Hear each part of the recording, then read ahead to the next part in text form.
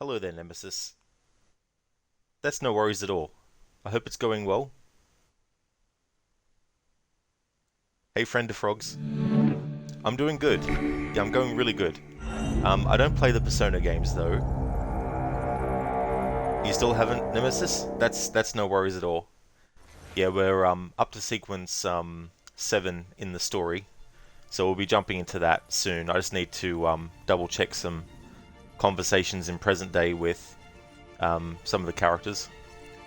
But welcome to another stream of Assassin's Creed 3, the remastered version, to celebrate not celebrate, wrong game, and that was last year. I was going to say to celebrate the game's 10th anniversary, but that's last year, and Black Flags is this year. But my annual playthrough, and we're doing a No DeSync challenge as well. So while this intro plays, I'm just going to go quiet on the mic, but I'll be back soon after it's finished. It's still one of my favorite opening sort of like sequences of an Assassin's Creed game, with William Miles narrating everything.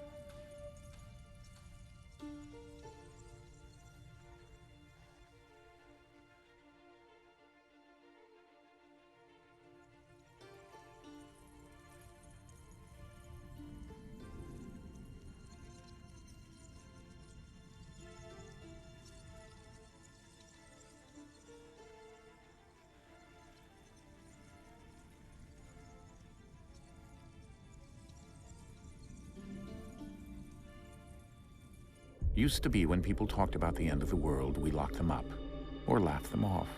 Sometimes both. But we never took them seriously. Maybe we should have. But I'm getting ahead of myself. Better to start at the beginning, with the abduction of Desmond Miles, my son. This boy had no ambition, no direction, no plans for the future. What he did have was a heritage, one he chose to deny. It nearly cost him his life. He was captured and imprisoned. Those who took him believed he could help them find something. The apple. One of several artifacts we call pieces of Eden. Bits of ancient technology scattered across the globe. Some hidden, some found, all of them dangerous. Most are held by a single group, the same group that now had Desmond. You know them as Abstergo Industries. We know them as the Templars. As the enemy. We've been fighting them for thousands of years. Even longer if you believe the stories of their origins. I do. After all, I've seen the truth. That's the beauty and the horror of the Animus. A device that allows us to enter and experience the lives of our ancestors. It holds the power to change everything, to show us history the way it really happened. Up until its creation, to the victor went the spoils, went the truth. We're trying to fix that, to free minds and bodies both. But there's only so much that we can do, and the Templars have the upper hand these days. But something larger than the Assassins and Templars is approaching, bigger than all of us. And if we can't find a way to stop it, these next few weeks will probably be our last. Everyone's last. In the end, it all comes down to him. To Desmond. Through the Animus, he discovered his heritage, explored the lives of his ancestors, and uncovered their secrets. When that was done, he trained. He used another ancestor to provide decades of experience in the span of a few days. It worked. We think. We hope. Soon, though, soon we'll know. That ominous date fast approaches, December 21st, 2012. None of us knows what it'll bring, only that this is where they want us to be. When it does. They've been guiding us in their own fractured, frustrating way. These voices from the first civilization, the ones who came before, a precursor race of immense power and uncertain motives. They're the ones who made the pieces of Eden. This is where they've led him, and through him, us. He stands at the entrance to this long-lost place, armed with the knowledge of Altair and the abilities of Ezio. He holds in his hands the apple of Eden, and we stand at his side, ready to support him however we can. His name is Desmond Miles, and he has brought us to the end.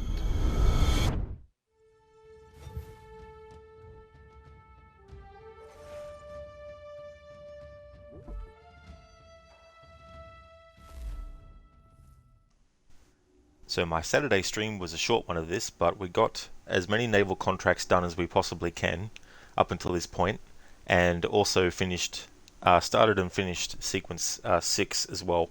There's 12 sequences in the story. In terms of like collectibles and stuff, I'm only really worried about the peg leg trinkets. I've already collected all the peg leg trinkets at the homestead, as well as out in the frontier, and also in Boston. The only place I have left to go is New York, but we're not up to the part of the story yet where we go to New York, so I'll have to wait until we actually get there before I can do those. I want to go out of the Animus and just double check some stuff with the characters since we just finished sequence 6 last stream.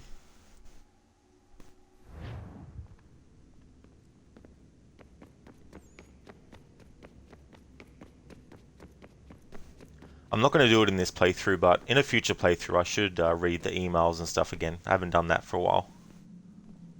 No new dialogue with Sean. There is Juno stuff, but I think I'm going to wait until we're doing all the Juno stuff one after the other. That way the information that gets conveyed by Juno will be in one slice, so to speak, and not just split up with potentially hours in between. I just want to be alone right now. Okay, so there's no new dialogue. So back to the Animus.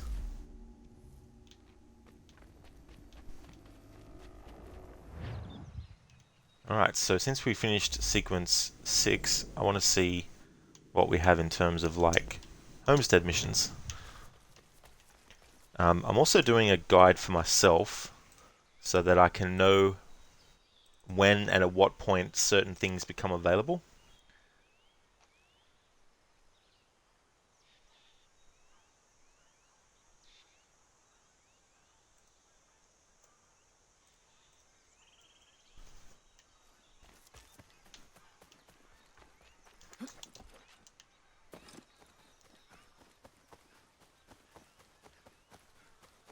So I'm playing the remastered version, and because it came with the ability to have new outfits, and one of them is Edward Kenway's outfit, for the annual playthroughs of games this year, ones that have Edward's outfit, I'm actually going to be having the character for that playthrough wear the outfit.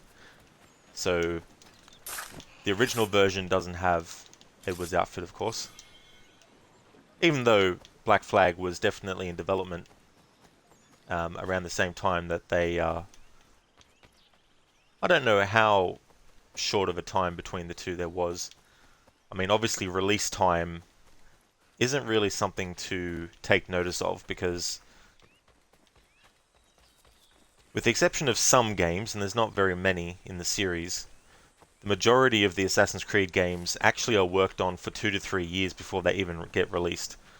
So Black Flag and Assassin's Creed 3 probably were a year apart when they started developing both of them.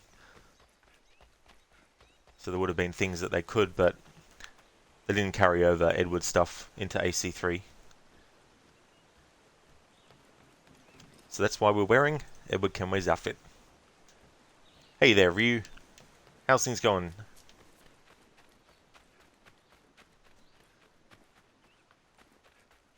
So from the dialogue I heard, it's Oliver and his wife that have turned up. Afternoon. You know, I haven't come across Lance, because I usually fast travel to the other fast travel point on the other side and enter this homestead mission from the other side, not this side that I'm currently on. So it's funny seeing Lance here. Lance is going to go home. He's going to have some beers, maybe 2 or 10. He's going to get sloshed.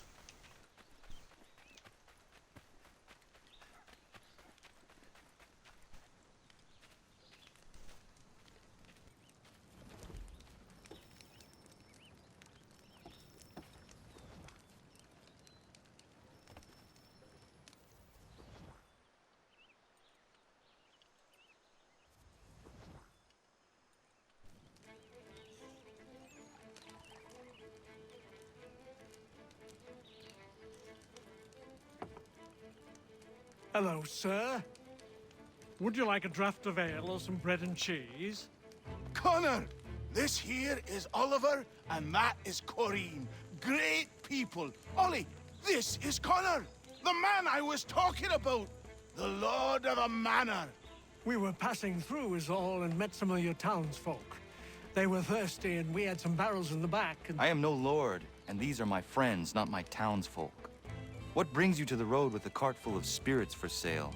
We were innkeepers until the king took our inn for some military such and such, left us out on our round bar. Hey, you should settle here. We could use an inn. Good idea. We would, but without the inn itself, we don't have much choice, and building one isn't cheap. We certainly have a need for something of the sort. I will speak with my friends at the mill and see what we can do about building ourselves one. If it can be arranged, would you consider ending your search here? Of course, Ollie. We'll have an inn again.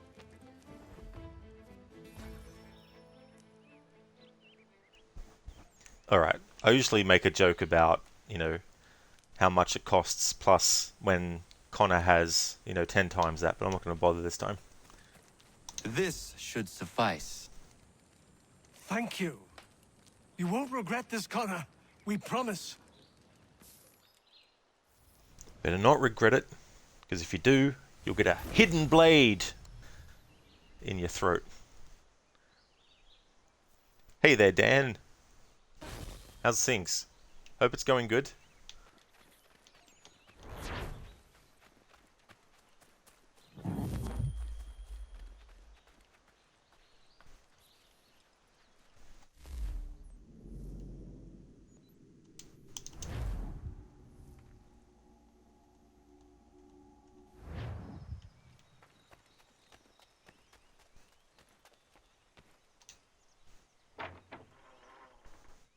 You going well, Ryu? That's excellent. That's great. And you are, Dan? That's awesome. I'm doing well, thank you. Things are going good. I'm having a good weekend.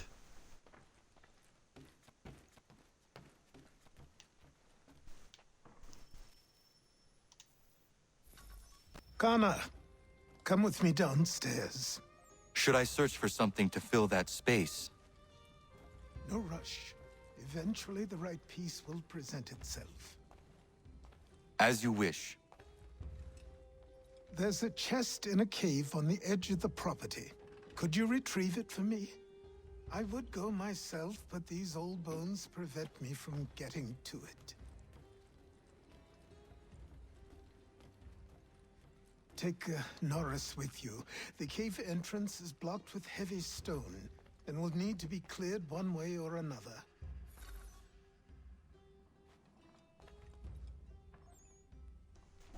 Alright, so this is when Achilles' Manor Mysteries begins.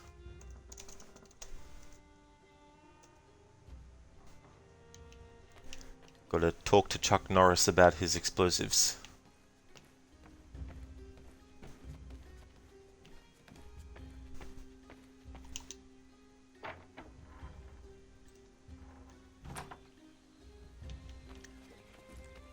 They probably have done one, but I don't ever remember coming across a Chuck Norris video game. Jackie Chan has done a few. Jet Li has done. Even Chow Yun-Fat has done one. Van Damme has been in some, but he wasn't, you know, like acting and voicing. Well, I mean, Street Fighter the game, the movie. I mean Street Fighter the movie, the game.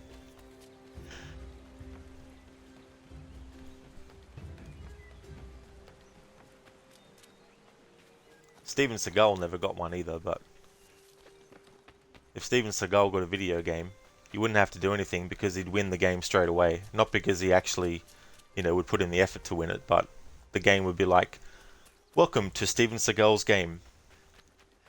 Steven Seagal just completed it. Thanks for playing.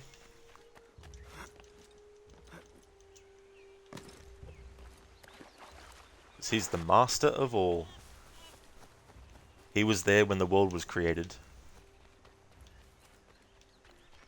Steven Seagal is really a immortal who has crowned himself emperor of everything.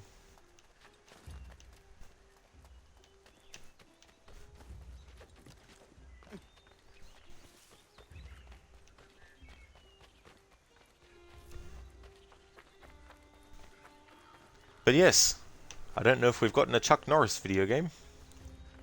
So what's this route? Let's have a look. Oh. So they were doing one. A prototype. Licensed from Steamroller Productions. Interesting. Steven Seagal is the final option. Nice name for a game. I wonder if they had to ask him what to name the game.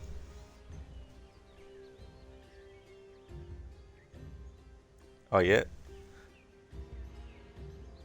It makes me think of Batman Forever.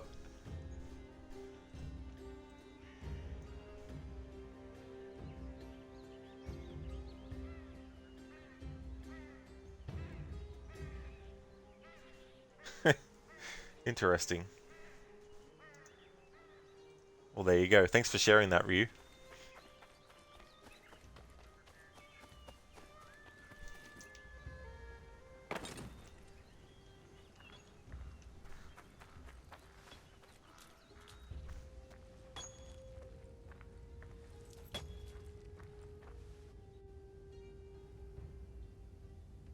Norris, I'm going to fetch something for the old man, and he told me there might be some stone that requires clearing. Yeah? I will bring my explosive.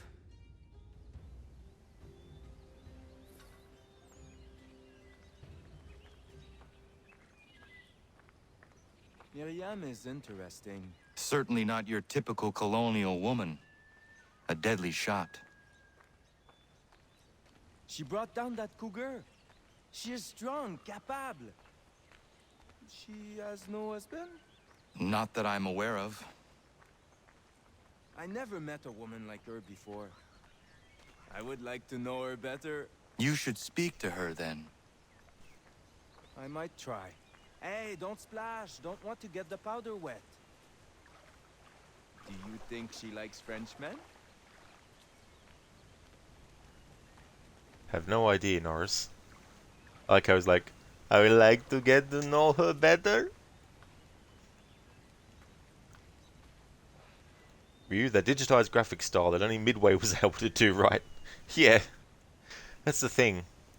And the other thing about it is too, it still works so well because the backgrounds in the early Mortal Kombat games weren't, they didn't just go to a location in real life, take a photograph, and then just put that in the game and have that be the level, And they still did a great job of making it feel seamless.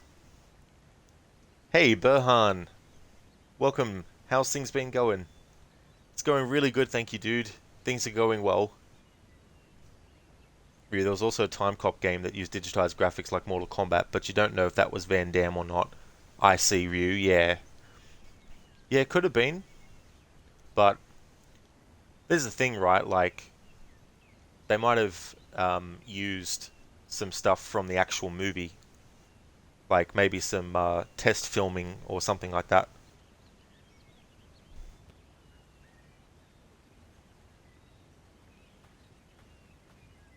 I see why he encouraged me to enlist your services. Pas de problème. We blew it up. Be my guest. Duck and cover!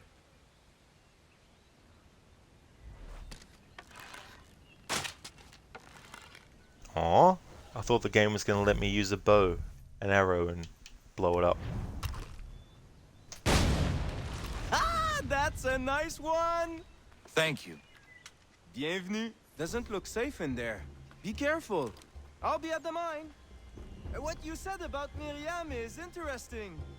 It's so funny, in that whole conversation, Connor never once gave his thoughts about Miriam and, you know, whether she likes Frenchmen or not. And Norris ends the conversation saying something that implies that he just had this in-depth discussion. And he's like, what you said about Miriam is interesting. I can't do a French accent. Burhan, you've been okay. Rod, thank you. How's streaming going? Well, that's good, Burhan. Good to see you in chat again as well. And streaming's going great. Doing the annual series playthrough. I've also got a couple of 10th anniversary playthroughs going on at the moment. GTA 5, which is almost finished. And Tomb Raider 2013. There's still more that I want to do. And doing my annual Red Dead 2 at the moment. And doing Shadow of the Tomb Raider as well, trying No Death. And I'm up to my 12th attempt now. Trying to get through the game from start to finish without dying. And Resident Evil remakes. Been covering them too. So yeah, streaming's been going good. Jackie Chan definitely had several games. He even had some fighting games that were more or less Mortal Kombat clones. Yeah. Yeah, one of the games that I really want to stream eventually is Jackie Chan Stunt Master. I thought that game was really, really cool on the PS1.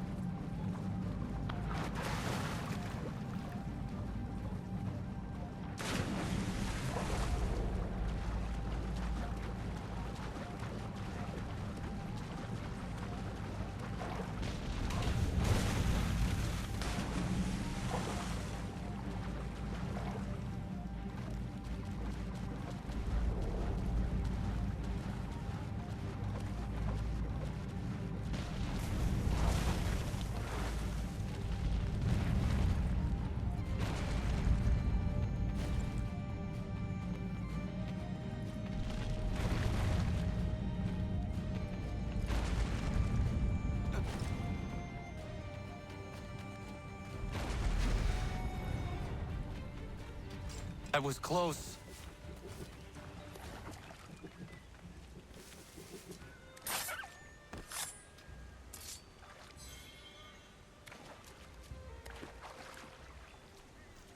Ryu, Street Fighter the movie, the game is priceless. Yeah, what an idea. They're like, now hear me out. We have Street Fighter, right? And we've just made a movie about it, right? How about, to maximize the potential for the movie to do well, how about we do, hear me out, Street Fighter. The movie. The game. Round of applause. Standing ovation for the person who came up with that idea. Yama. And then someone's like, well, how about we do Street Fighter the movie, the game the movie? And they're like, that's a bit overboard, don't you think? And threw them out the window. Burhan, nice to hear.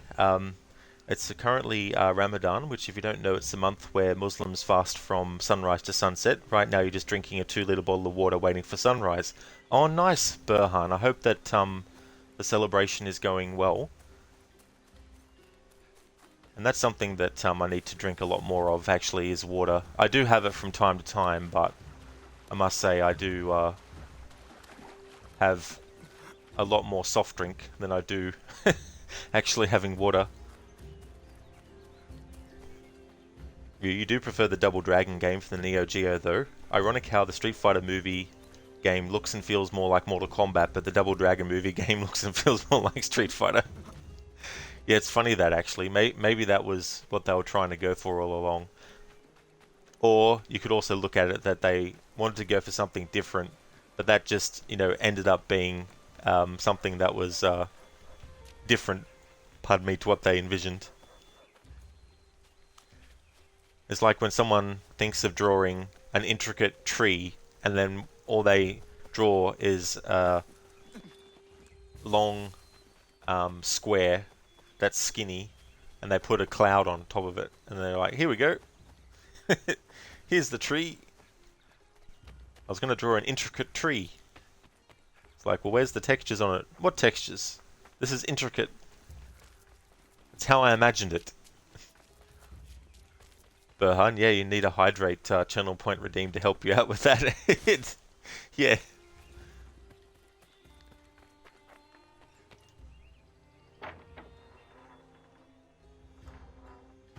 Something that would have been cool. So in yesterday's stream, I was talking about how with Achilles as a character, when we meet him in Assassin's Creed 3, he's a broken man. He has lost faith in the Creed. He's let the Brotherhood falter, and he's also let the Homestead be in disrepair. And I was talking about how instead of Rogue being the game that it was, and showing Achilles to be so far removed from what he ends up being, in a way that was poorly done. There was another way that they could have done it, but they didn't go that way. But my sort of thought on it was that you would have a story where you still have an assassin who becomes a Templar. However, the other assassins, including Achilles, don't know that they're a Templar, because they still wear the assassin's outfit and they still operate with the assassins. So it would be a whole thing where the main character that you play as secretly becomes a Templar, and he was one of Achilles' most, brightest, and, he was thinking that he would go on to become the head of the assassins, So we play as this assassin who's actually a Templar. We know that he's a Templar, and so we have to do things, but there's some missions where things don't quite go right, and it's because you as the Templar pretending to be an assassin orchestrated it, sabotaged things that you weren't supposed to, for example, and all that kind of stuff, and make the player question, hang on, why was this done, that sort of stuff. But when the player finds out, which is early in the story, the other characters don't find out. So you build up this idea that you have a character that Achilles thinks really highly of, that Achilles trained from a young age to be an assassin, but they actually switched sides and became a Templar. The Templars were like, right, we want you to infiltrate, we want you to still be an assassin in look and appearance and pretend that you're still, you know, an assassin, but we really want you to make sure that you're also doing things for us. And then you could play with the gameplay a bit, where you could do some things where you as the player decide, how about we do this objective that's for the Templar side, taking something from Splinter Cell Double Agent, which kind of has that thing in it. But anyway, this would all build, and then at the end of the game, Achilles would find out the shocking truth. And it's that assassin who became a Templar that actually causes Achilles to have a limp. And we find out that Hatham was one of the orchestrators of whatever was going on at large with the Assassins versus Templars, right? And then what happens is Achilles, after what happened, number one, he feels defeated. Number two, he loses his trust in, you know, people. Therefore, he stops training assassins, stops doing all that kind of stuff, lets the manor get into disrepair. And one of the final things that we could see Achilles do is hide the portrait of his family in the cave where we just were as Connor getting that, you know, and have it be that this character that was the assassin who became a Templar that Achilles didn't know until the end of the game was actually responsible for the death of his wife and his son.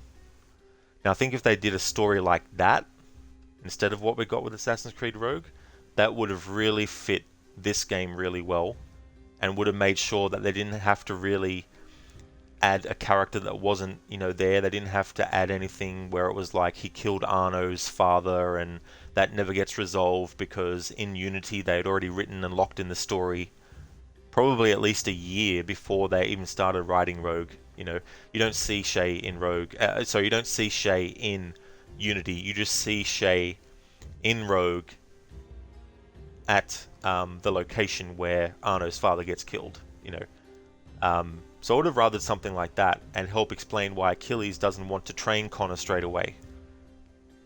And then have all that memory sort of like be what Achilles is thinking of and all that kind of stuff. But anyway, I'm just some Australian gamer.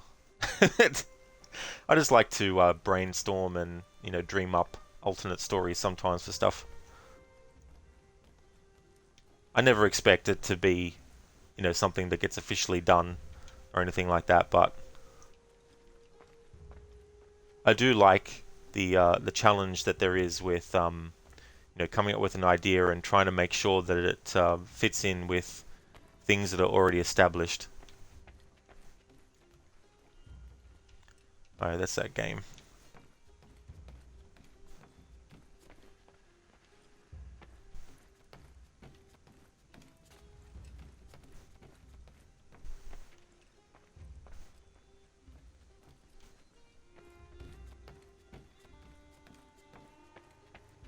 There we go, now I've got my bearings. I got turned around and I'm like, fuck. Double Dragon. Neo Geo. Bimmy playthrough. Oh yeah, so one-on-one fighting. Billy won! Doo-doo-doo. Thanks for linking that, Ryu. I have what you asked for. I must know who put it there and for what purpose. I did. I put it somewhere I knew only I could reach, but that was a long time ago.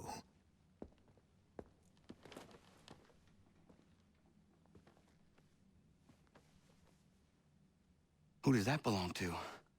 These were the robes of the first assassin to come to the colonies.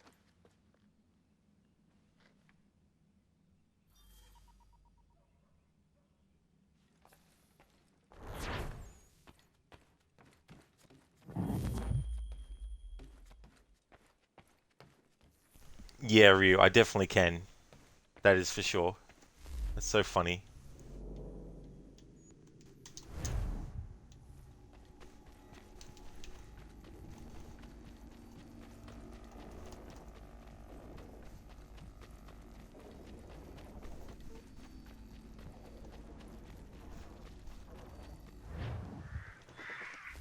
Alright, so we have another homestead mission.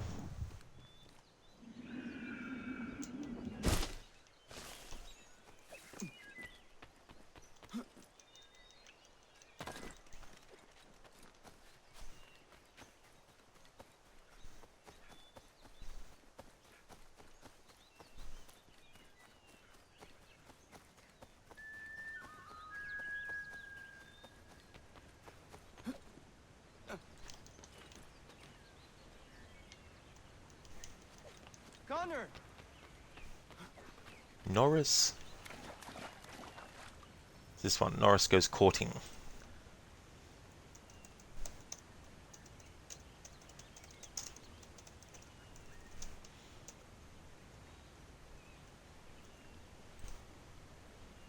Hey there, Zaius. You've never been able to get into this game and you bought it at launch. The remaster looks good, but it's just sort of a middling game comparatively. Yeah, the remaster, in many ways, I actually prefer the graphics of the original. And the characters' faces and stuff, I think, look better in the original.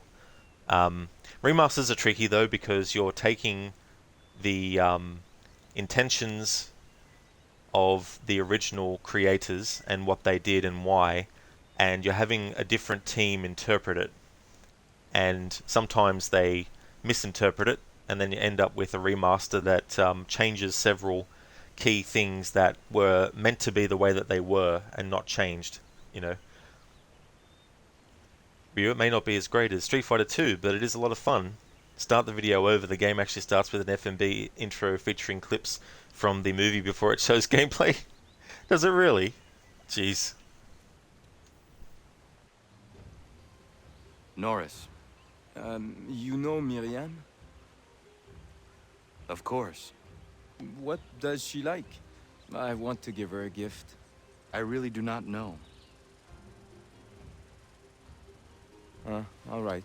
Let me call on Prudence. She may be of service.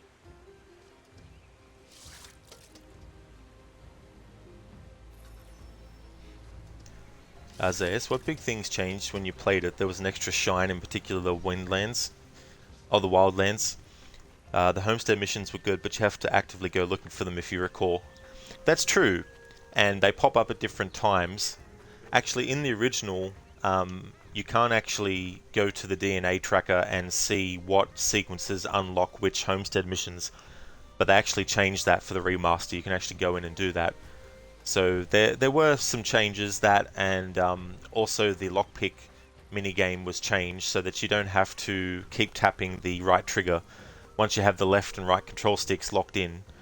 In the original version you had to hold them in and then you had to keep mashing the right trigger to finish the process, but sometimes you would accidentally slightly move the control stick out of position because of the action that you had to do with your, with your finger. So in the remaster they got rid of that, so you only have to press it once, thankfully.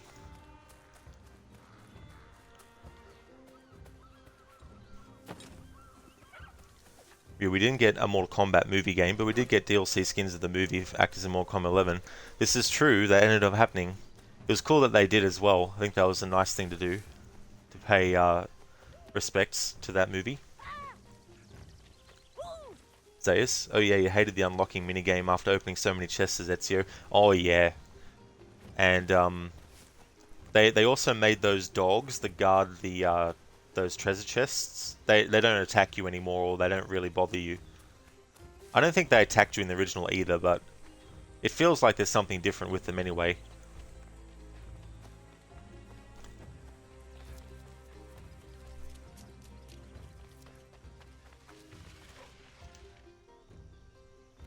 Prudence. Good day, Connor. Norris is trying to court a woman. What do you women like, in terms of gifts? A nice bunch of wildflowers always brightens my day. Who is it Norris fancies? Best not say for now. Fair enough. Best ones are atop the bluff to the northwest. A bit tricky to get, but they grow large and healthy in the full sun.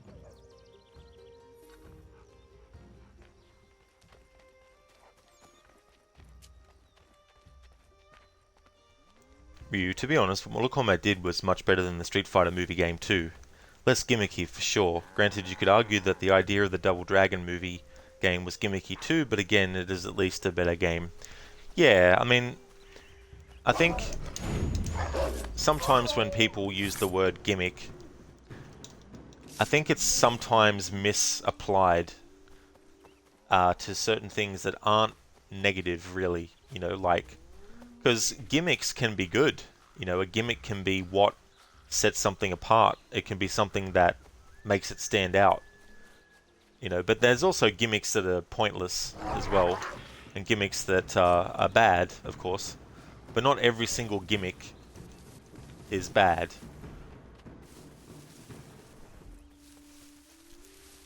Zeus, you're getting ready for Breath of the Wild 2? Nice. That's a game I haven't played at all yet, and there's also some Zelda games that I played but never actually finished, which I would like to get to eventually as well.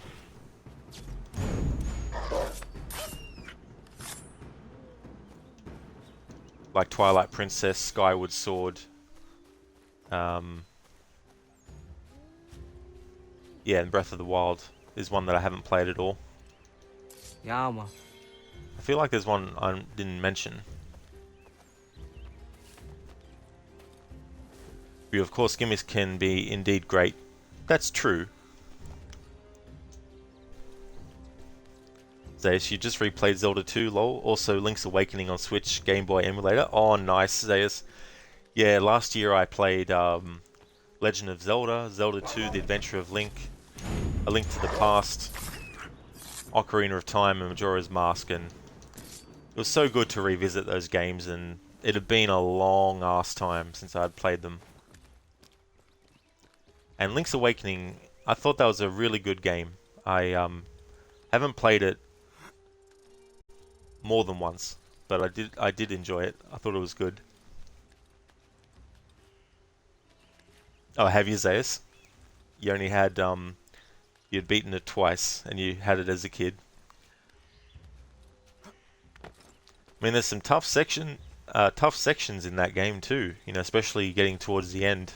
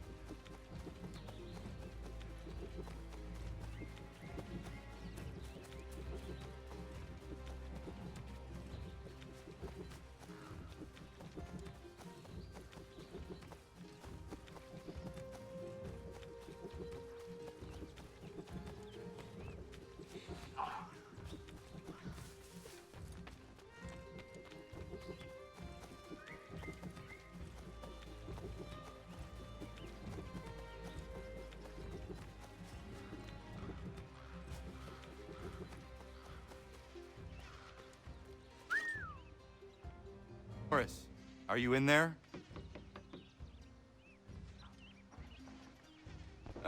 Oui? Oh. I will find you a little later then. No, it's all right. What is it?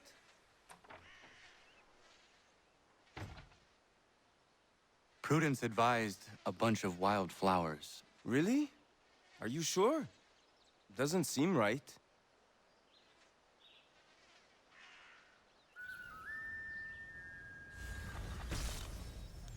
Originally, the makers of the Double Dragon movie did plan to do something similar to Street Fighter, the movie, the game, with digitized actors, but they didn't have the time to do it, so we got the Neo Geo game as it was instead. With Street Fighter, Capcom wrote in the contract that the actors also had to do the movie game. Oh, okay. Yeah, I didn't know that.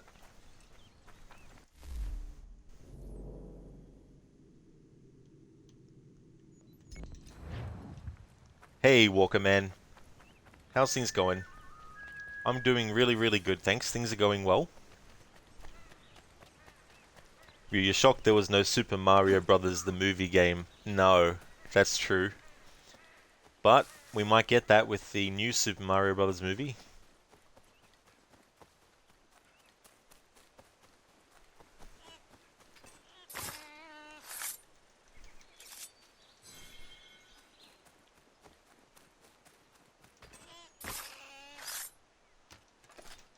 Yeah, man. Oh, that's okay, Ryu. Yeah, I was just saying that I didn't know that they had done that for that Double Dragon project, and that the fact there wasn't a game based on the '93 Super Mario Brothers movie. But I was saying too that we might get a Mario game based on the Mario movie coming out. Hey, Connor! How about a quick game of bowls? Hey cousin, let's go bowling. What the hell? Oh, they pushed me out of the road. Okay, so this is when Terry and Godfrey want to play bowls. You ever played bowls? Alright, so what I normally do with this, you don't actually have to win. So if you hate bowling in this game, just don't worry about it. Just play, just throw whatever. Because the mission will still complete even if you lose. You don't have to win. You ever played bowls?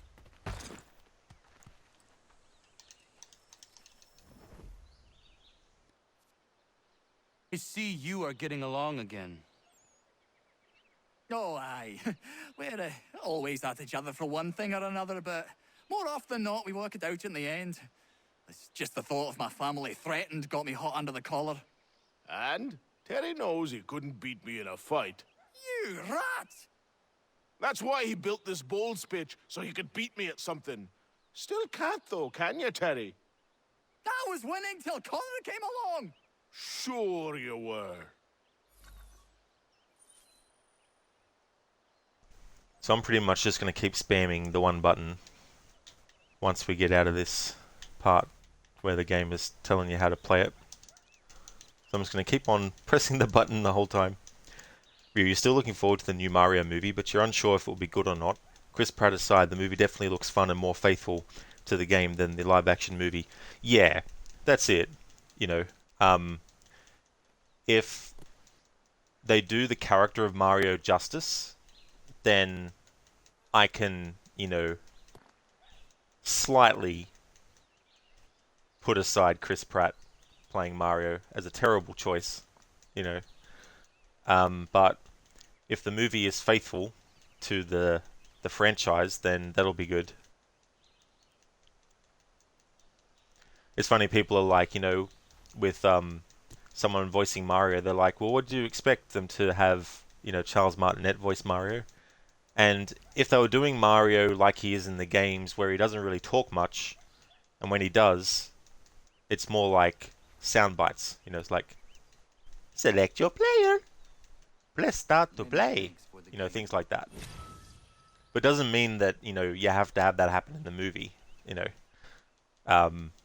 I thought the voice acting for the Super Mario cartoons they did back in the day, I think they did a good job. You know,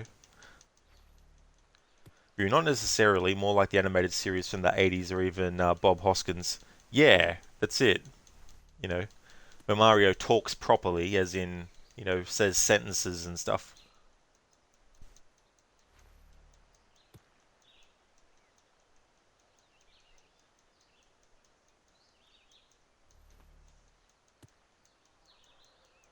Who was that actor who played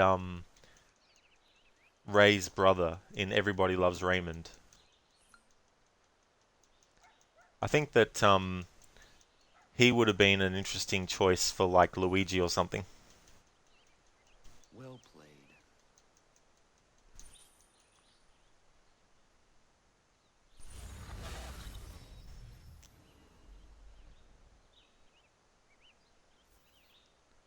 Oh, so that's who it is, Walker Man. Brad Garrett. Ah, thank you. Thank you for that.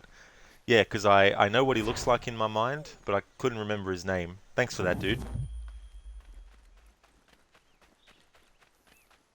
Oh, really, Walker Man? Cool. Yeah, it was one of those shows where I didn't watch it every night when it was aired here, but whenever I did watch it, I enjoyed it. Peter Boyle as Ray's father was so damn funny.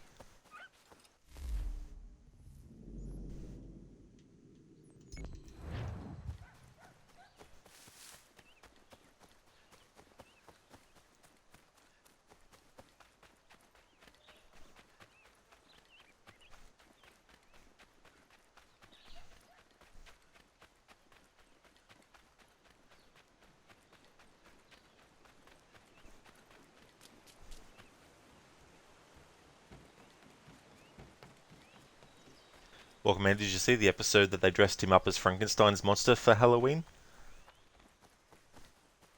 I don't know if I did, because I know that he played Frankenstein in Young Frankenstein, but I may have also seen that episode of Everybody Loves Raymond where he had that as well. I'm not sure. Or Frankenstein's monster. You have Mario talk with a Brooklyn accent, or at least a slight one. Chris Pratt seems to be trying the latter, though. Is he really? Yeah. Yeah, I mean, the thing is, too, like, he may end up being a good choice for the role, but the thing about it is, too, there's all these very talented people who aren't that well known that could probably really bring something to a role like that, and that could be their big stepping stone into something bigger, you know what I mean? But I really honestly think, like, personally, if I was going to be doing a movie based on a video game, and it was going to be a role or a whole movie where it was going to be animated, I'd put the call out to people who are voice actors first. You know, that's what I'd be doing. Instead of, going the route of, we need a big celebrity name, we'll grab this person. It's like, someone in the industry who's, waiting for that opportunity to be in something major. It'd be kind of like that sort of thing.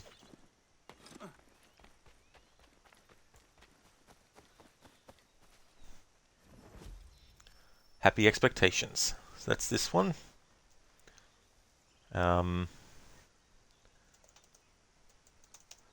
Prudence. Pregnancy announcement. And this pregnancy was a long time coming.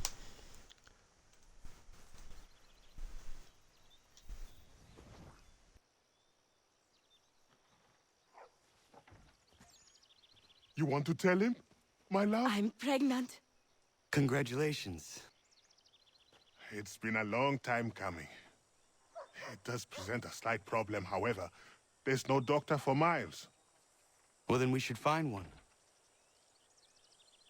I know of one that may consider moving here. His name is Dr. Lyle White. It's been a turn since we last saw him, but you might try his old house in Boston. I like the usage of the word. It's been a turn since we last saw him, and the modern version of that would be, it's been a hot minute since we saw him.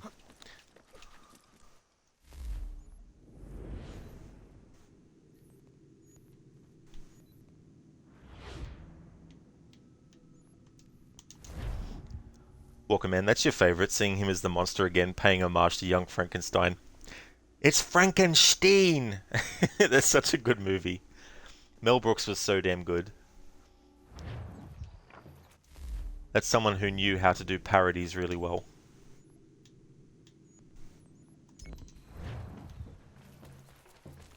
You think the problem is that he has too big of a name, similar to Ben Schwartz being the voice of Sonic? He isn't a household name like Chris Pratt is, so Ben was able to slide into the role of Sonic much easier. That's it, and irrespective of whether or not the person is good at what they do, sometimes the other roles that they've done overshadow the expectations that people have of what type of character to expect from that actor. And if they don't get what they're expecting, then they might not like what they're seeing, you know. Whereas an actor who doesn't have that baggage is able to be in the role and sort of like be molded by the role itself. I mean, there's some actors who are big name, right, but they can really absorb themselves into a role to the point where you might actually forget that it's them and you just see the character, you know.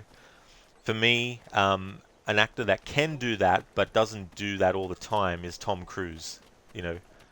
Like, there's certain movies where it's like, it's just Tom Cruise as a doctor, Tom Cruise as a lawyer, Tom Cruise as a artist, Tom Cruise as a beggar, Tom Cruise as a flight attendant. But then there's roles where it's like, damn, he disappeared into the role. You know, a movie of his that I like a lot where he does that is The Last Samurai. I think it's such a great performance by him in that as well.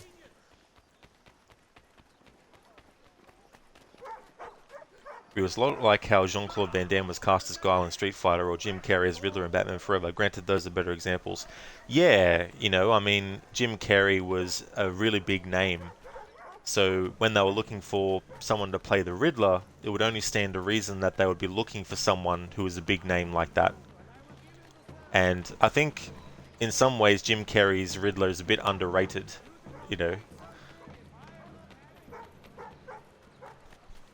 I'm not saying he's the definitive live-action Riddler or anything like that, but I actually think it was a good choice because he was also doing a bit of, was it Gershwin or Gershon? I can't remember the actor's name who actually played the Riddler in the 60s show. But he was also channeling that version as well.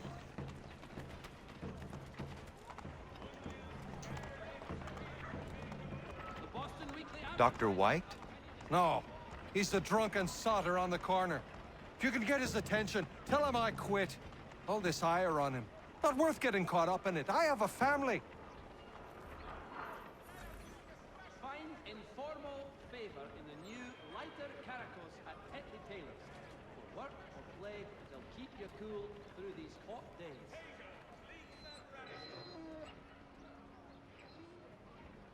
For the sturdiest and most seamless barrels in America, call upon John Cooper for 7 generations. Coopers, the name you can trust.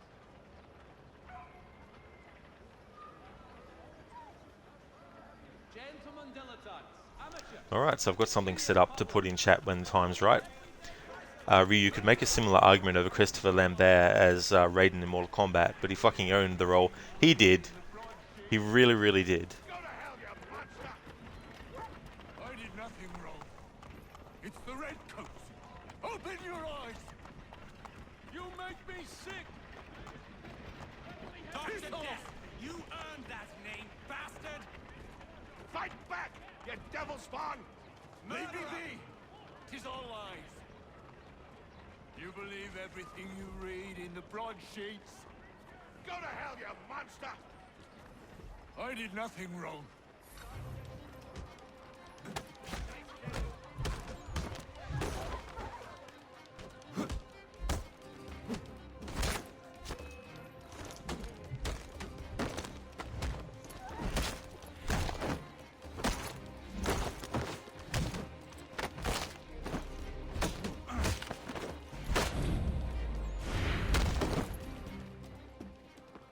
Dr. White, Yes? my name is Connor.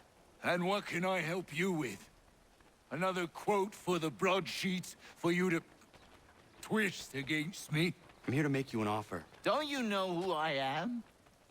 I'm the doctor the British have been slandering all over town. White Death. No?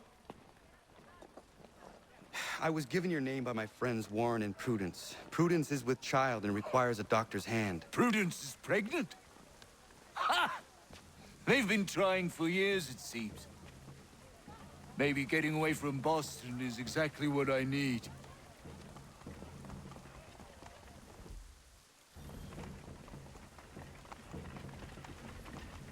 Oi!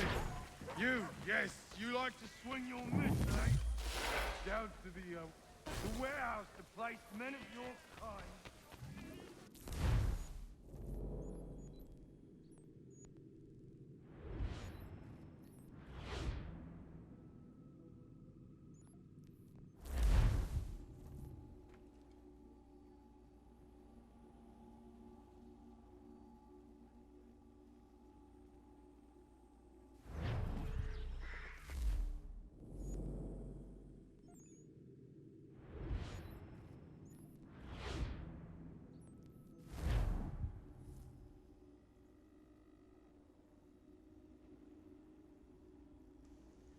It would also help that the rest of the cast in that movie were lesser known actors, so they were able to become the characters pretty smoothly. That's true. That also helped a little bit as well, because I certainly had never seen Lyndon Ashby, for example, in anything before seeing him in that movie. Hey there, Devilish. Now it's actually Sunday. It'll be Tuesday soon, though. We obviously carried Tagawa as Shang Tsung, but also Robin Shou as Liu Clang, the Liu Clang clan. Obviously Kerry Tagawa as Shang Tsung, but also Robin Shou as Liu Kang, Lyndon Ashby as Johnny Cage, even Bridget Wilson as Sonya. Yeah, I mean, it would have been interesting if Cameron Diaz hadn't injured herself, how she would have went as Sonya. Because obviously she'd been cast and everything, it's just that she couldn't do the role ultimately because of that injury she sustained. Okona, do you have a moment? Devilish, imagine being British. Devilish, thank you for giving a gift sub to Drake. Thank you very much. And congratulations, Drake, on the gift sub. Yeah, Ryu. Yeah, so it would have been interesting to see what Cameron Diaz would have been like. Okona, do you have a moment? Alright, so this is this pig herding mission.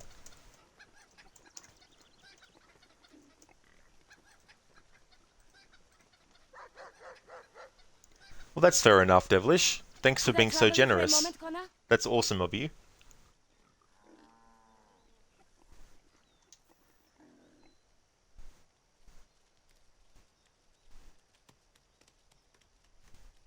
What is it, Prudence? I feel silly bothering you with this, but Warren's taken a yield to market in Boston. Could you round up the livestock for me? I've tried, but this baby in my belly takes the wind out of me. Of course.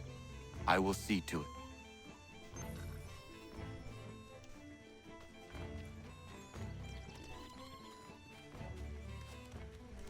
Hip! Hip! This way!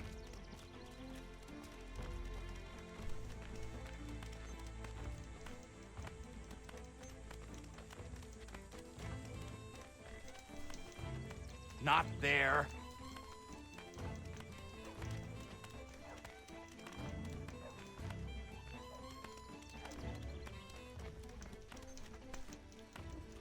Faster than they look.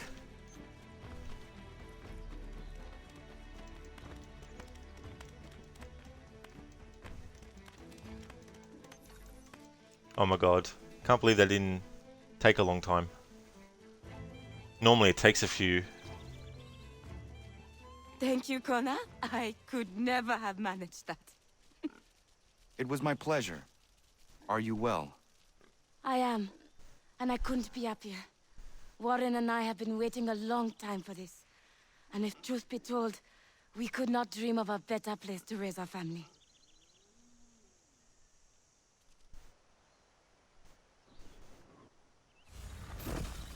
Oh great. Now that message is going to keep on the screen, I imagine. Oh no. It's gone off the screen. That's good.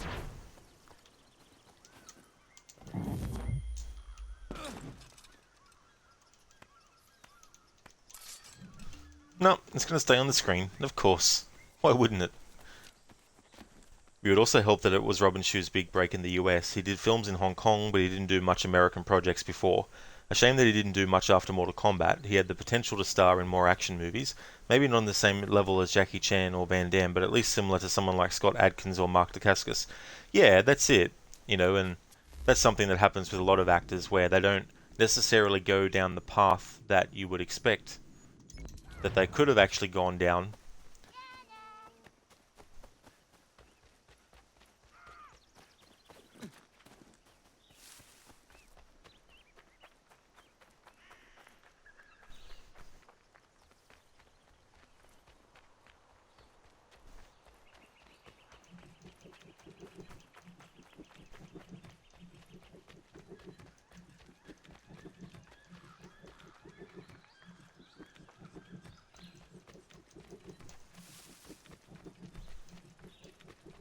She hated them.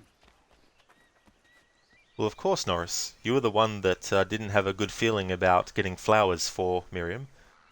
So it's not Connor's fault that you went against your instincts.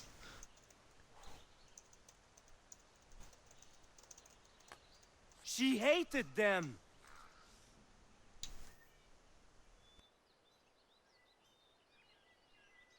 Bad news. She did not like the flowers. She tossed them aside. But Prudence was certain.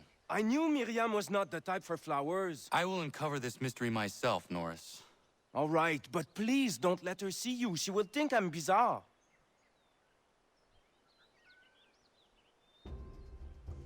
That always cracks me up.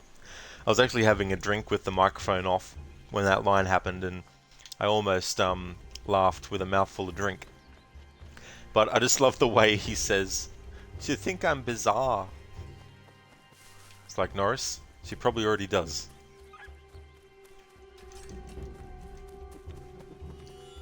It's like, what you do, Norris, is you go to Miriam and you basically ask what she's up to, and if she says going hunting, be like, "Oh really, that's cool, mind if I join you?" Or, "Is there anything I can help you with while hunting?" Or anything like that. Norris is like, "Connor, you go and you do everything for me with Miriam, okay? Otherwise she think I'm bizarre." Forgive my terrible French accent. I was trying to do a French accent without trying to do an exaggerated French accent, because even though an exaggerated French accent by me is not even accurate to a exaggerated French accent, my version of an exaggerated French accent is like, "Oui, oui, oh, monsieur," which is not, what I would classify as a French accent that I would say is a true representation of every French person. Like, I'm sure there are some French people who have a deep voice who sound like that, but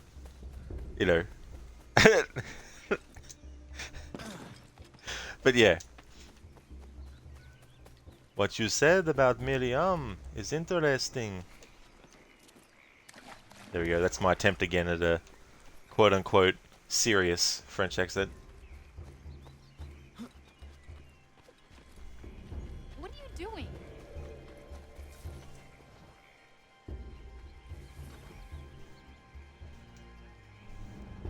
It'd be funny if Miriam said things like, that Norris, he's quite bizarre." Ryu, Mark Dacascos is awesome. He is definitely your biggest influence for Jimmy Lee when you do your stuff based on Double Dragon.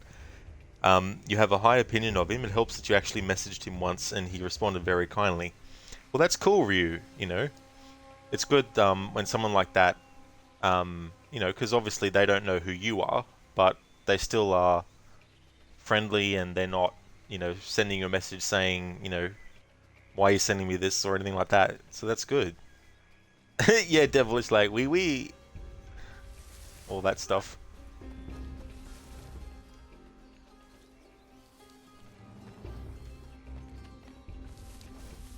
Oh.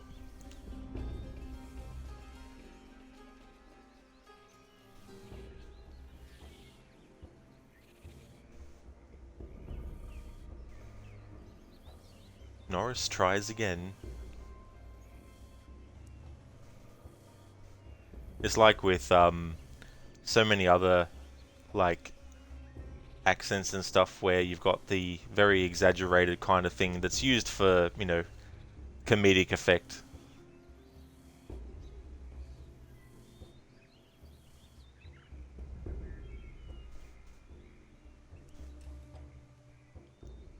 Ryu, besides Robin Shu, your biggest inspiration for Liu Kang, and you will definitely agree with this, is Bruce Lee.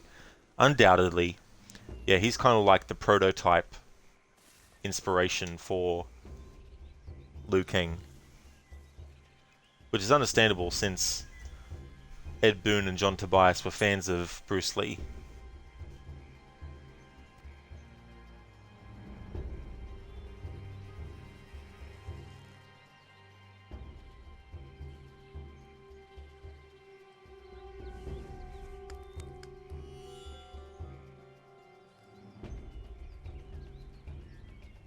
She might appreciate a new knife. That blade has seen its prime.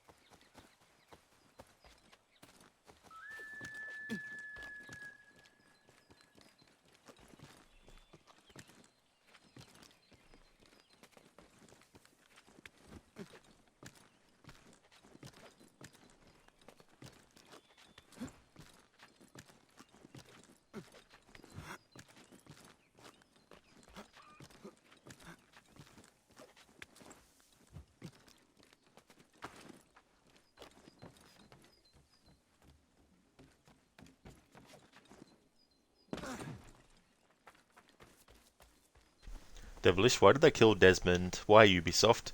You know he sucks, but at least the story was going somewhere when he was alive, lol. Yeah, the whole stuff with Desmond, um, the evolution of his character, and how in this game they gave the character a lot more room to do stuff, and going out on those missions in present day and all that kind of stuff, and killing him off like the way that they did was a way to sort of like finalize his saga, but at the same time it put them into a corner when it came to, you know, what to do with the present day stories afterwards.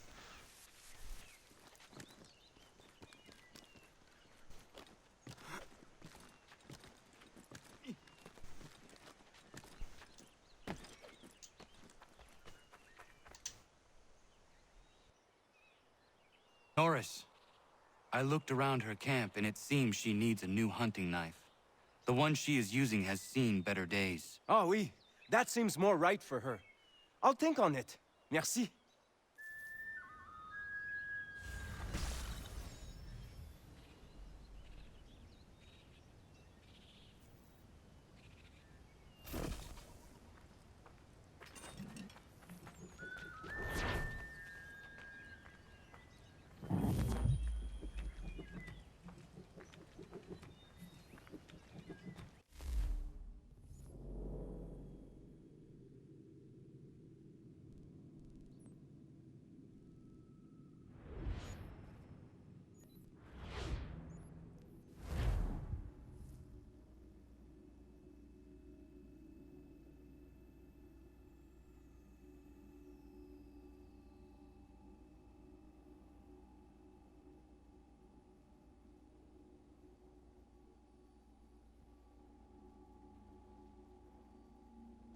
Yeah, Devilish, that's true. You know, And while I appreciate in Valhalla how they brought Basim and Hytham in, and they gave Eivor the hidden blade and all that kind of stuff, as much as I did like all that, I think it's past the time now where they needed to go back to actually having us play as an assassin, whether that was back when they were called Hidden Ones or after the name change. You know, going back to that is something that they should have done.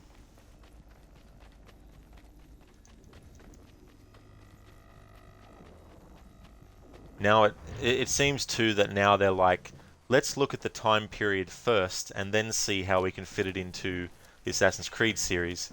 Instead of looking at, let's come up with a story involving an assassin, and then let's look at which time period suits that the most for what we want to do, and use that to shape it instead. Okay, so it seems like there's no more homestead missions to do at the moment, so we can jump back into the story, but before I do, I want to have Connor have some conversations with Canon Dokon in his village. And also the clan mother as well.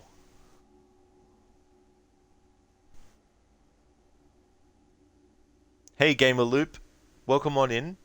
I do remember you, Gamer Loop. How's things been?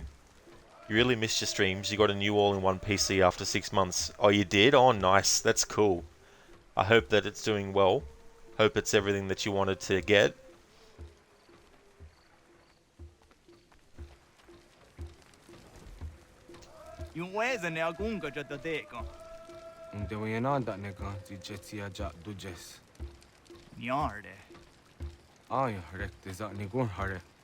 Oh nayawan ito ka tontumne. Oh nayawan ito ka zaha ezoradi. Ko da musada dunge.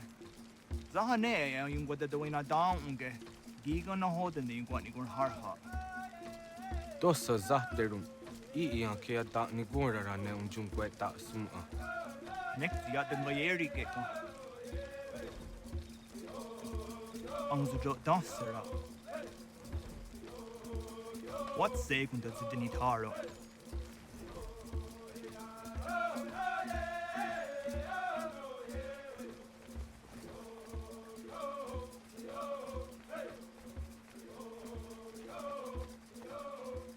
Oh, that's excellent, Gamer Loop. It's always good when you can get what you want and that you're happy with it and then it works well.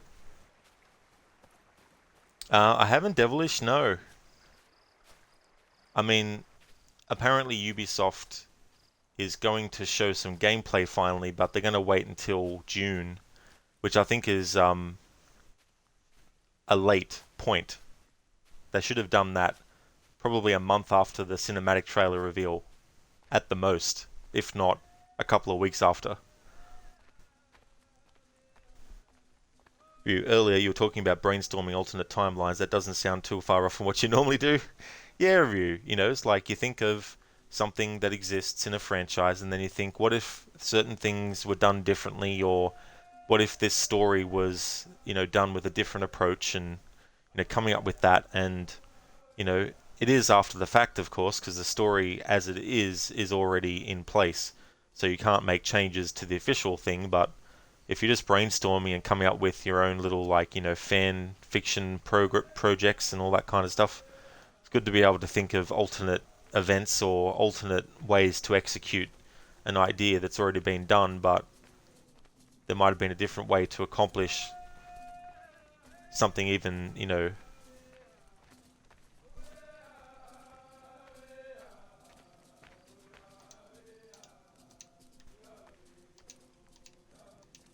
what's this glitch? Why, when we talk to the clan mother, she doesn't... nothing happens? Jeez, I tell you what. I don't remember that happening in the original version.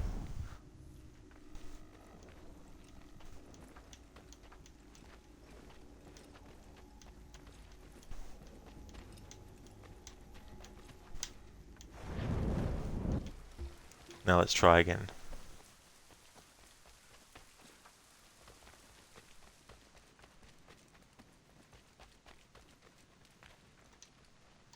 No, for some reason the game just wants to glitch.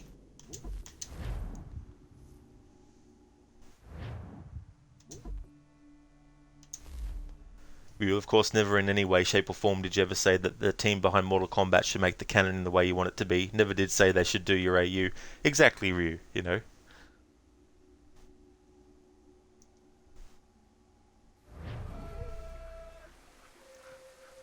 Alright, let's try this again, game.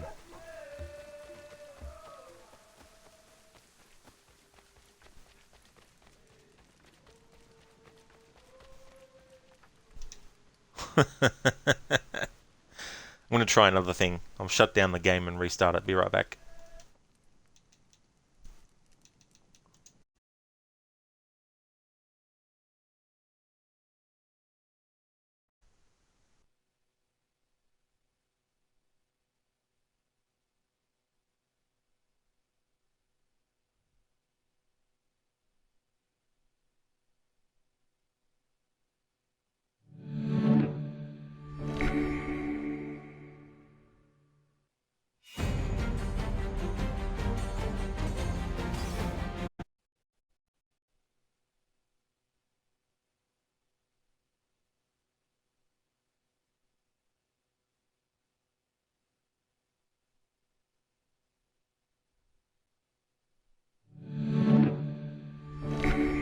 Devilish, Juna's right around the corner. Are you excited or a bit anxious about the new AC game? I'm just a bit meh on it. I liked what I saw in the cinematic trailer, and usually that goes a long way in getting me excited for an Assassin's Creed game. Like when I saw the cinematic trailer for Valhalla, and that end part with the hidden blade and the song and the timing of the lyrics at that time and all that, it really pumped me up for the game. But with the Dawn of Ragnarok DLC, I was just like, I'm just gonna find out what happens in it once it comes out. So it came out, and I watched spoiler videos, watched the ending of it, and I was like, I don't need to bother with this. Just seeing it's enough. I don't need to spend hours of time actually playing that DLC. So I didn't end up getting it, and I still won't. Maybe in the future when it's $2 I'll get it, but getting to a point where with some games I just want to do the basic stuff, you know, like just the main game, and that's it really, depending on my mood and all that kind of stuff. But yeah, I would like it to be great, but the thing about it is, with no gameplay, we can't see if what they're saying about the parkour is true. Because fans who know what the parkour was like can visually tell, looking at gameplay footage, whether or not it's going to be like the previous games that have come out or the ones around Unity, you know. Because the thing about it, hey, it wasn't perfect, you know, but Unity did evolve the parkour, and it's a shame we didn't see a further evolution moving forward from that point. So I'm going to take the same approach with that game that I took with the Dawn of Ragnarok DLC for Valhalla. When it comes out, I'm just going to watch spoiler playthroughs, watch the ending of it, you know, all that sort of stuff. And then if it seems like a story that I like, and the parkour is what they say it is, then I'll definitely buy it as soon as possible. You know what I mean?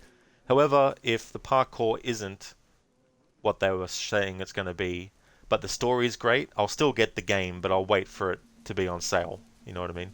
So it just depends. It's a wait and see kind of thing. Devilish, a bit meh. Yeah, you're a bit meh too. Yeah, you know. But I like the concept. I really like the concept, and I think it's great to play as Basim, and I think setting it in Baghdad is a great place because it evokes the same things that, you know, Assassin's Creed 1 evokes and Revelations does as well. So it's going back to that kind of setting that I think really suits the Assassin's Creed franchise really well.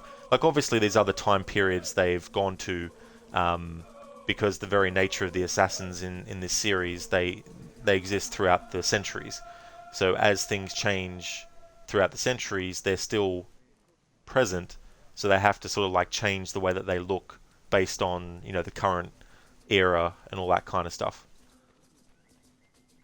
but I really feel that it suits, you know, the Middle East area and region really, really well. So it's cool that they're going to go back to that with Mirage. But the more of that stuff that they do, the higher it gets put up, which means if it sucks, the fall is going to be long and it's going to be very hard when they hit the ground if it's not going to be a good.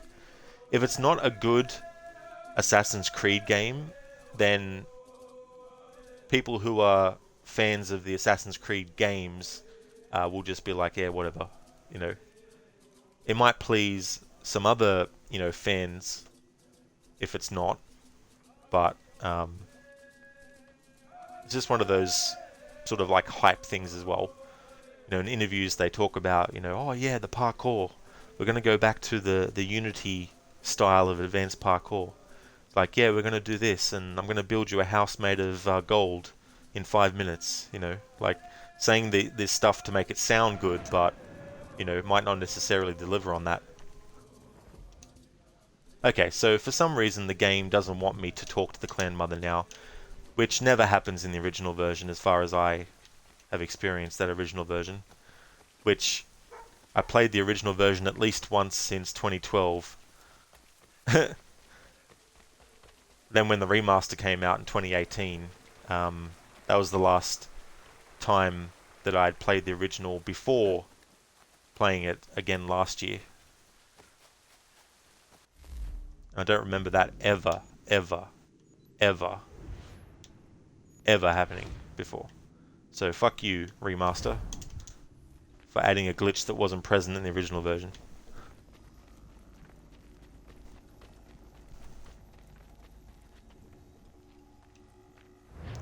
Devilish, you would like a comeback, but you think we all know that's like a 0.069% chance of happening. Who knows, Ubisoft may deliver, but for real, they won't. It's just...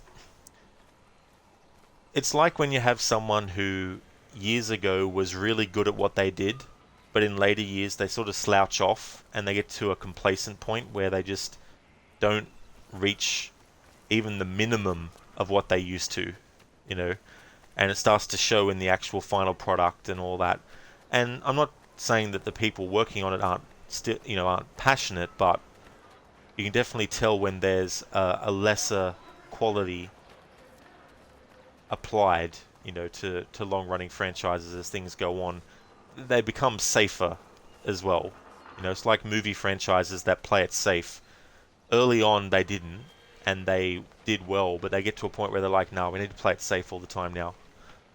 And there's so many problems that Ubisoft has, you know, and it's one of those things where, to use an analogy, you've got a building that from the outside, yeah, you can see some little cracks here and there. But what you don't see is in the foundation there's all these, you know, unstable elements that at any time could have the whole thing crashing down. And that's what Ubisoft is like, you know. You can look at Ubisoft and you can say from an outside that it's not, you know, like, oh, it's not that bad. You know, they're still making some games that are good, but the foundation of the company is just crumbling, you know, and it's off kilter. And, you know, they're not doing themselves many favors and all that kind of stuff. But you never know, they might be able to turn it around. They might be able to do something. Hey there, Matthew. How's things going?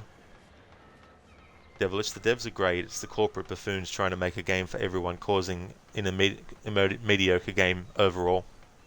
Exactly. You know, this is the thing, right? Like, if you look at anything that became popular, you look at it and you go, when this first came out, it was a big hit. All the people who really enjoyed and they wanted to see more, right? Then that becomes your core audience.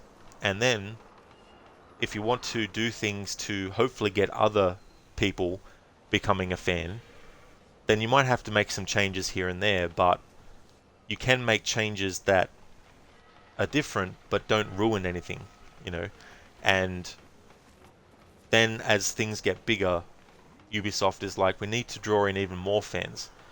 So instead of concentrating on just making the game the best it can be for the core fans, and if it's good enough for the core fans, then maybe we'll get some other fans of it as well.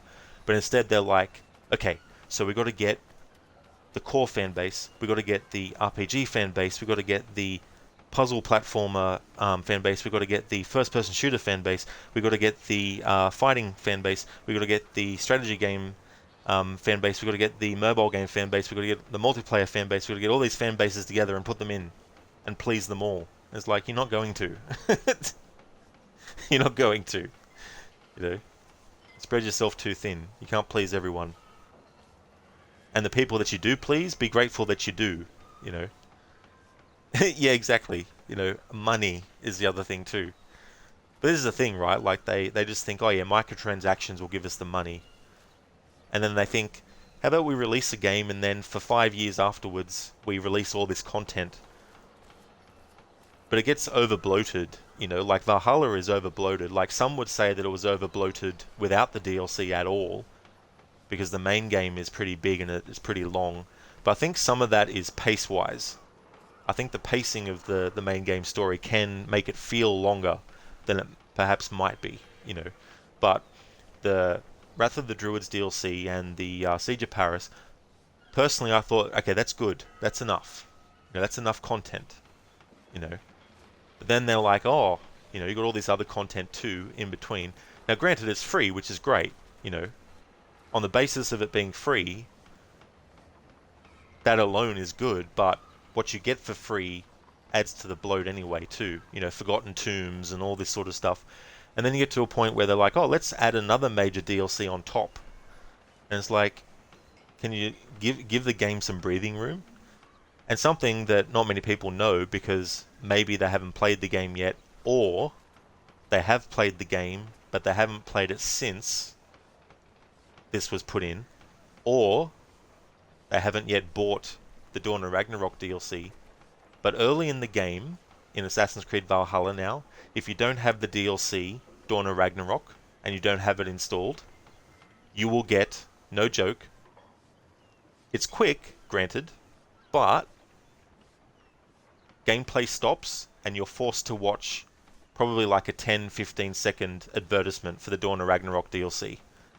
No context, no warning, it's just boom, full screen, gives it to you, and then it ends, and then it's like back to the game.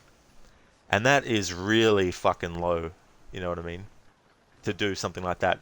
Put that shit in the videos that you post on your official YouTube if you want, you know, but don't put them in the gameplay itself. And the problem with that too, some might be like, oh, that's okay, just buy the DLC, then it'll go away. But it's just the fact that the company had the audacity to put that in, and then other companies might go, uh-huh, what if we did segmented ad breaks throughout the game? So you'd be playing a game, you'd get up to a certain point, and then the game would be like, right, here's 2 ads for our other products that you can buy. And then it's like, you can't skip these, thanks for watching, and then back to your game. Like, how fucking annoying would that be, you know? So, hopefully that doesn't latch on and become a thing. But they're really pushing that Dawn of Ragnarok DLC. They didn't do it with any other DLC, they didn't do it with Wrath of the Druids. If you hadn't bought Wrath of the Druids, they didn't have an ad pop up for Wrath of the Druids and say, hey, get this DLC, you know? So I think it's just an underhanded way of doing stuff. Why should dads wear shades when telling dad jokes? To protect them from the sun's glare. Yeah, especially if it's Scott Summers.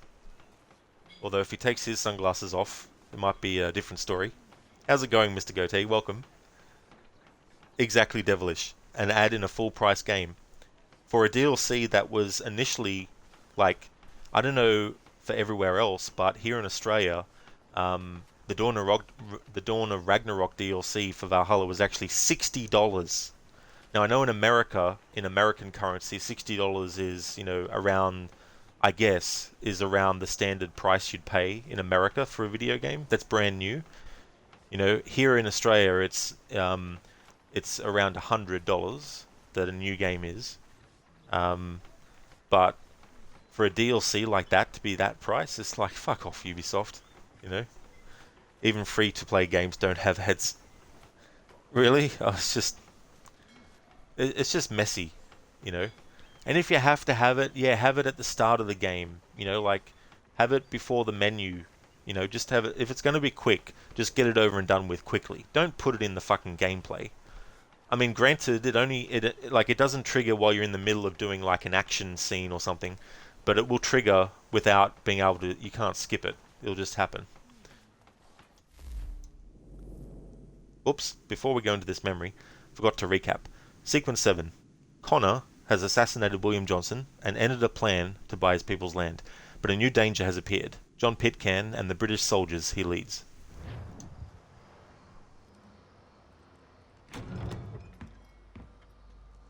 Ah, Connor! What a relief. You came. Allow me to introduce you to William Dawes and Robert Newman. Your letter said John Pitcairn was here. Aye.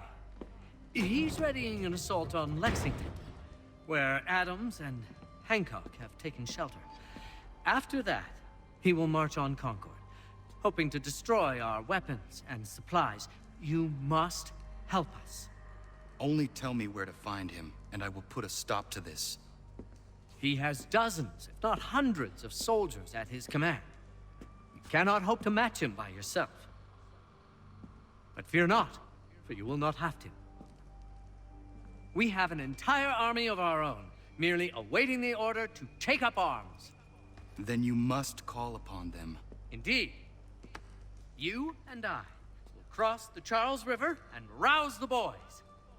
William, I need you to take the overland route and do the same.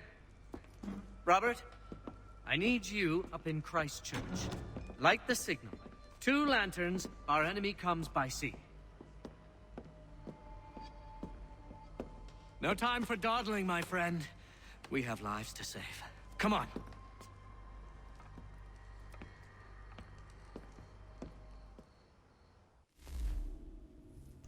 That's true, Matthew. Yep, $100 in Australian for a new one. And digital is even more expensive. Huh. They've only left a single horse. We'll have to ride together. Ah! You take the reins, I'll navigate. Quickly, Connor, get on the horse!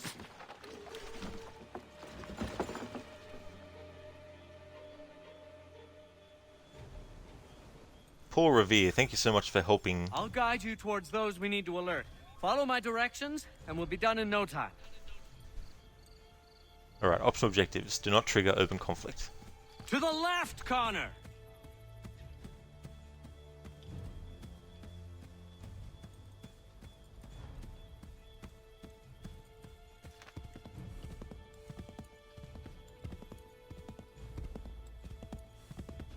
I believe we are on course.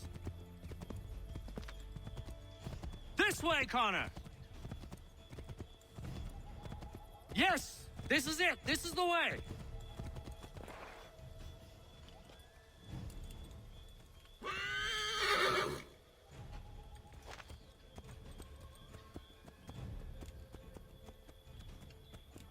Excellent! We're always swift and sure. I like that about you, Connor. Redcoats. What are they doing here? This way, They must Connor! be scouts. Be careful, Connor. We mustn't let them warn the others. Yes! This is it! This is the way! I believe we are on course.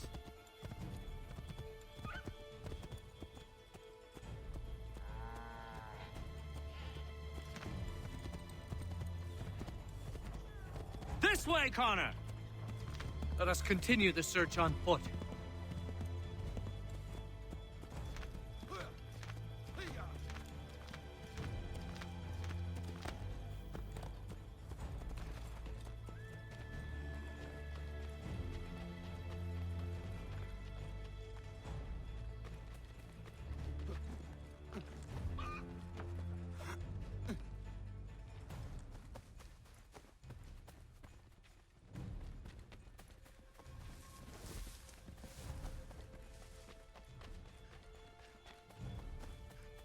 This is it! You have got the right place!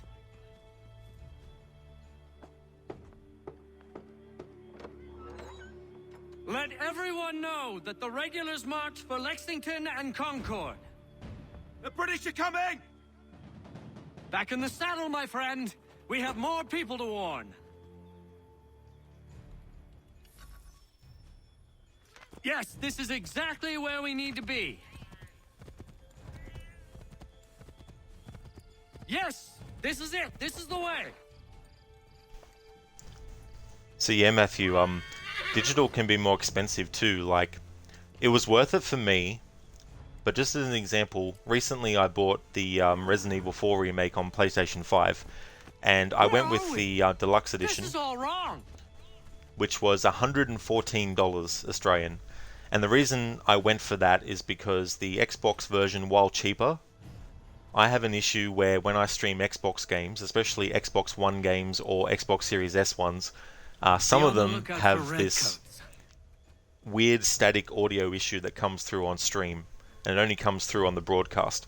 And so to make sure that I don't have any potential issues like that happening, because I could buy the game on Xbox Series S and it could have been fine, or it could not have been. So I went with the PlayStation version. But yeah, sometimes the digital copy is more, even just for the base game. But that was the deluxe edition in that example. But the standard edition was, I think, $90 or something around that on the Xbox. Left. Devilish, even though everyone hates Connor, you like Connor? Yeah, I do too. Yeah, he definitely has, like... He definitely has people that really hate the character, you know, and... Did you hear that? Could be redcoats. Careful. And personally, I feel some of it is only because there's a difference in, you know, cultures as well. And, you know, Connor wasn't brought up by his father in, you know,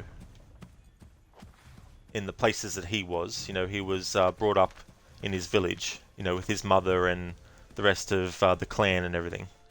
You know, so he's going to be different to Ezio, for sure. Excellent. We are right on course. Finally, the horse jumped over Keep that going. little fence.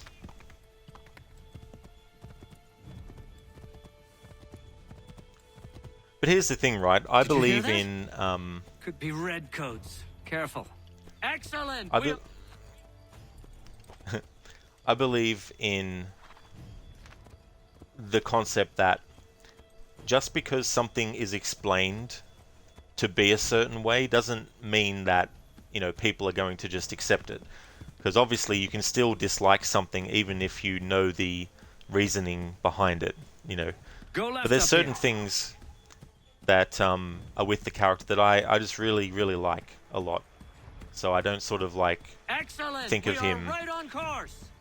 Think of him as a bad character or anything like that.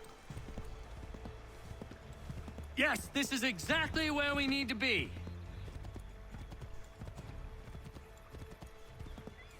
Did you hear that? Could be redcoats. Careful. Go right, Con.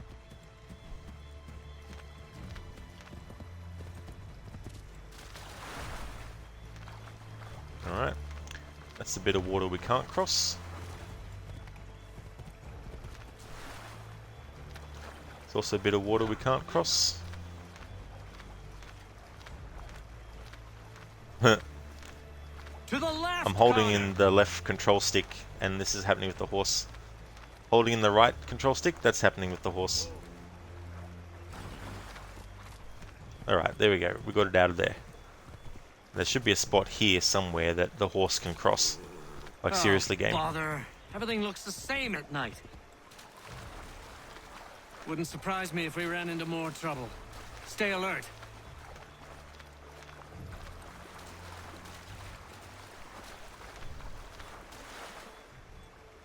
Not here, Connor. I know that, Paul Revere. Just trying to get the horse out of this spot. But I've got it in.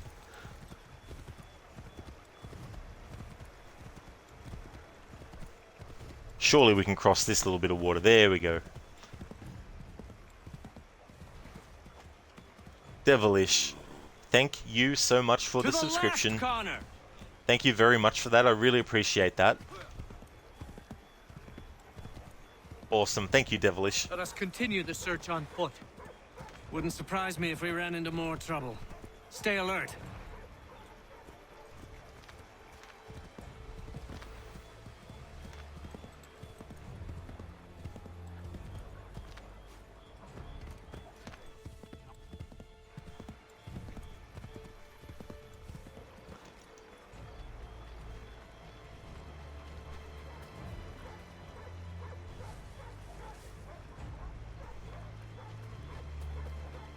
This is it! You have got the right place!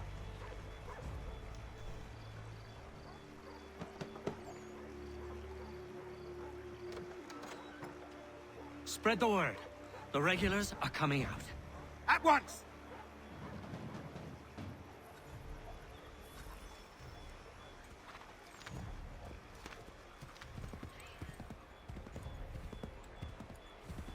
Keep going!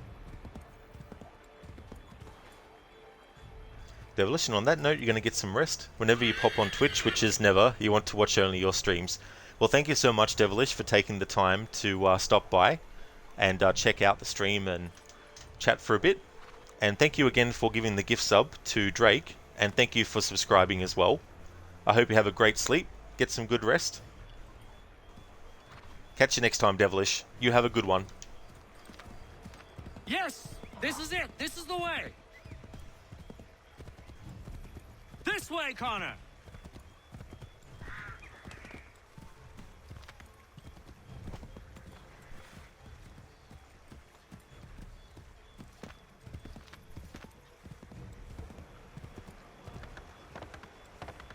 Might be safer if we approach the houses on foot.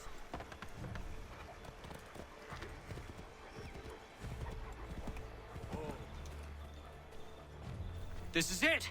You have got the right place!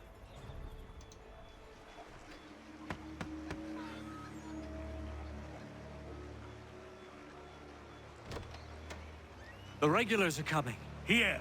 We're here. Get them! We need to lose them.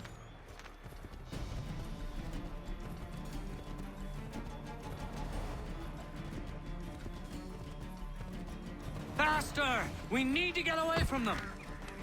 Oh, Well, I would go suppose that's faster. one way to deal with the situation. However, in a point in the game where you would think they would let you actually go full pelt on the horse, they don't. Which is really shitty. This is one of the reasons why the horse mechanics in Assassin's Creed 3 Faster! are We fucking need to get away terrible. from them. And I'm not just talking the original version either, I'm talking the remaster. They didn't fix it. We need to lose them. We're in a situation where we really need to be fast, yet we can't go the full speed the horse can actually go.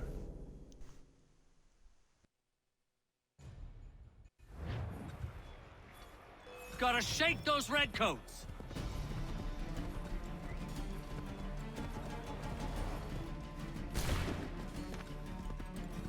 We've gotta shake those redcoats.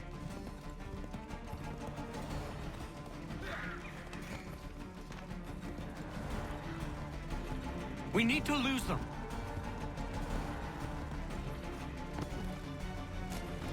That was much too close for comfort. Let us take care to avoid any further surprises. Excellent! We are right on course! To the left, Connor! Keep going!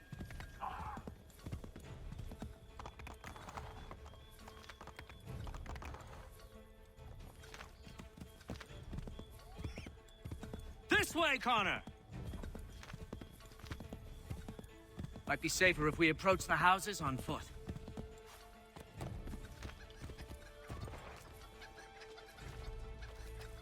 This is it! You have got the right place!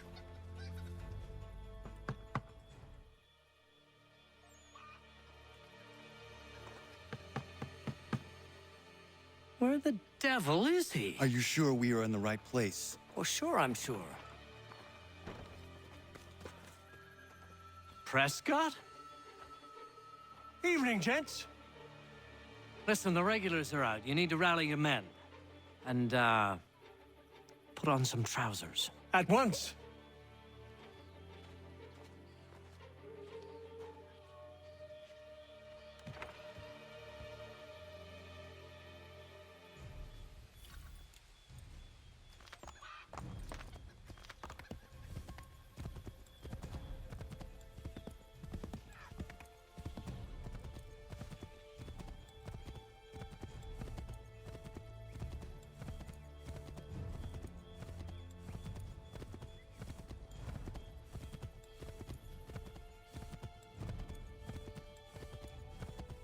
Welcome to Lexington, Connor.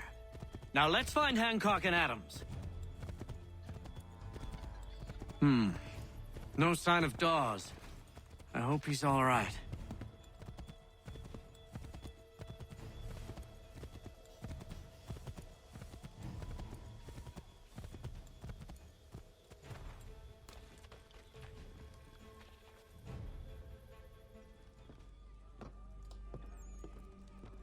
Paul, Connor.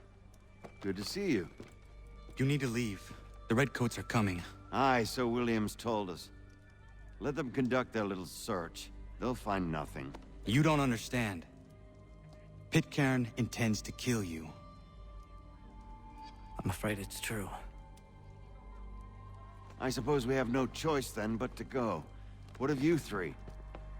Dawes and I will continue on to Concord. Connor, it's best you stay here and help our man John Parker hold the town. It'll give us time to spread the word.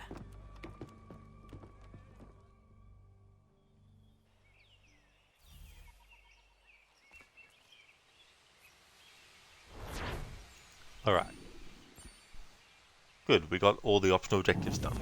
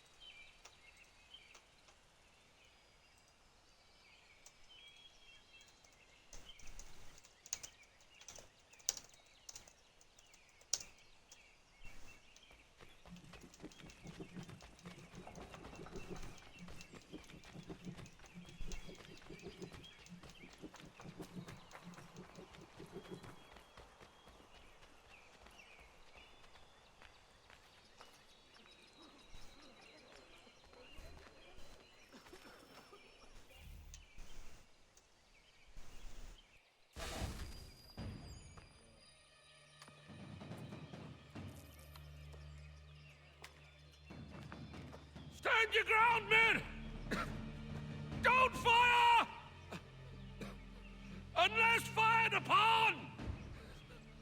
But if they mean to have a war, let it begin here! Pitcairn! Disperse, you damn rebels! Lay down your arms and disperse! What the deuce are you doing? Hold your positions! Cravens! Traitors! They are not coming back. You will have to make do with those who remain. Don't you lecture me on up. Return fire! Return fire! You need to get to Concord and warn the others. Show this to whoever leads there. Should be a man by the name of James Barrett. Go on now!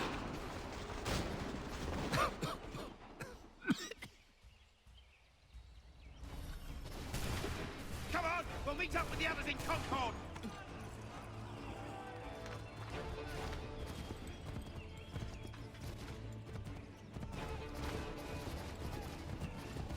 Get moving, men! With little time!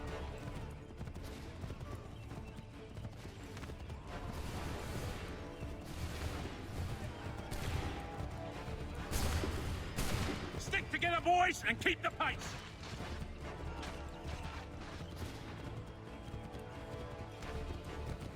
To Concord, lads!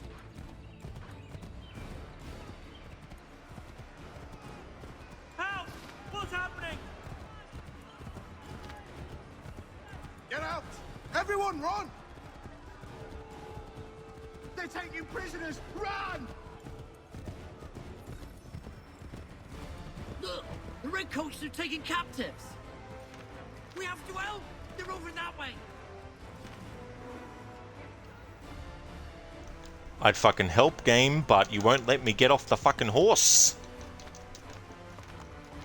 Seriously, fuck this. Hey there, Shin. Spoilers, it was Colonel Mustard in the conservatory with the lead pipe, was it? Damn. Come on, we'll meet up with the others. Gotta watch that Colonel Mustard.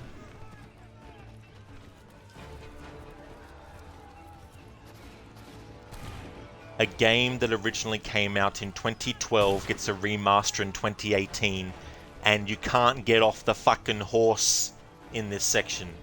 Jesus fucking Christ. Did they get a day one programmer on this or something?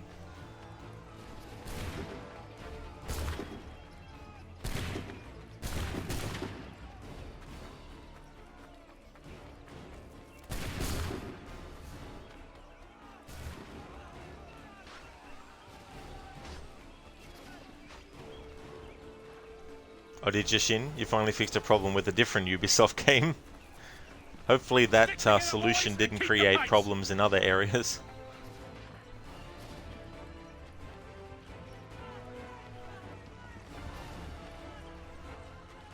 Help! What's happening?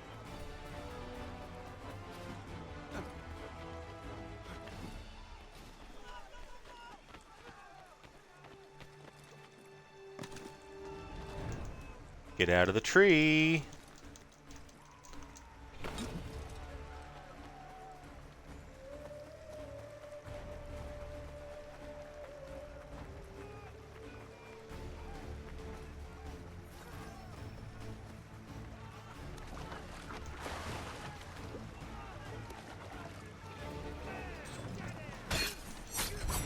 I'm not waiting around to see what happens. No! Head for the hill!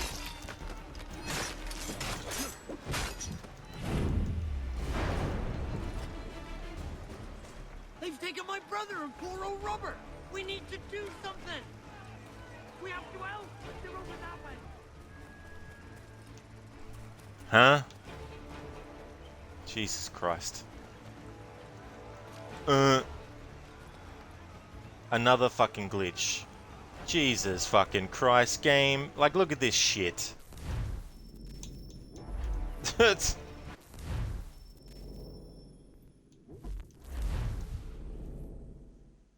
Jesus fucking Christ. Come on, we'll meet up with the others in Concord. I swear, now the game is self-aware and is just putting glitches in just to fucking piss me off further.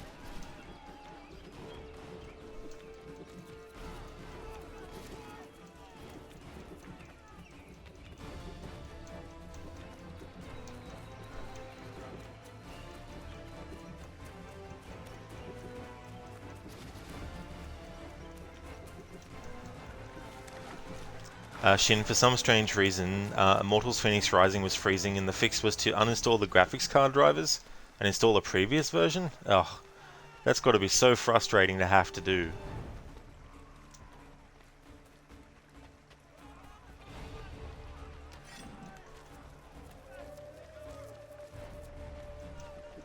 Hey Keone, welcome on in, I hope things are going well.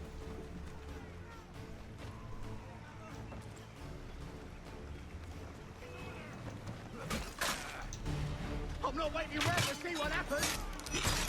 No! Head for the hill! Alright game, you're going to count this as them killed? Or not? When I run off, is it going to go, hey, help my friends? That we just helped.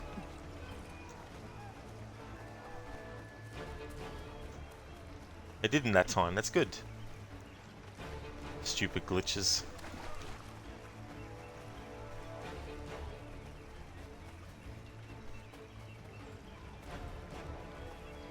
First we had the glitch where I couldn't get off the horse, and then we had the glitch where I helped save that civilian.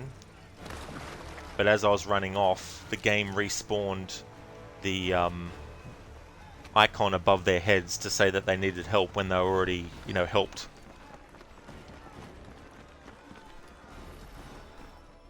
Oh, you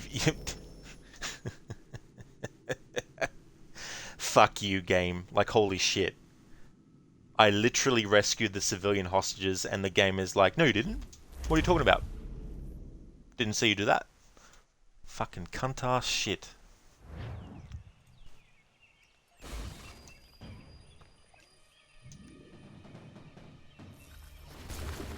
Come on, we'll meet up with the others in Concord. Shin, you blame the lack of coffee in the break room. I think someone needed coffee splashed in their face to wake them the fuck up.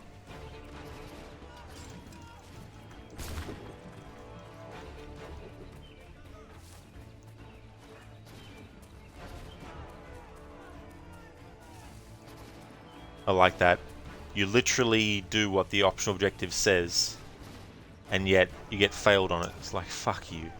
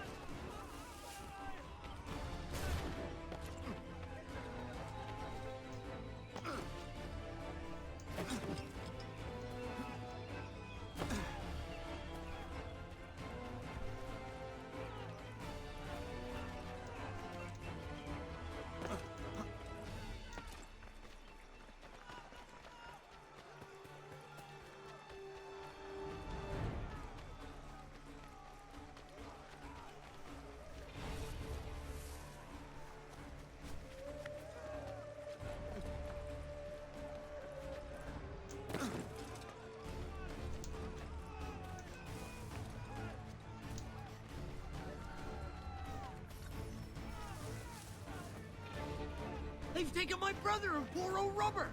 We need to do something. We have to help. They're over that way.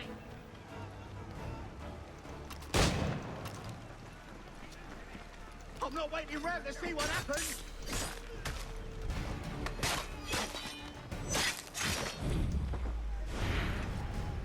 Finally, game recognizes that I fucking did the optional objective.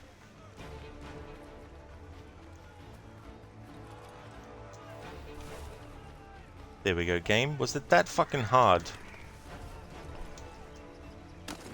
Made the moon landing look like anyone could just do it.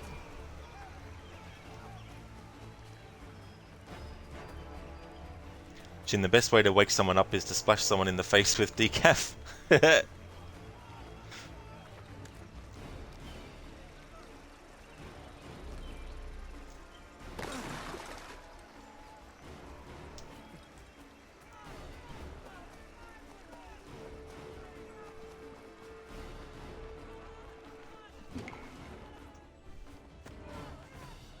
Blood's been spilled in Lexington, and there's more to come. The regulars are on the march. You don't say. And why do you think I'm men up here?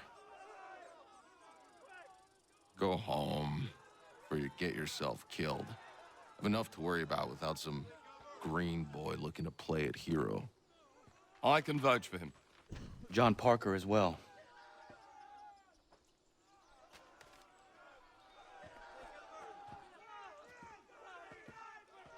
Where's Revere? Captured? What? Fear not. That man's no stranger to sticky situations. He'll be fine. I'm sure of it. You ladies finished gossiping? Parker seems to believe you're not completely useless, so I suppose there's a thing or two you might be able to help with. When the fighting starts, we'll need to hold those positions there. They're critical to the defense of Concord. Good boys. not used to soldiering. They need some with the experience to direct them. That's something you can do? You'd best be telling the truth. You have my word. Then I suppose all that's left to do is wait.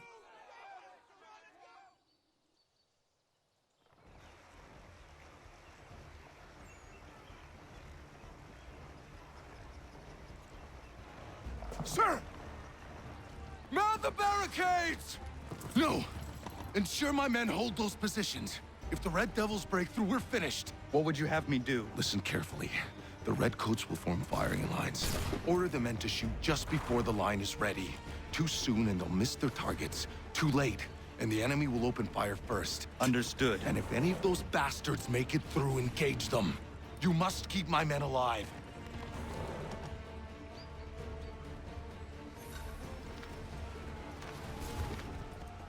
Prepare yourselves.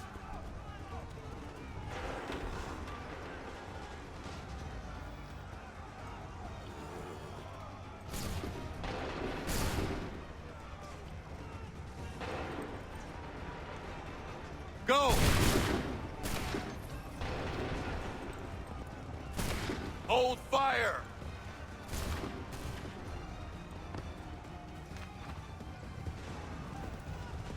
Wait for my signal.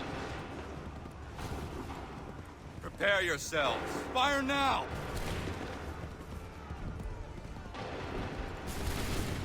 Hold fire! Wait for my signal. Go!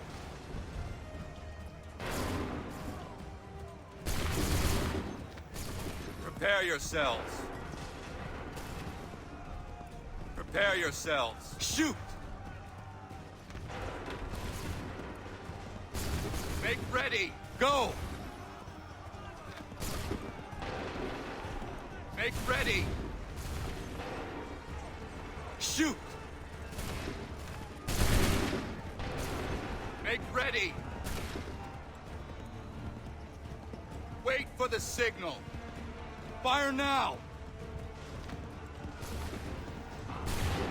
Prepare yourselves. Hold fire!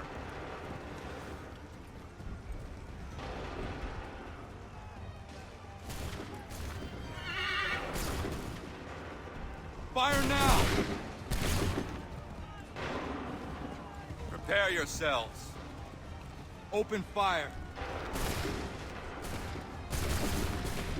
Make ready. Open fire. Wait for my signal. Wait for my... Open fire. Prepare yourselves. Shoot!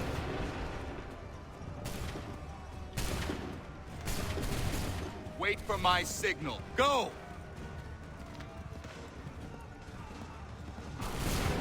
Prepare yourselves. Wait for my signal. Open fire. Hold fire! Make ready!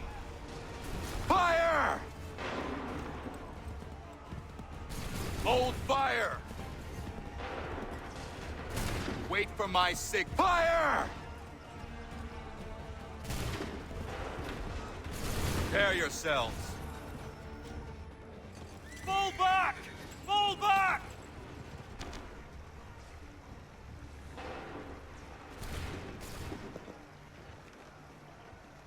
We did it! They're turning tail!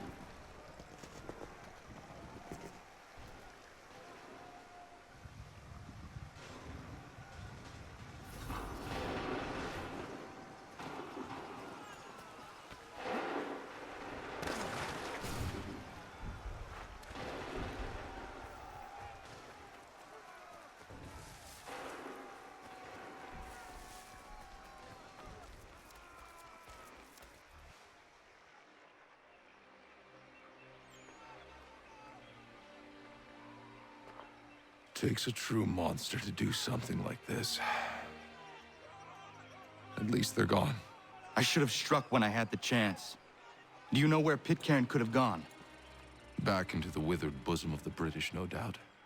So that he may regroup and plan his next atrocity. I need to find him. Every day I wait, more will suffer. Chin up, friend. Many who should have died today now live because of you. And what of them? We do the best we can with what we've got. It is not enough. It never is.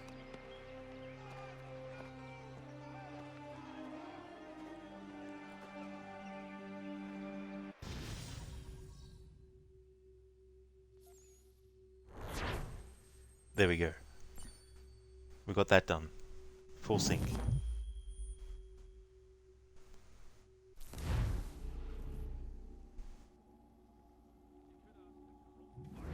For the support of the glorious cause.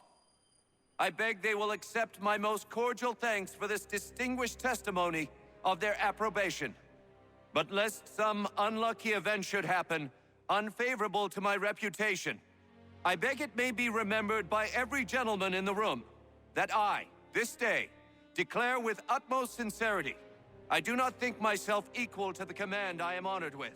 Truly, there As is to no pay, man better sir, suited I to the beg task. leave to assure Really? the Congress that I as can no think of several. pecuniary consideration could have Charles tempted me to have Lee. accepted this arduous employment at the Do I expense know of my you? domestic I would ease not and expect you happiness. to remember. I do Come, not wish Connor. to make There's someone any I want profit you to from it. meet.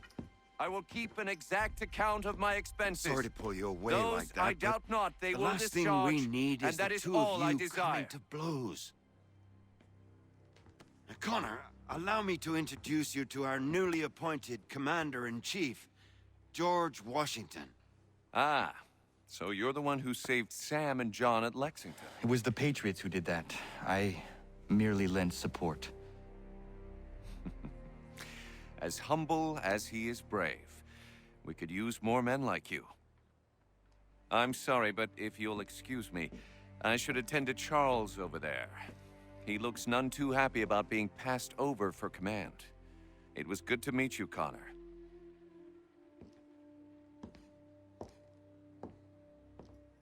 Tell me you have news of Pitcairn. I'm told he's taken shelter in Boston, where he's guarded by 1,000 redcoats. The only way you're gonna get at him is if we draw him out. Lucky for you, we're launching an offensive against the city in order to do just that. Israel Putnam has been given command of our forces. Present this to him and he'll provide whatever aid you require. You'll find him at the encampment on Bunker Hill. You have my thanks. No need. It's the least I could do. Pitcairn's a dangerous man. The sooner we're rid of him, the better. I would say the same of Charles Lee. Now that's an altogether different beast. Let us leave it for another day. Best you head to Boston, Connor.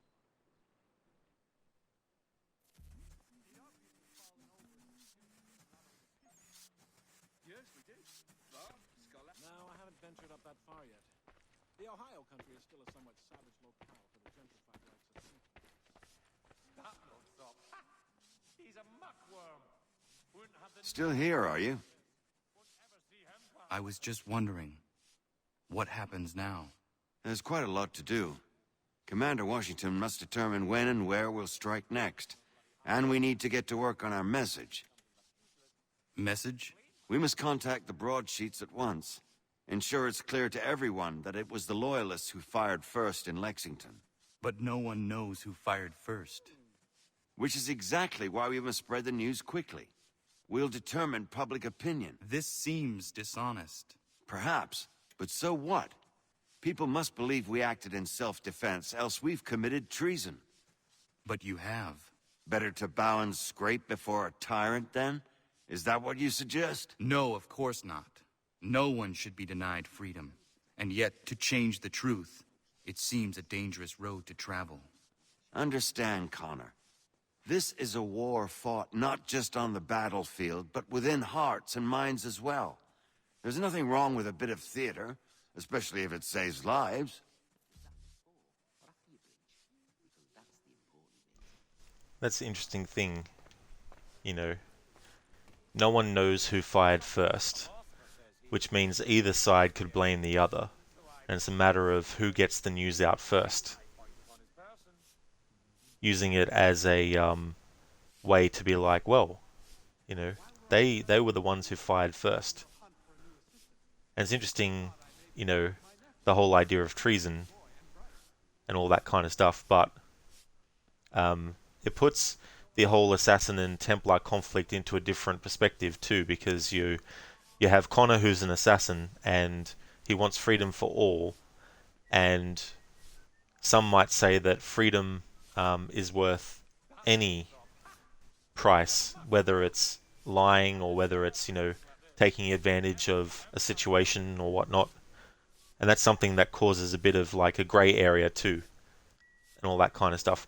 It's like on a smaller scale, but it's similar in some ways to the concept that you have the assassins who rely on thieves to get information for them, yet the thieves are also, you know, out for themselves and stealing off people just for their own gain. You know, so there's always been this kind of like grey area with the series in many different ways. Going back to the first game, even, where you have Al-Mualim, who betrayed the assassins as well as the Templars and wanted the power of the Piece of Eden all for himself as well. And he, in the end, he becomes a hypocrite in what he says to Altair about wanting to make sure that the Templars don't get their hands on it, because he doesn't want anyone to wield that kind of power, because they might use it for bad things, yet he intends to do bad with it. You know what I mean? Yeah, Keone. Yeah. So it might not be as in-depth of a grey exploration as some other games did later, but it's right there in Assassin's Creed 1, all this kind of stuff. I mean, what better grey area for the assassins to have the leader actually be in cahoots with the Templars at first, for start, but then betrayed the Templars as well, you know.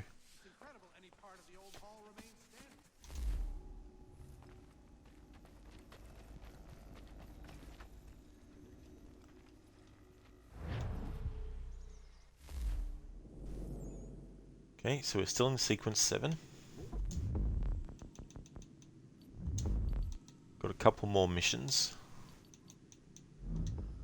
What I want to do, though, is actually take a break. So I'll put the be right back message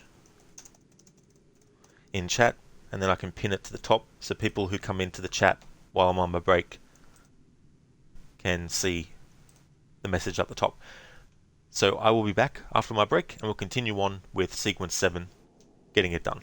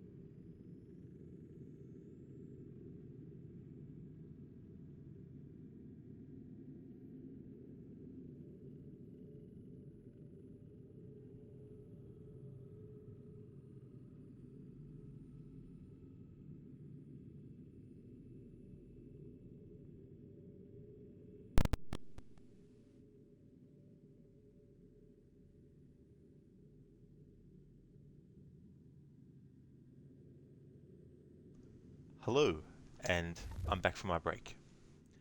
So just to recap the sequence that we're on, Connor has assassinated William Johnson and ended a plan to buy his people's land, but a new danger has appeared, John Pitcairn and the British soldiers he leads. And most recently in the story, the Declaration of Independence has been signed.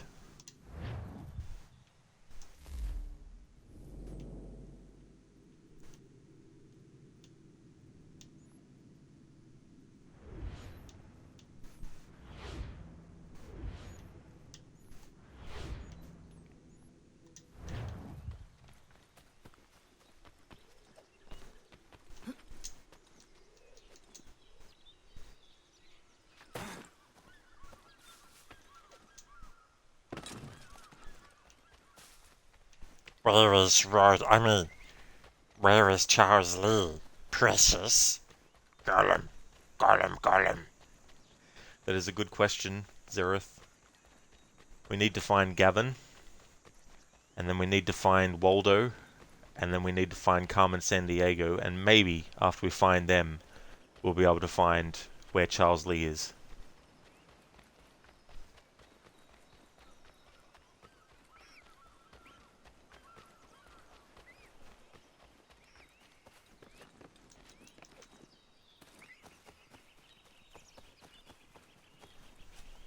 Exactly, Zereth. Lenny! Where are you, Lenny?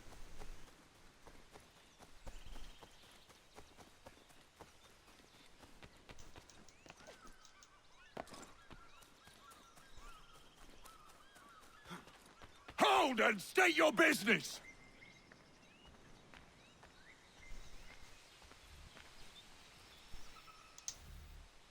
I'm looking for Israel Putnam. On whose orders? Samuel Adams.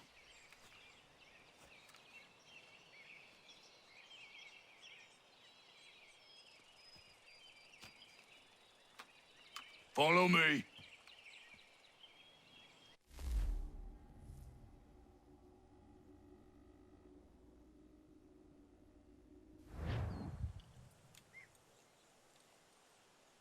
This is not Bunker Hill. Aye, it's Breach. There's been some disagreement as to where we should encamp. Any news from Boston? The Tories aren't moving, and any time we try to press them, we lose a dozen men. I think Putnam and the others plan to assemble artillery on these hills. A good shelling might make the Redcoats rethink their strategy. And what of John Pitcairn?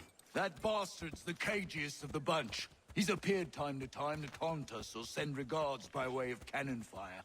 It's all right, though. He'll have what's coming to him soon enough.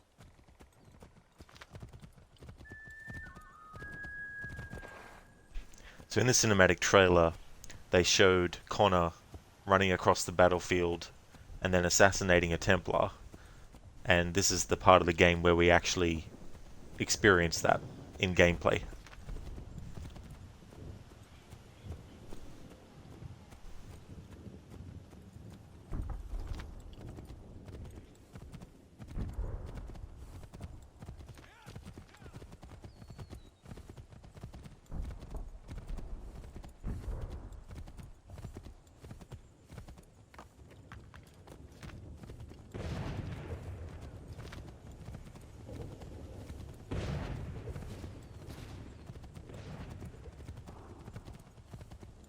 Putnam's just up ahead.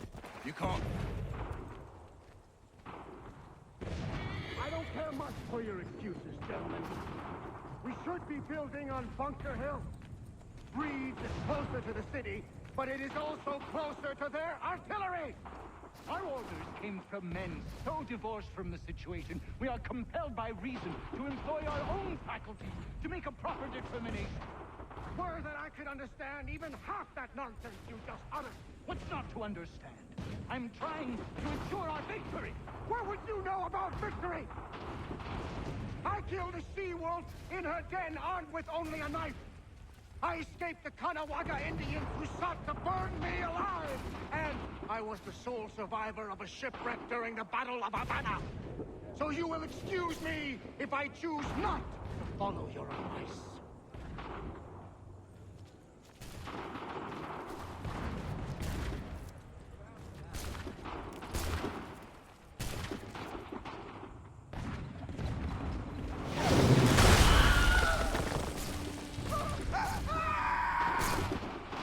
I rest my case. I'm going back to Bunker Hill. Good day, gentlemen! General Putnam, What? I'm looking for John. I was told you would be able to help me find him. He's tucked away inside that city with no reason to leave. As long as that ship continues its assault, we'll never flush him out. But if the ship was silenced... Oh, then poor John might be forced to get off his arse and come forward. I shall fly this flag to signal my success. And I shall speak fondly of you at your funeral.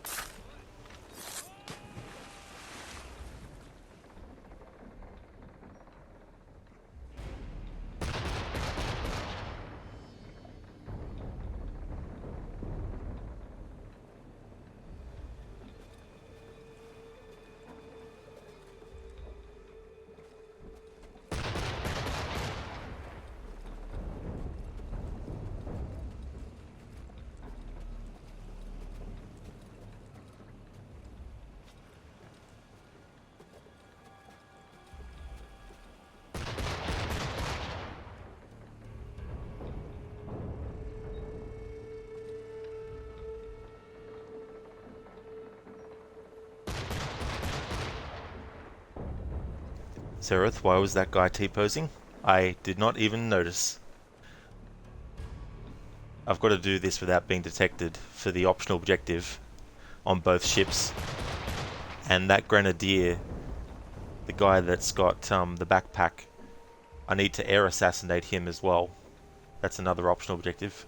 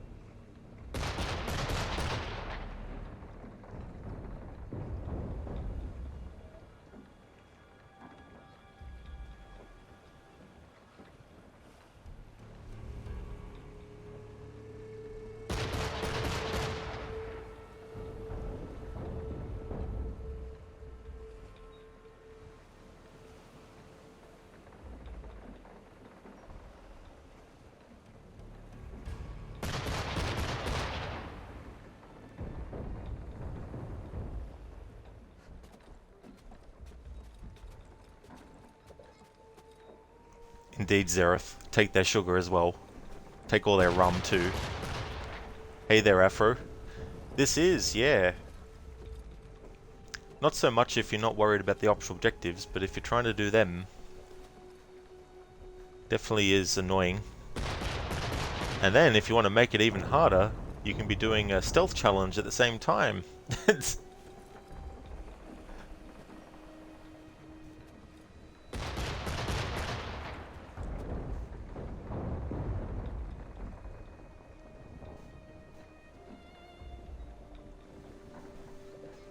You do, Afro. That's for sure. And they've got a pretty long line of sight as well that can trip you up.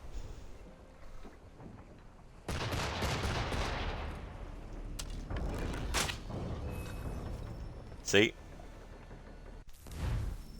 Now, he had his back to me, but you would think that they're actually tethered with each other.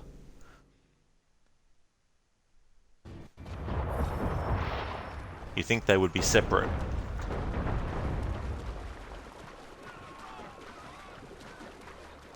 Now we don't get that arrow back. Oh yes we do. Okay.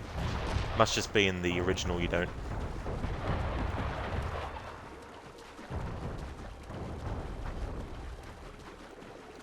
The good thing is, I'm not doing a stealth challenge, so I don't have to restart a memory due to detection. And being detected doesn't cause desynchronization, so that's also a big help.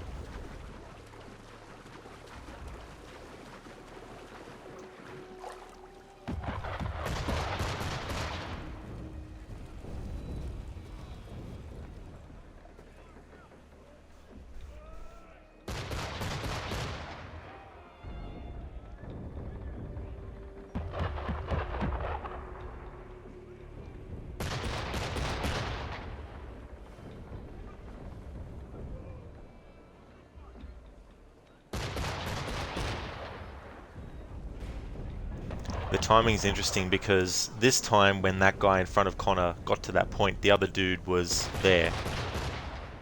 But the next time this dude gets close to Connor, the other guy should be out of vision range. Afro AC3 is also quite janky with its movement, which doesn't help if you want to move quickly. Yeah, sometimes like Connor will start to grab or make a little leap to a part of the ship that you don't want to grab to as well. Had that happen a few times.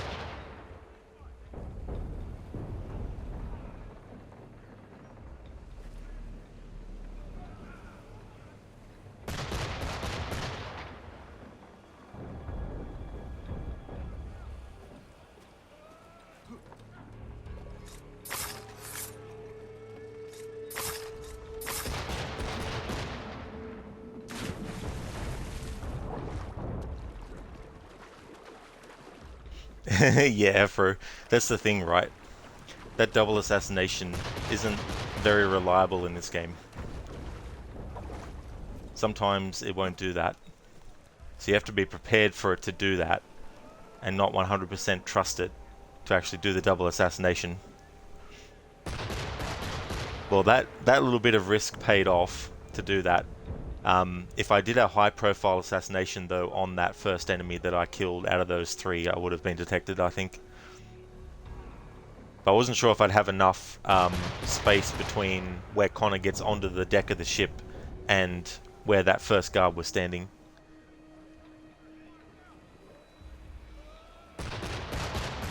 So for those wondering why I'm not assassinating this dude yet, one of the optional objectives is to actually air assassinate him, while also not being detected.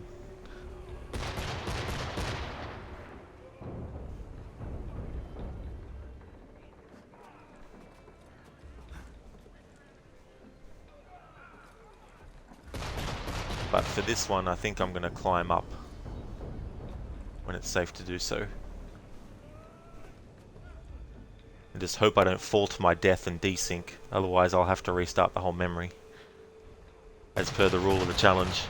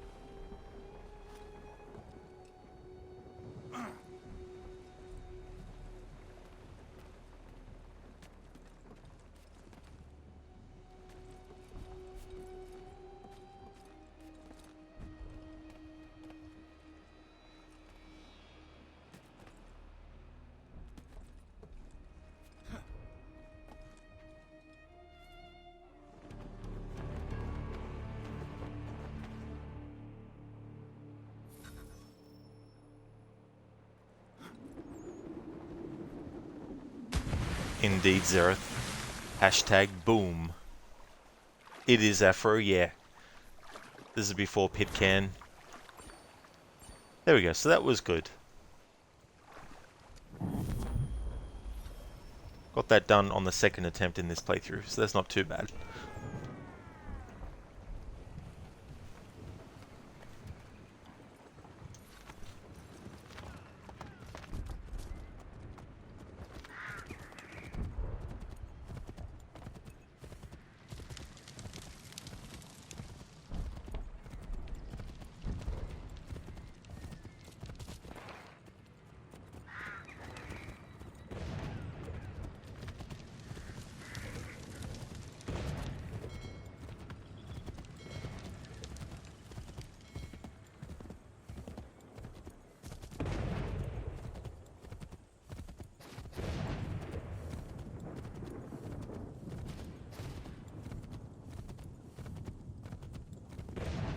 The enemy advances, and you tremble. They've better numbers, you say. Better weapons, better training. But I do not fear. And neither should you.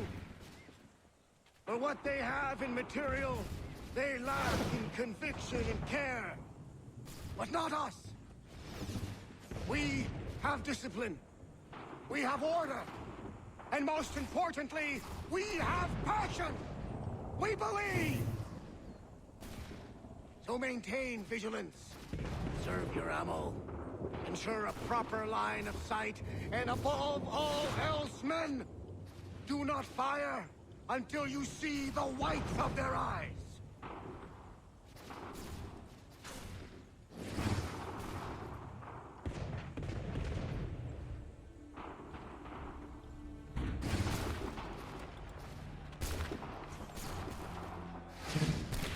Well, I'll be damned. You did it. That was quite a speech. Lies, all of it, I'm afraid. Still, such words have carried us thus far. And what of Pitcairn? He's left Boston, as I said he would, and set up camp on Molten Hill. There's no good way to get at him. Not with that maelstrom brewing down below. I suppose you could circle around a bit, or wait for us to thin their ranks.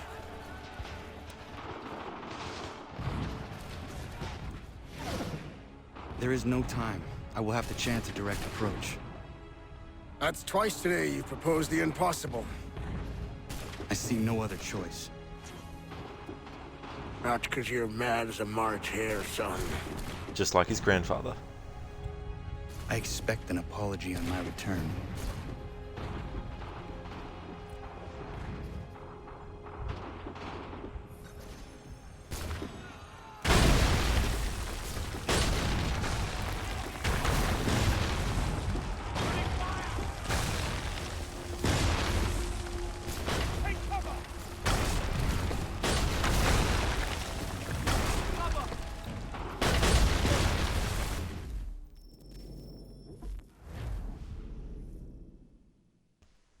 That's okay, Zereth. Pit blam, indeed. Do not fire until you see the eyes of the whites. I'll see you when you get back.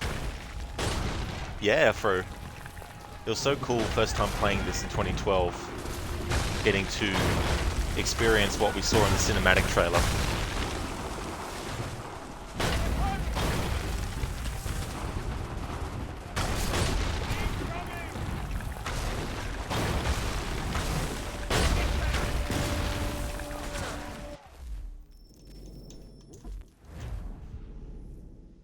After they just couldn't give us a manual crouch.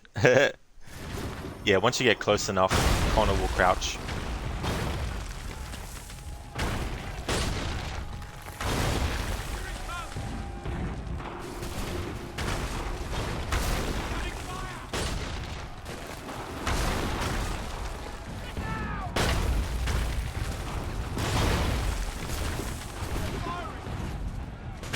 I was just about to get to cover. Good thing this isn't a no damage challenge, otherwise I would have to have restarted the memory. Which, at this point, is pretty close to the start of the memory anyway, so it wouldn't have been that bad, but we would have had to redo the horse ride.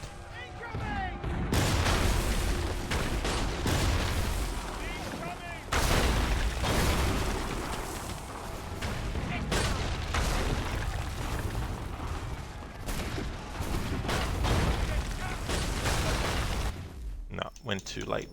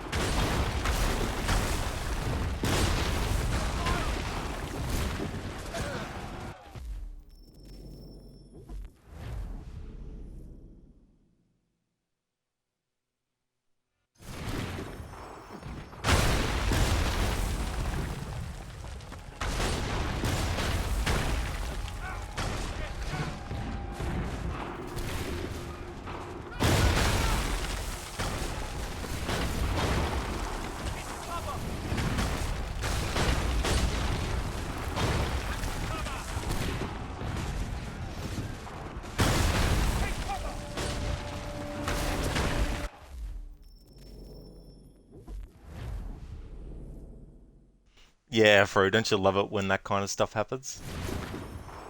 But we'll keep going until we get it though. NES hard didn't raise no quitter.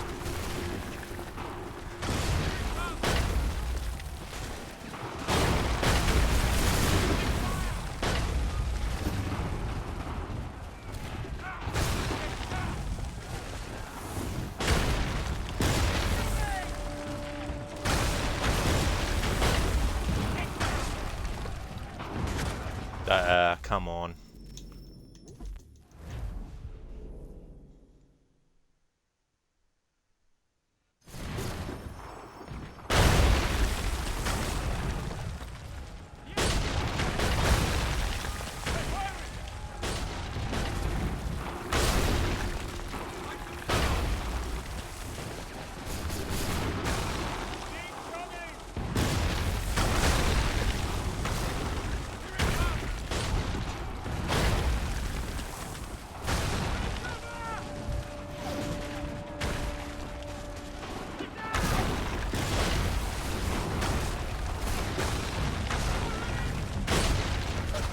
Now come on.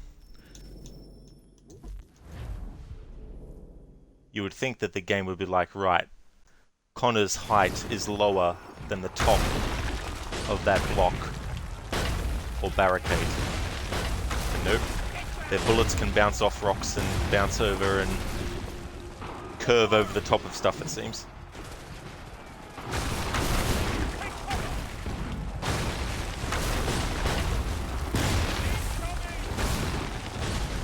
Ah, come on. Ever, it's one of your favorite missions, so you don't really mind. Yeah.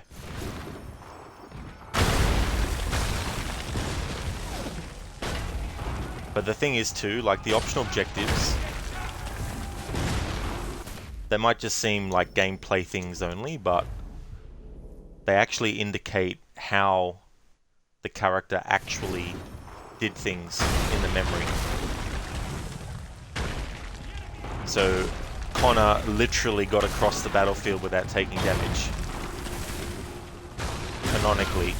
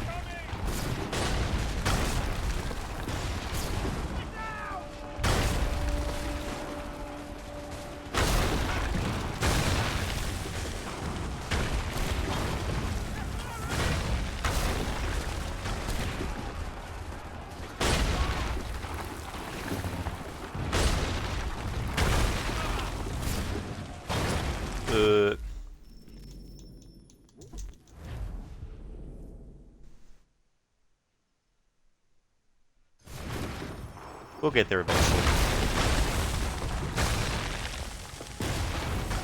When you grow up playing NES games, you learn the trial and error method.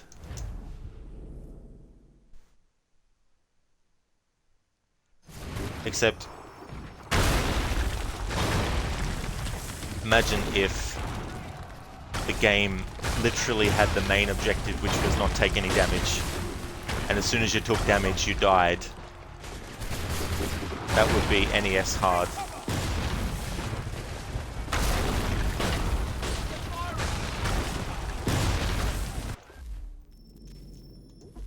With NES hard, you either play the game all the way through and keep trying over and over again, or you give up and walk away.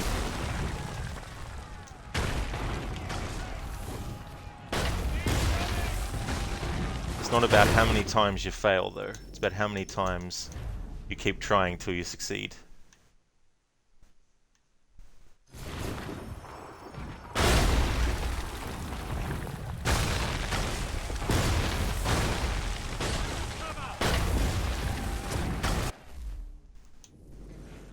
I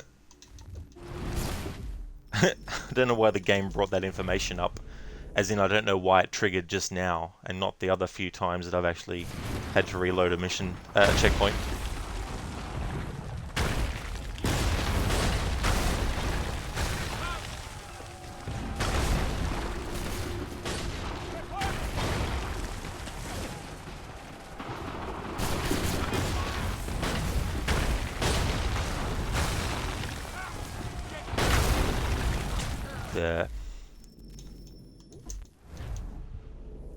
Zereth, yeah, the game's like psych.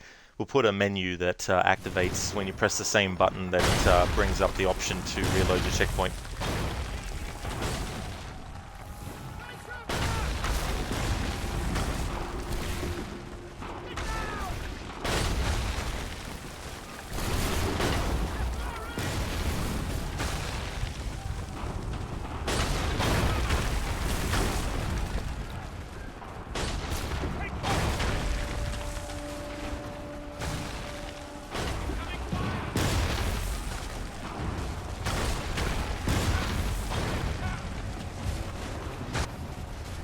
There we go.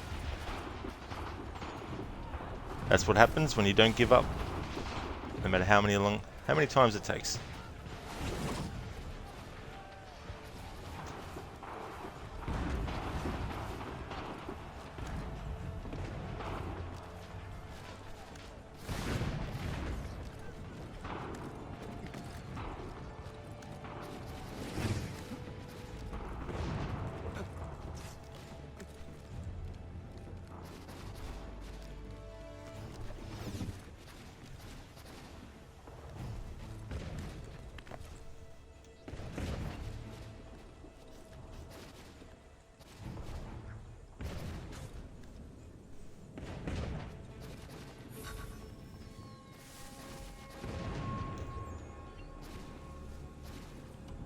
Zereth? Hashtag blame Maxi. Wait, what?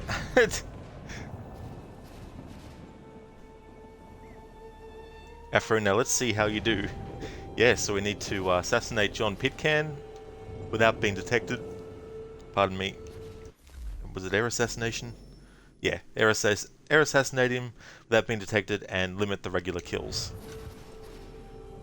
Although I think the game still counts knocking them out as killing them.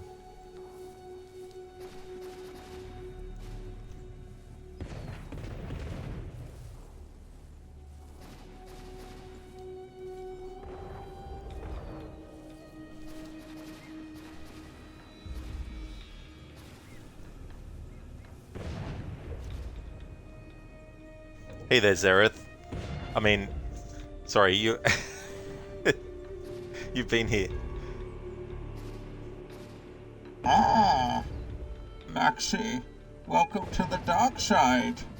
Here, have a cookie. Thanks for redeeming that, Zereth. Hey there, Harbinger. You got up late because time changed to DST and you hate waking up late? Oh no, dude. That really sucks. I hope that you can get some good rest later, but that would be really annoying.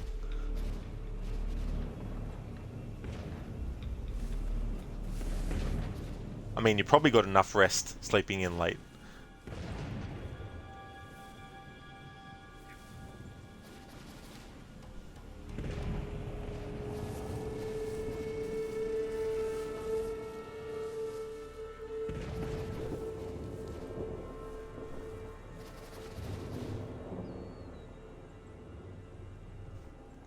Hey there, Godfather. Charles Lee, finder and killer of the generation. That will be happening eventually. Eventually.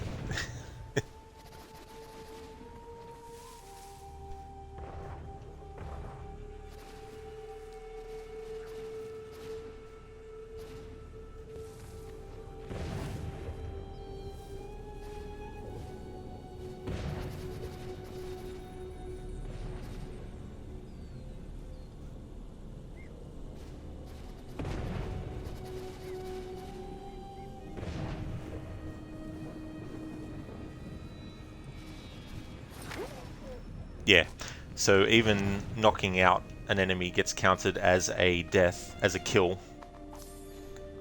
You'll love it when you do that in games like that. Here's the option to knock someone out, but in a mission where the objective is to limit the kills, we'll still count a knocking out as a kill.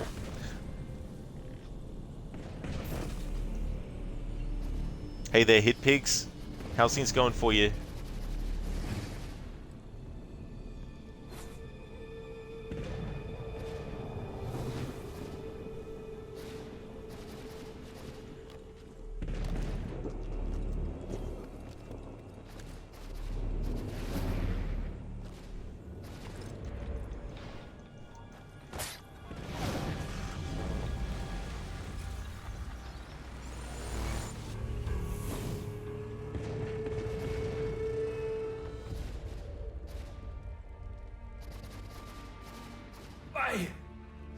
Why did you do this? To protect Adams and Hancock and those they serve. You meant to kill them. Kill them? Are you mad? I wanted only to parley. There was so much to discuss, to explain. You've put an end to that now. If you speak true, then I will carry your last words to them.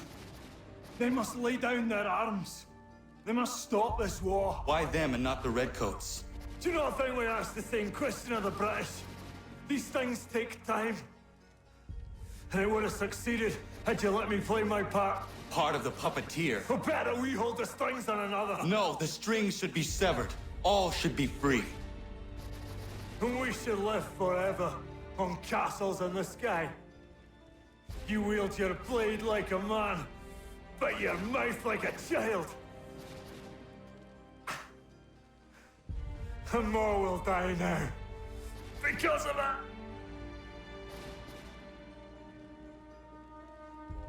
Zaho yanere ne otena am da setakwe. Dinio ne yaho tena tam da setakwe.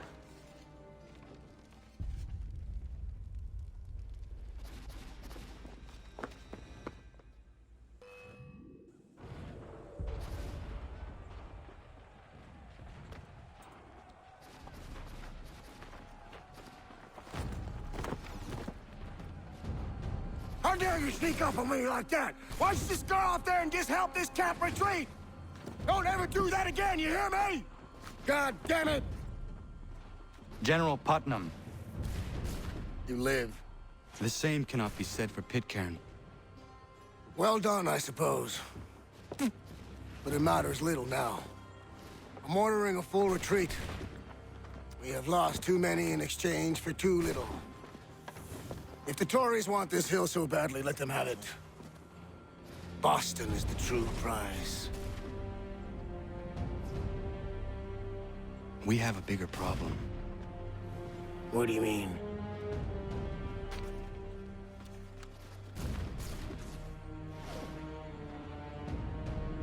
This can't be right. It says they plan to murder Washington. Hitpigs things are good. That's awesome, Hitpigs. I'm glad to hear that, dude.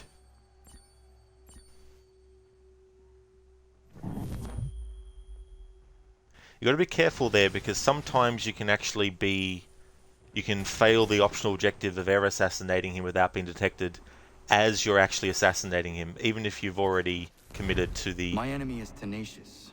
When money failed them, they took to force. But I have slain Johnson and Pitcairn both, ending their plots. George Washington now rallies the colonists and their march towards freedom begins in earnest.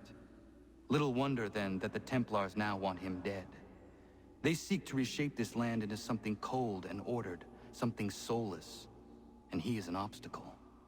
I must save him, that his cause can flourish and my people remain safe. But the more I prod, the greater the chance I am discovered. The Templars believe their men lost the revolution. In their eyes, the assassins are gone and scattered, no longer a threat. But I fear they will soon discover the truth, and me along with it. I must tread carefully.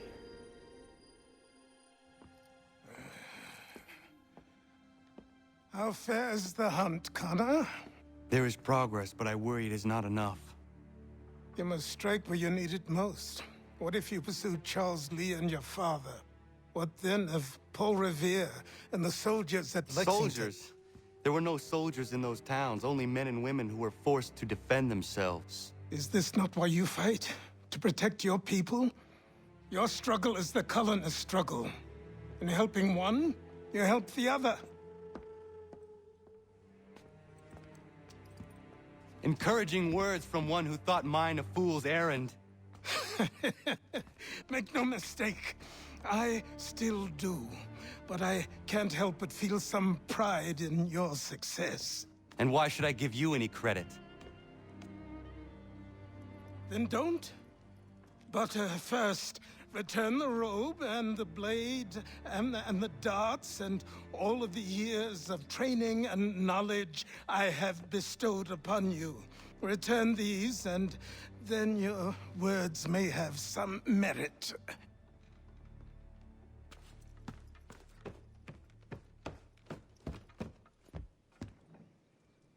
Or you could just admit that you are wrong. Oh, child, please, you've killed 2 men. One more salesman than soldier. You're gonna have to try a lot harder than that to impress me. Is that so, old man? Or perhaps we should step outside. I will gladly demonstrate how easily I could trounce. Connor, this is Benjamin Talmadge. His father was one of us, no need for secrecy. I think he has something he wants to say. Achilles tells me you've uncovered a plot to murder the commander-in-chief. Yes, but I have only false starts and dead ends to show for it. Not anymore, my friend. Thomas Hickey's your man, and I aim to help you catch him. How? I'll explain on the way. You and I are going to New York.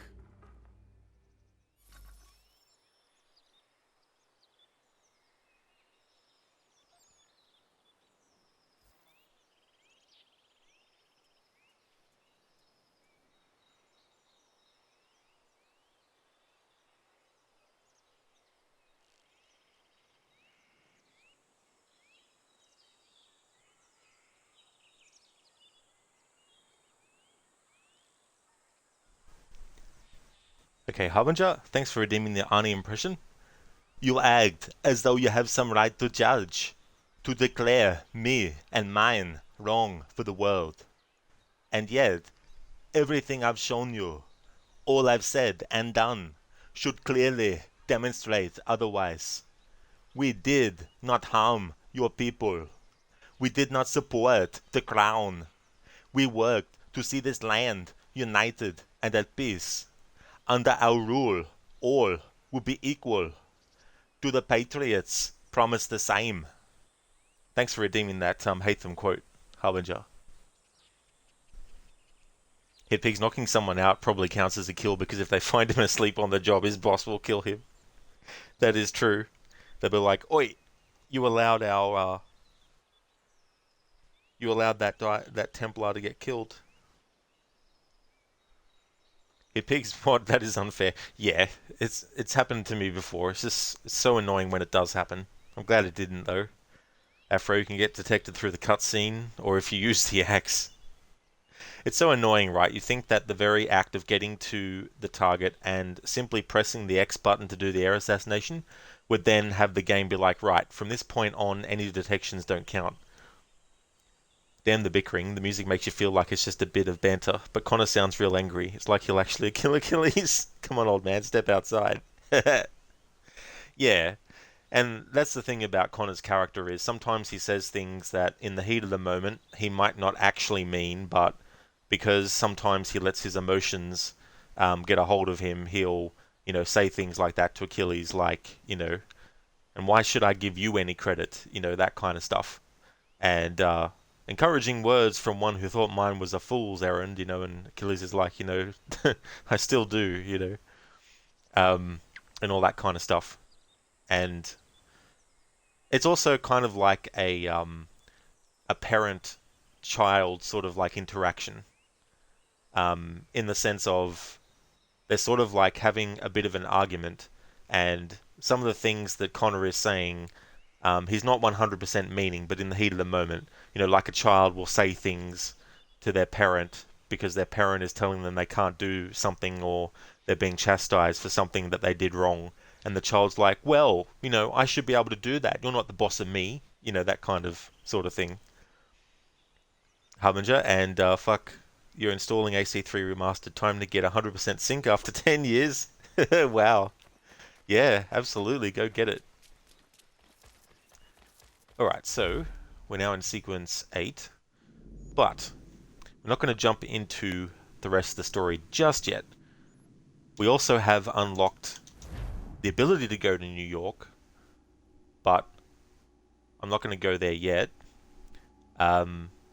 If you fast travel inside of New York, you automatically get put, well, I think you do, if you fast travel away from the actual mission start. You'll get teleported there anyway, because the game does this thing where when you go to visit Benjamin Talmadge in New York, the game won't let you actually leave New York once you enter there. At least until you've gotten to a certain point, but I think one time I thought, oh yeah, I'll just fast travel into New York, but not at the same spot. But the game was like, oh really? You want to do that? Maybe I'm misremembering, who knows.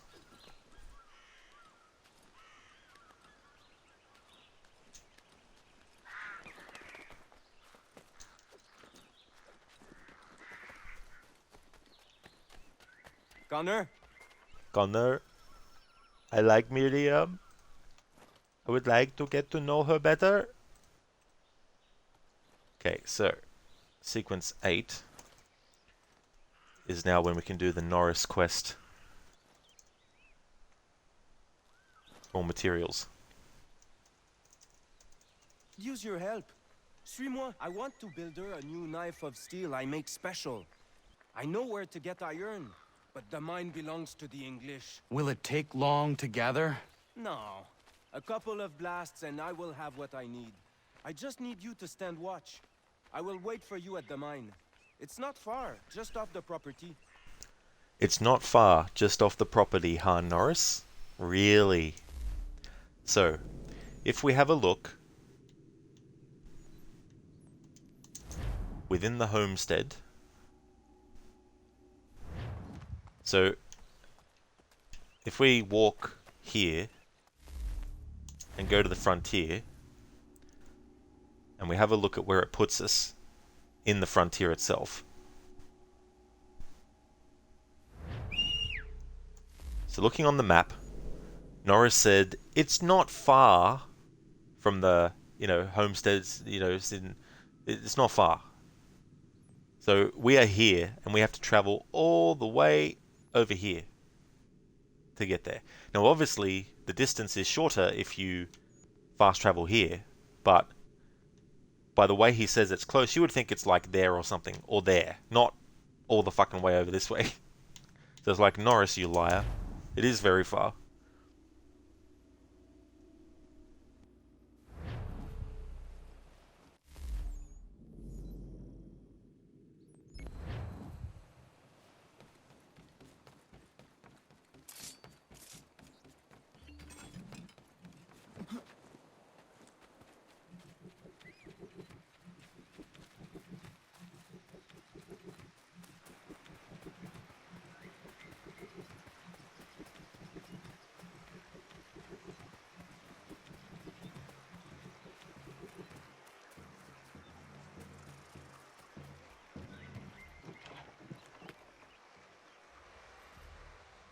Yeah, Hitpigs, just a quick walk. Just a few seconds.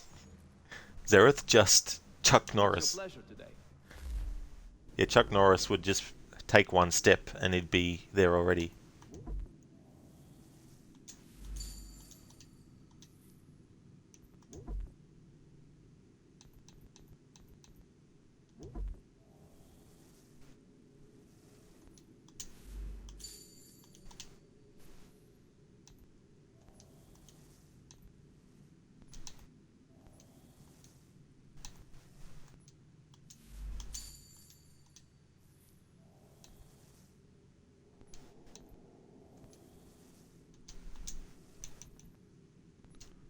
Alrighty then.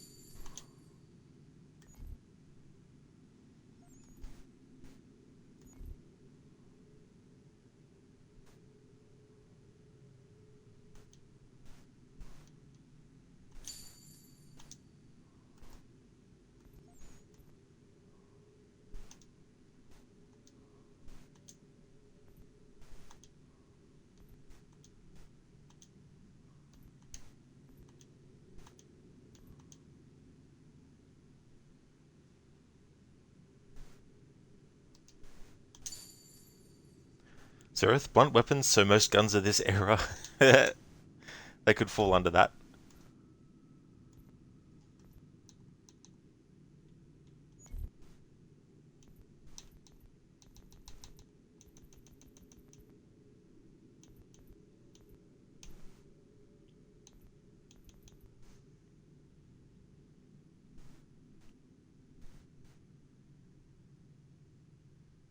Oh yeah, we don't have Ellen yet. Oh well, not to worry.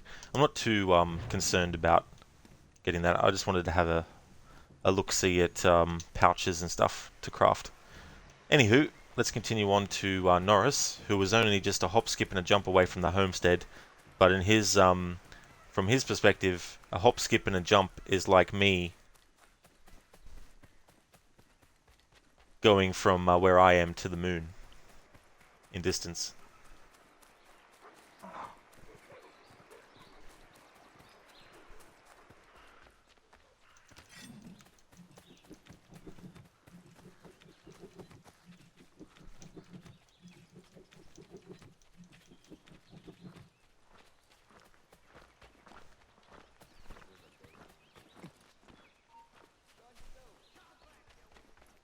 They're like, "Oi, what are you doing?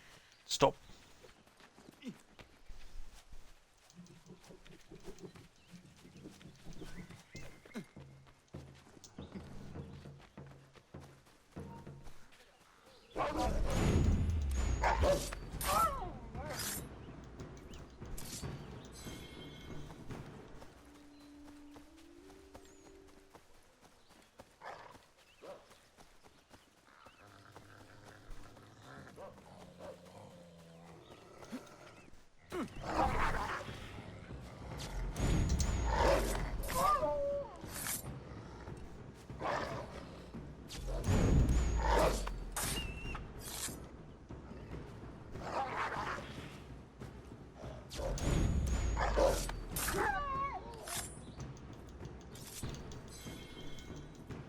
Yama. Yama.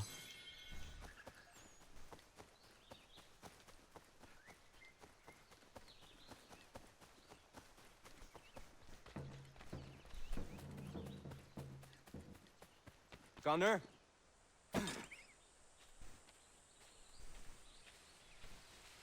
I need to prepare some explosive. My guess is the bang will bring some unhappy English. No doubt. I had best prepare some things myself. Looks like you have a little time.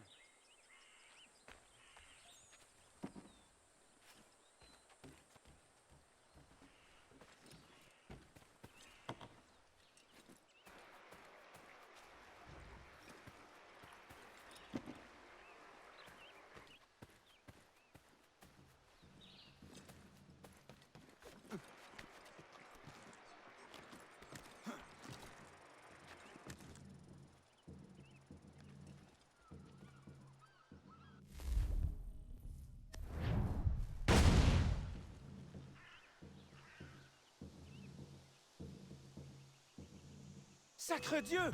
I think they are coming! Somebody's in our mine.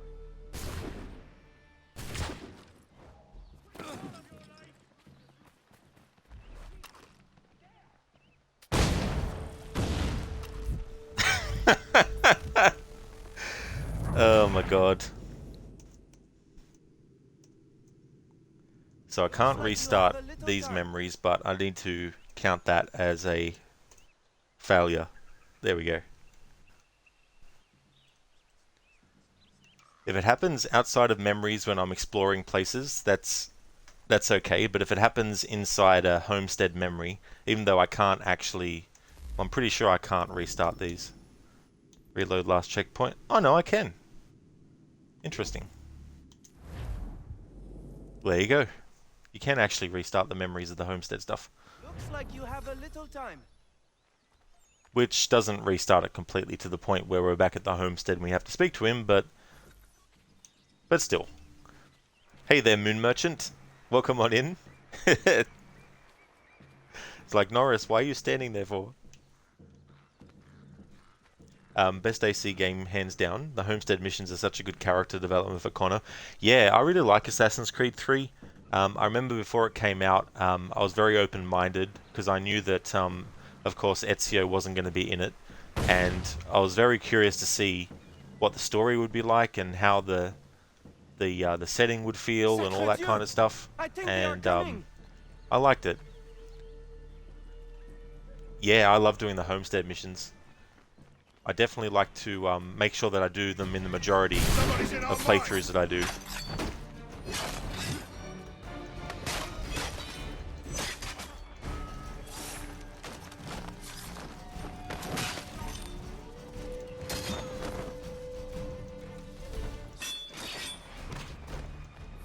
I need a few more blasts. Be careful. You be careful, Norris. Don't blow yourself up.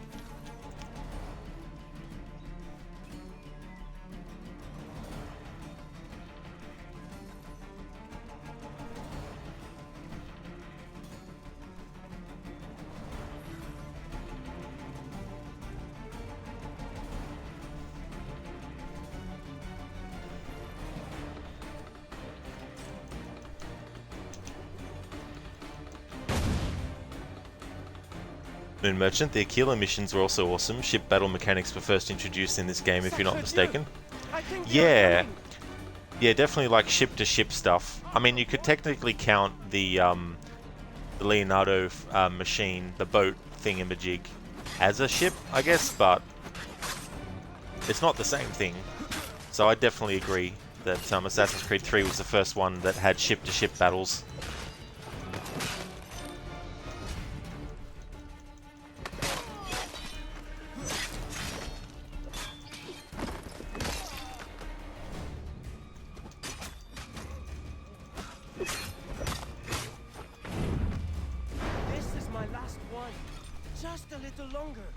I'm definitely doing those missions too for this playthrough. So we've done a few of them. Soon-ish, I'm going to be actually having a look and seeing what new ones might have popped up by now.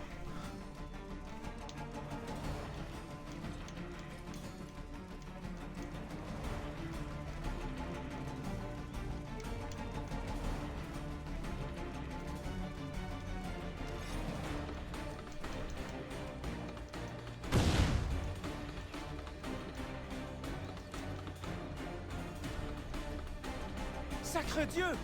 I think they are coming! They're holding out our property! Stop them!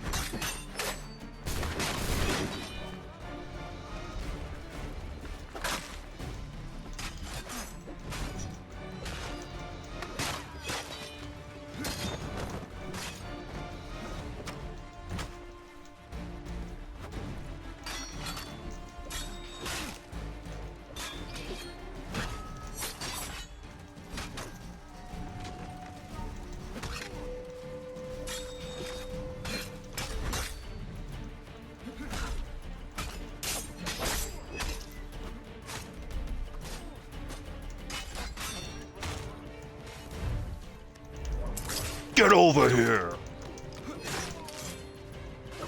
Come here!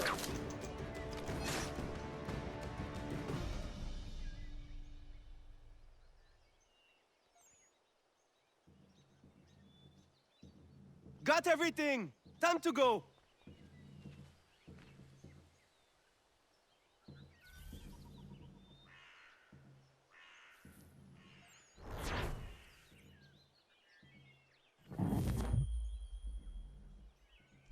Alrighty then, so we got that homestead mission done.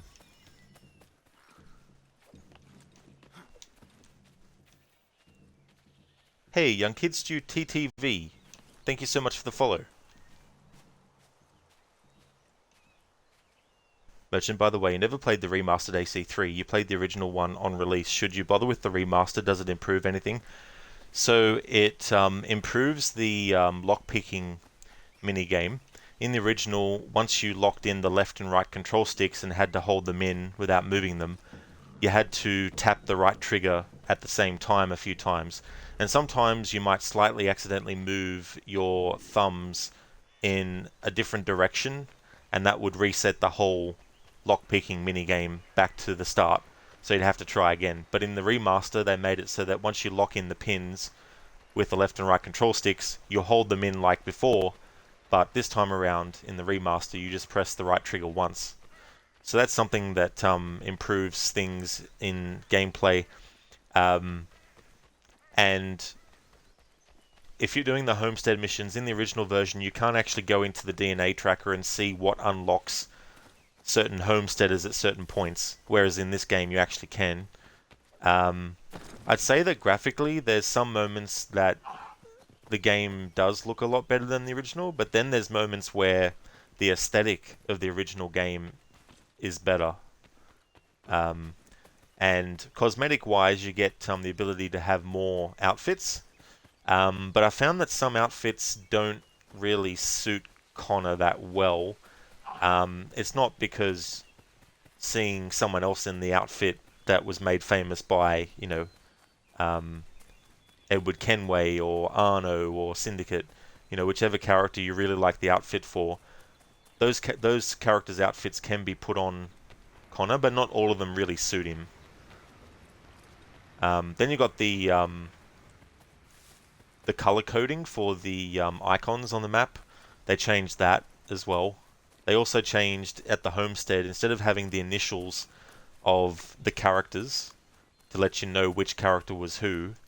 I think they've still done this in the homestead actually. Oop. Is they've made it so it's like an icon for what they actually do.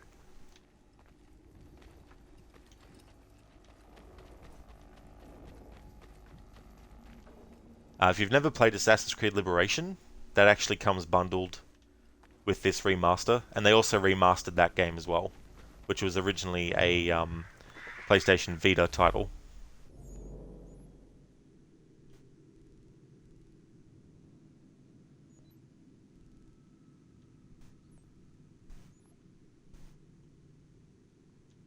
Right, there's no new homestead missions at the homestead. Let's have a look in Boston.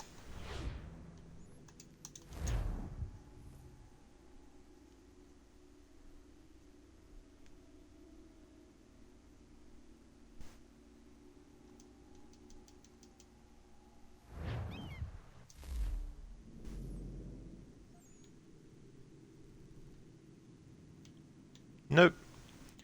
Alright. So what we do now is we leave the Animus for a little bit, because we just finished the previous sequence. Just want to check to see if there's any more dialogue. I'm leaving the Juno interactions until we have all the power sources in the story, so I can do them one after the other. Alright, nothing new from Sean.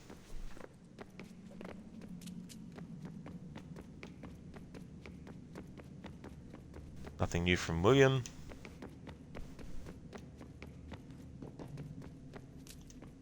I just want to be alone right now.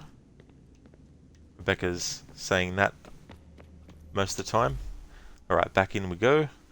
And now we're going to have a look at the Harbour Master area. See if any more naval contracts have popped up.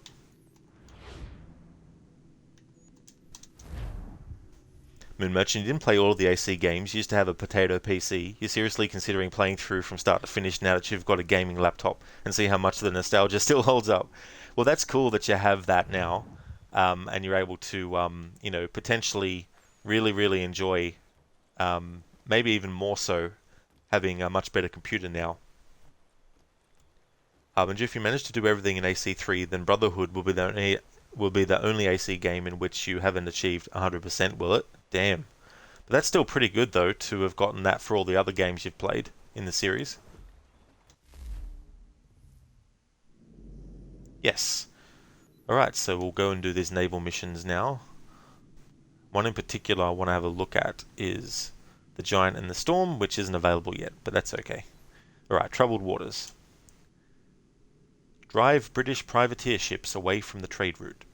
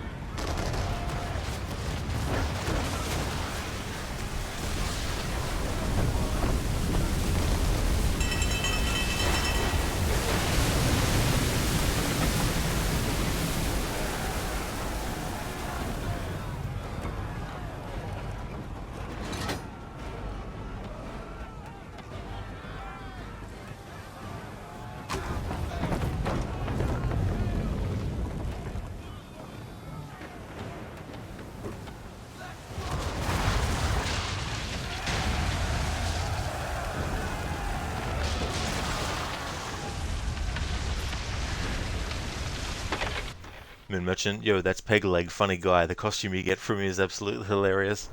Yeah, he's such a funny character, you know, he's very eccentric. And some people might have thought that he was just full of shit, but he actually ends up being right. Harbinger, why aren't you using Shay? Shay's outfit, I know you love that character. Well, if I was, I'd be having Shay jump in the water and drown himself 100 times over. Alright, so let's go to raiding the Prospector. Ensure the Prospector does not escape with its secrets. It really is Moon Merchant, the ambience in these ship missions. I really, really love how they implemented it. I know it's not everyone's favourite thing about this game or Black Flag, but once you get used to it, I find it's not that bad. But you can still get frustrating moments though.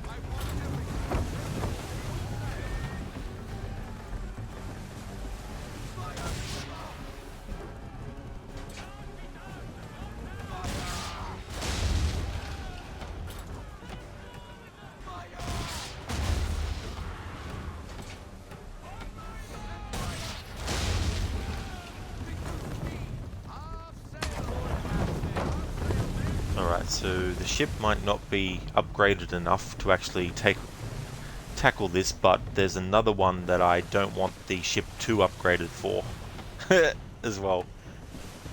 So if it ends up being the one that I think it is, I might just abandon this one and go to another one.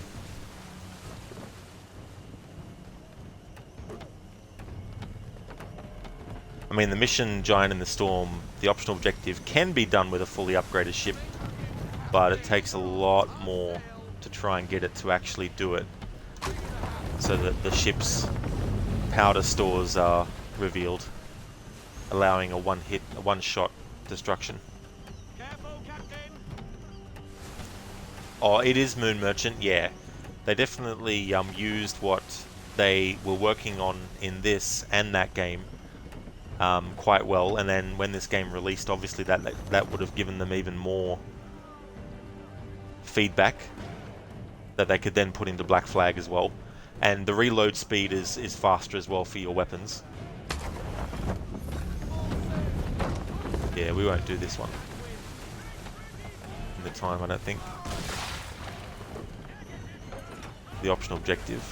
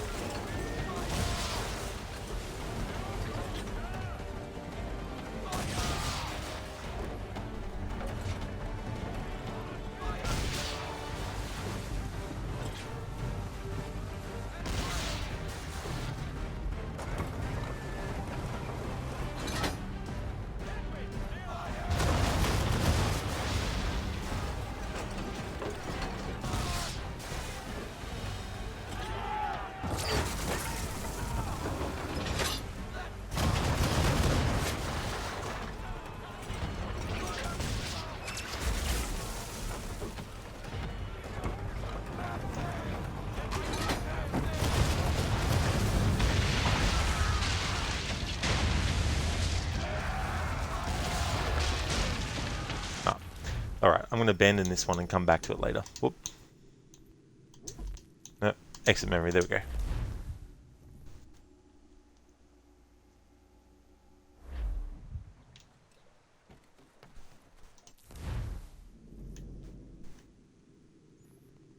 One of a kind. Secure the trade route once and for all.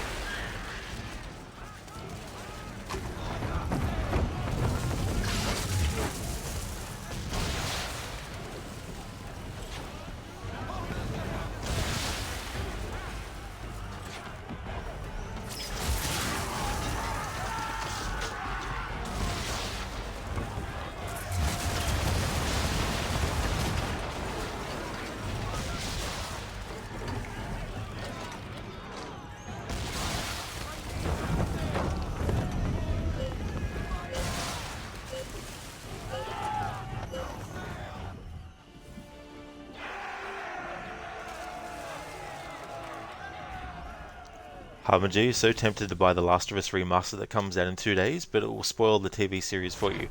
And if you watch the TV series first, then it will spoil the game for you. So you haven't played The Last of Us any version at all, Harbinger, so I'm guessing by that. Because if so, pardon me, if that's so, that's fair enough. It's like being caught between a rock and a hard place.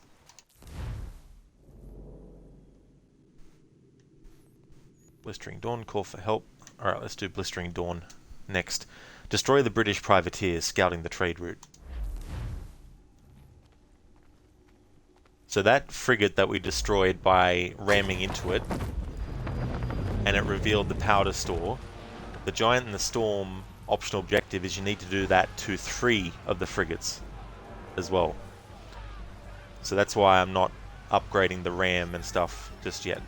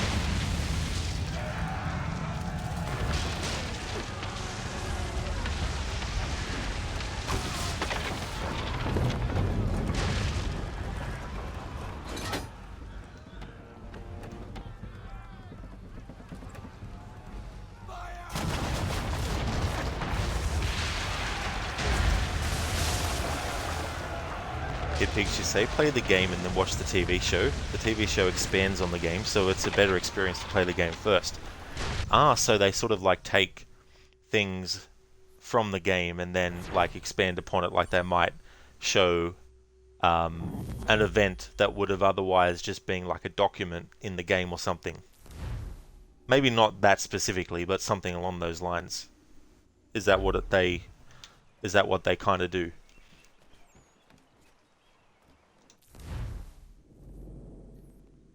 A call for help. Respond to the Independence's distress call.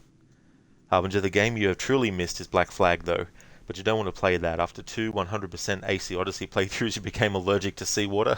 Yeah, I don't blame you, Harbinger. It's good to keep things fresh for yourself as well, because you don't want to burn out on stuff, because then that can actually impact your enjoyment of it in the future as well.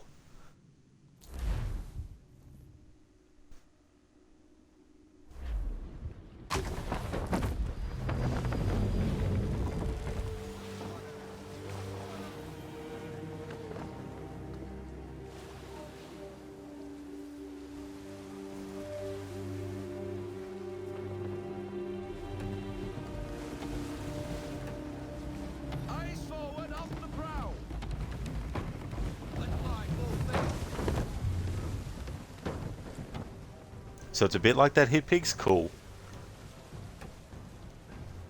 It's the kind of thing that I wish the adaptations of the Resident Evil games actually did. You know, take a diary entry that we see or a journal, but actually show it instead of having the character find it and have them read it, you know.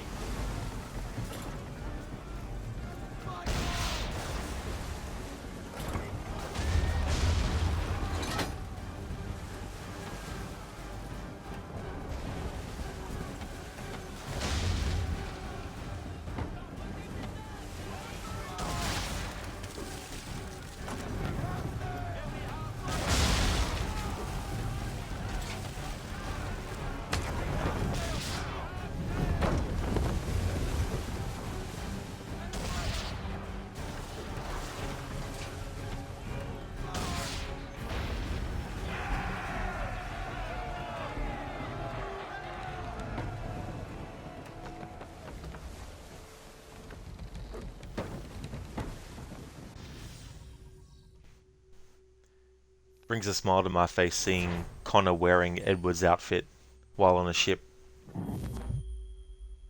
We won't be playing Black Flag directly after this in the annual series run. I'll be playing Liberation, because there's story elements in Liberation that get referenced in Black Flag. But I will be doing a playthrough of Black Flag, of course, and it won't be the only playthrough I do this year. Black Flag is celebrating its 10th anniversary, and I have multiple playthroughs for the whole year to actually do of it. And so for these annual series runs, I wanted to have the main character wear Edward's outfit as part of that celebration in all the games that I play in the series that give you the option for Edward's outfit. So this is the first game in the annual series run where we can wear Edward's outfit. That's why I went with this remastered version and not the original.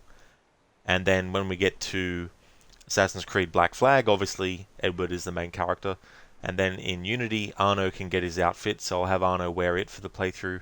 Same with Jacob in Syndicate, and same with Bayek in Assassin's Creed Origins, and same with Eivor in Assassin's Creed Valhalla.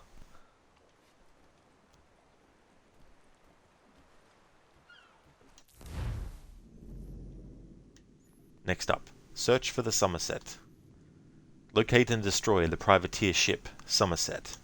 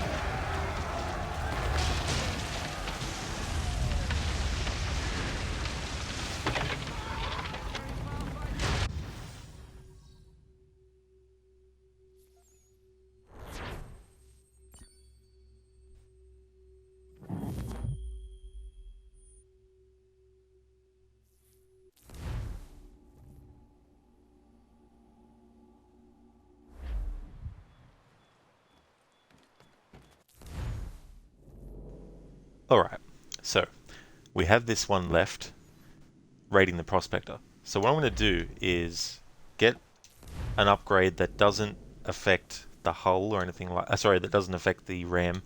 So what I'll do is grab the piercing round for the swivel gun. That'll allow me to do more damage in that respect. And then we'll get the extra cannon. Fifth edition cannon in the hull, increasing damage done. There we go. Alright. Raiding the Prospector. Ensure the Prospector does not escape with its secrets.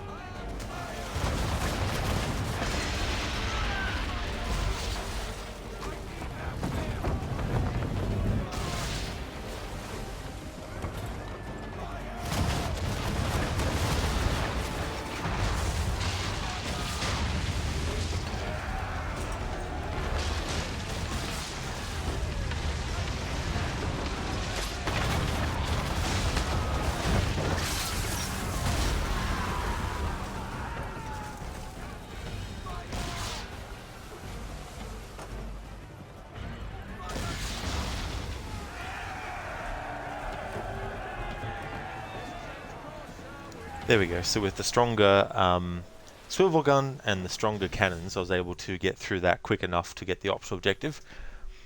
And when we get to the Giant in the Storm naval contract, where I have to do the optional objective of destroying 3 frigates by revealing their, pardon me, powder stores, then not having the RAM fully upgraded should help increase the probability of being able to reveal the powder store.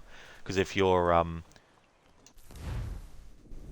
If it's too powerful, your RAM, what can happen is you won't actually reveal the powder stores. You'll actually destroy the ship if you've already done enough damage with the cannon and stuff. So now that we've done that, I don't know if all of the Adrian, the Nicholas Biddle stuff will become available at this point in the story. I'll just have a look.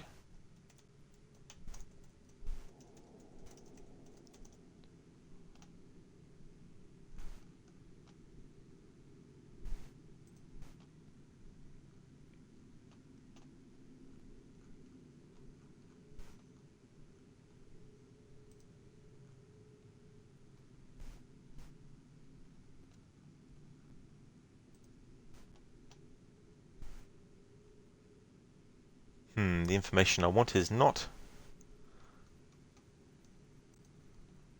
here. Naval missions are accessible after sequence 6. Okay, yep, I know that.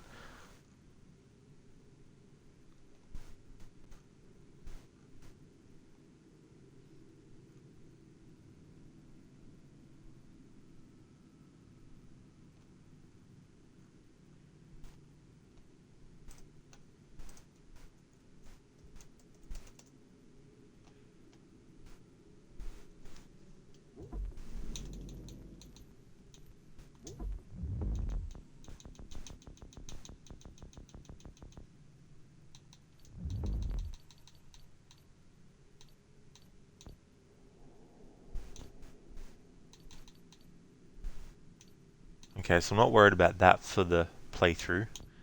Upgrading it in full. Okay, that data is encrypted. So is that as well. But doesn't tell me what unlocks all of the Nicholas Biddle stuff. Because I don't want to make a start on it and then be like, right, now we have to wait until later to be able to do it.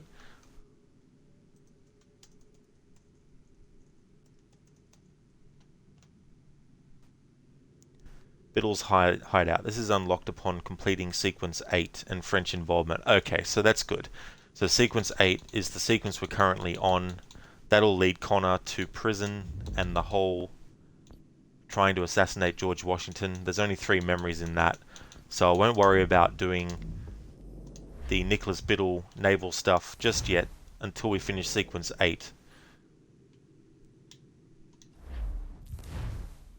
Which is where we're going to jump into next. But first, before I do, I just want to go and fast travel to Connor's village just to see if there's any dialogue with Canon Dolcon or the clan mother.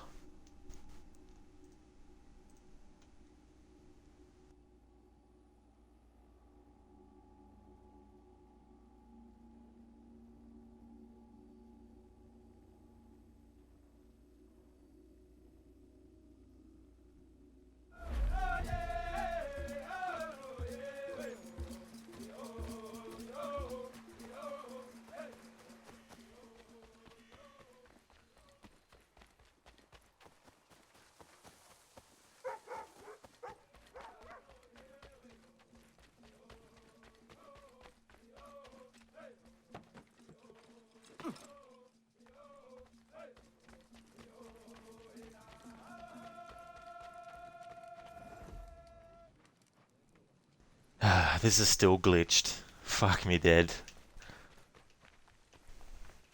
You know you've done a poor job at remastering something if new glitches come about.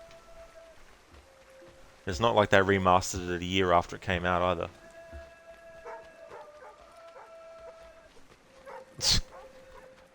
And Canon Dolcon isn't actually here for some reason. Fine then, game, I won't do that as part of the playthrough. Fuck you. Ah, there's a homestead mission that's popped up. It wasn't there when I checked last. I love when that shit happens.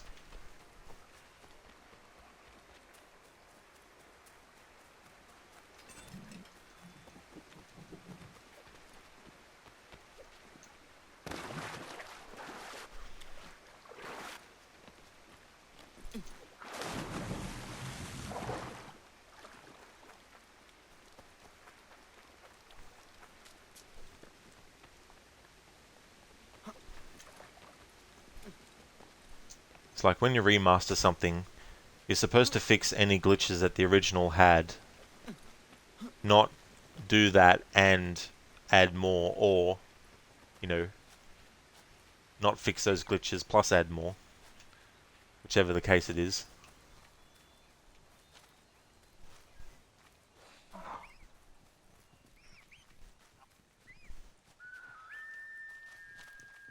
And it's like, when did they decide to remaster this game? Like a week before the remaster came out or something?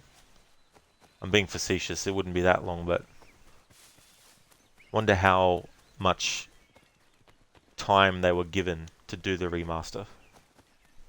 Because this came out in the same year that Assassin's Creed Odyssey came out in. And if you got the season pass, you got this free with it. Well, you got it included.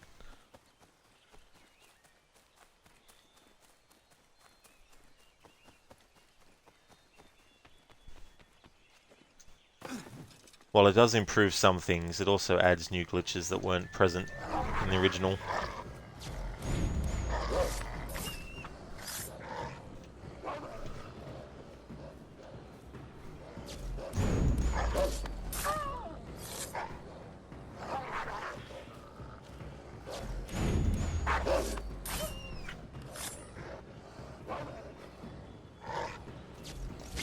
Oh, come on, game. Don't bullshit me.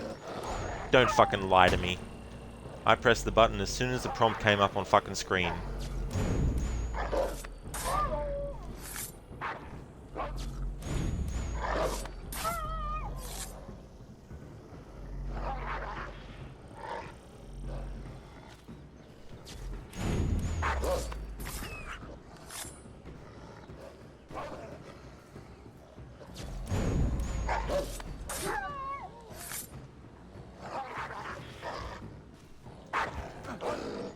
Bullshit.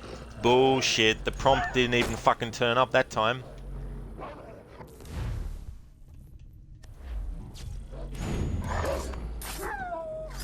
Yeah, have a fucking bullet. Or not. Have a fucking bloody axe or hidden blade up your instead, you fucking cunt. Yama. Yama.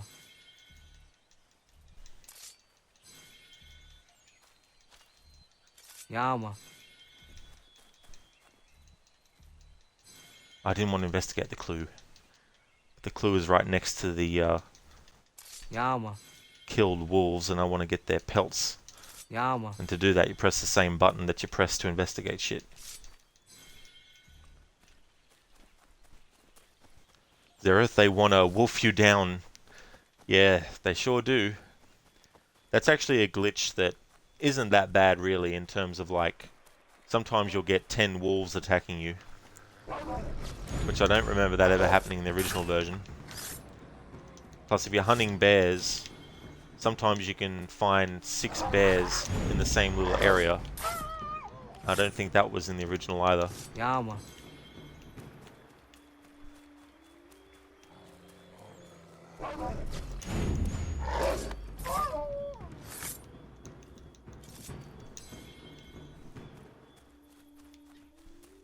Did you really think we wouldn't come looking for you?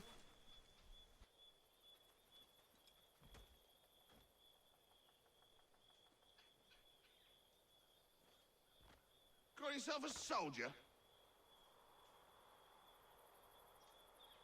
Deserter!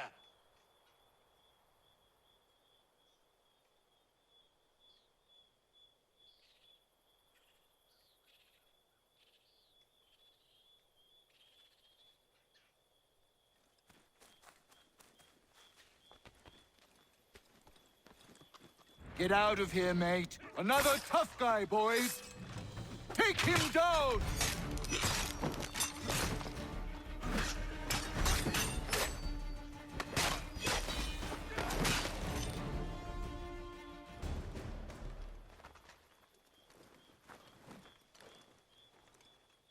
Get back, or put a ball...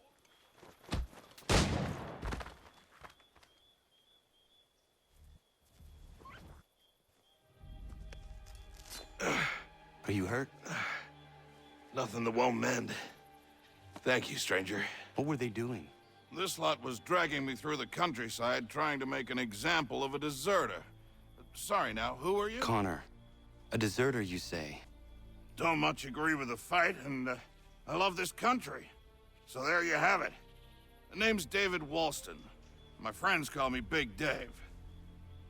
Might I ask where you live so I could repay the debt when I'm able? It might take us a while. Us smithies don't earn much coin these days. Our community is not far from here, and we certainly could use the services of a smith. Would you consider plying your trade there? Well, it would make repaying you a spot easier. Huh, I just might. Zero, that barely good. Who's little Dave then? That's what he used to be called when he was a child, before he grew up.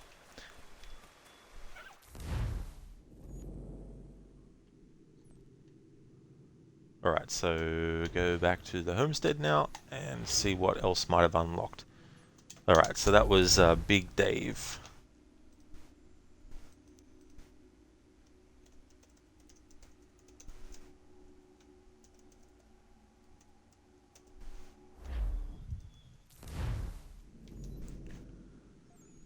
No. Alright, let's see if it has in Boston.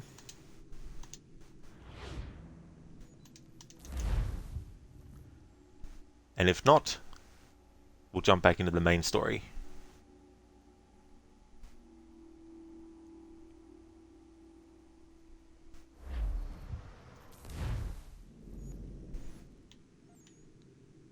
Alright, and there's not.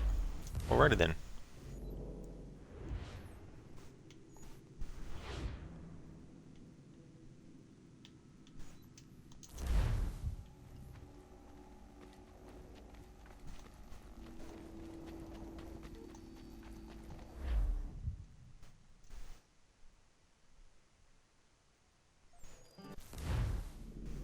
Sequence 8. Connor has stopped John Pitcairn, and the American Revolution has begun in earnest. The Templars have turned their attention toward George Washington, who they plan to assassinate.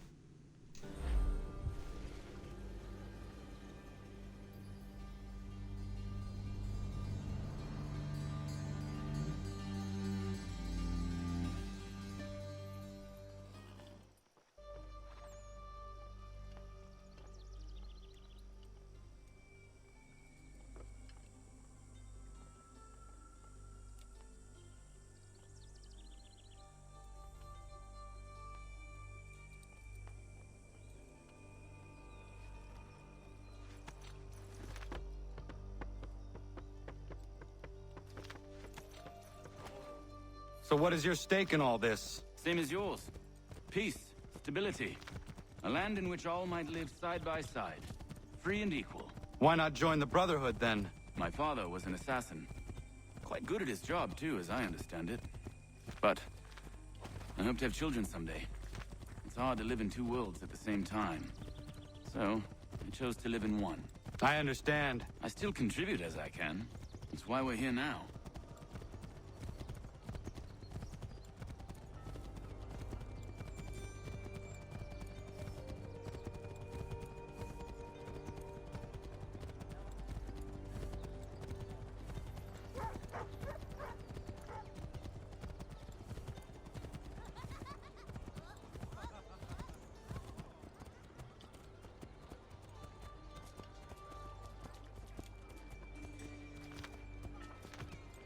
What can you tell me of Thomas Hickey?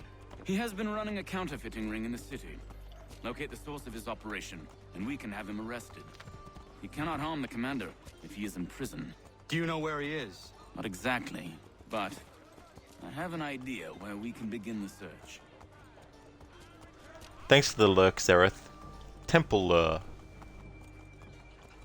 Templar.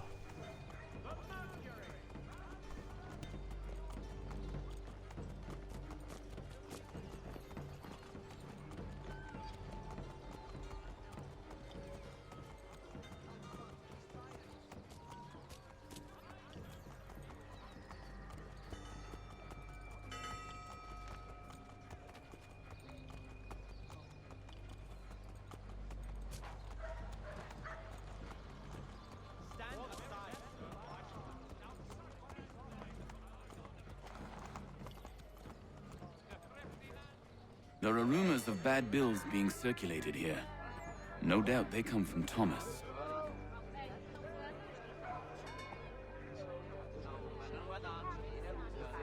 What are you up to? This isn't money. It's colored paper. You've cheated me for the last time. Gods!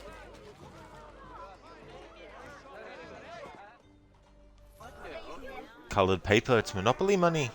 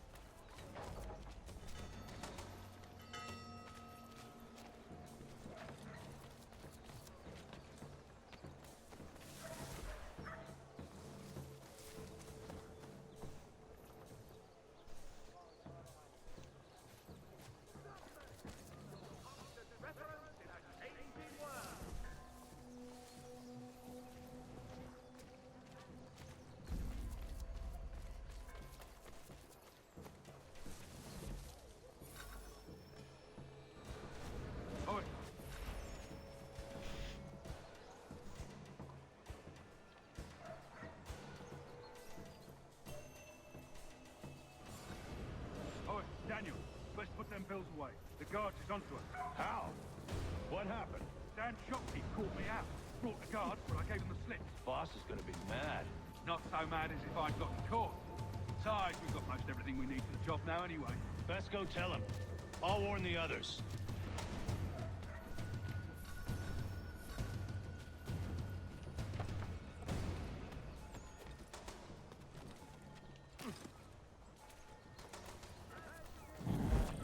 Yeah, fuck you, cunt.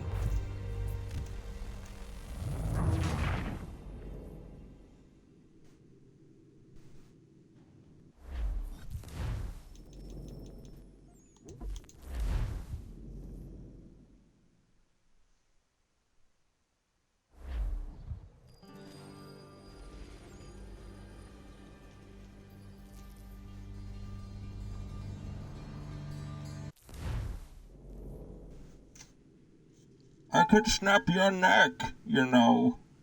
A little more pressure, and pop. The sad little flame of your life extinguished. You're nothing, a speck of dust. You and all your ilk, living in the dirt like animals, oblivious to the true ways of the world. The wiser among you recognize the shape of the future. They throw themselves at our feet and beg mercy. But not you, it seems. No. You cling desperately to your ways, too ignorant to know your folly. But I am not unkind. Thanks for redeeming that, Harbinger. It peaks Canadian or even Australian money. Yeah, that's true. Different coloured notes and stuff. Zereth, that counter is fit. It sure is. It's fake, though. So what is your stake in all this? Same as yours. Peace, stability. A land in which all might live side by side.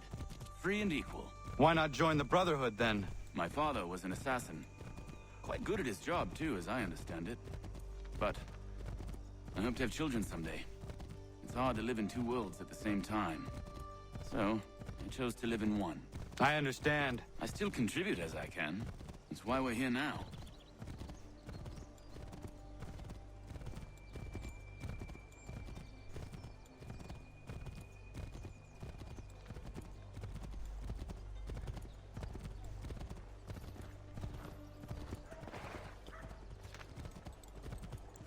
Horse just randomly stops, like there's no rock or anything in front of it.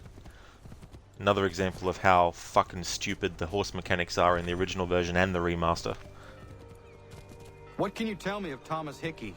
He has been running a counterfeiting ring in the city. Locate the source of his operation, and we can have him arrested. He cannot harm the commander if he is in prison.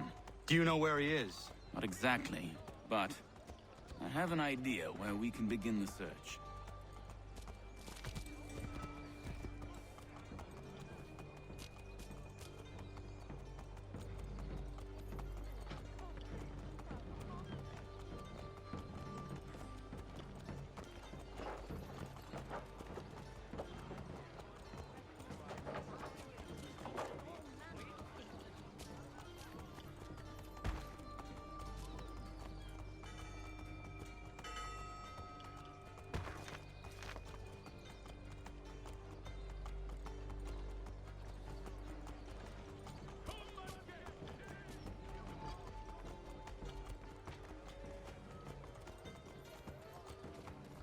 There are rumors of bad bills being circulated.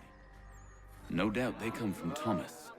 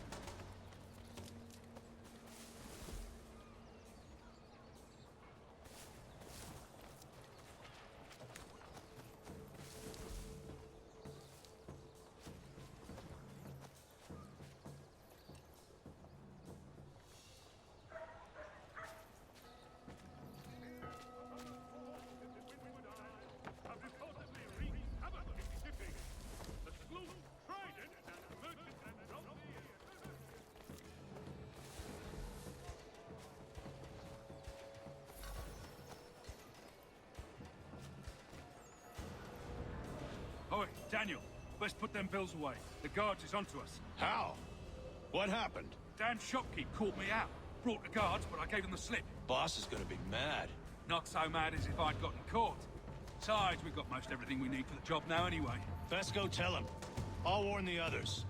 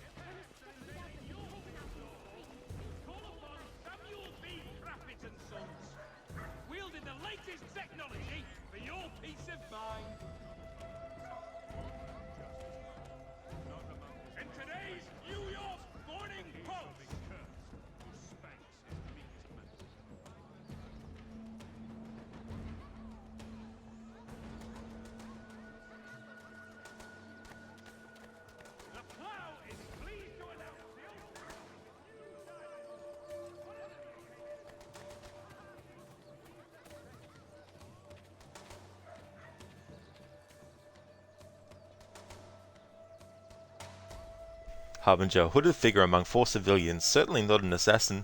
No. Just someone who is really, really cold even though it's a hot day.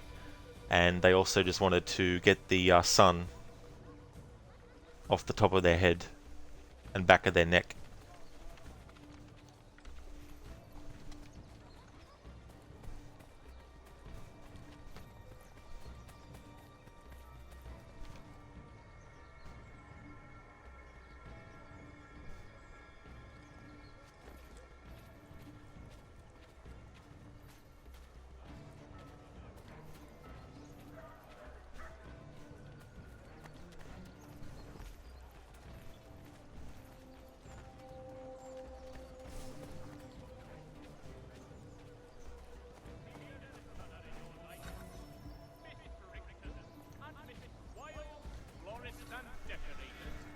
Now this is where it's going to be a fucking pain with this challenge. I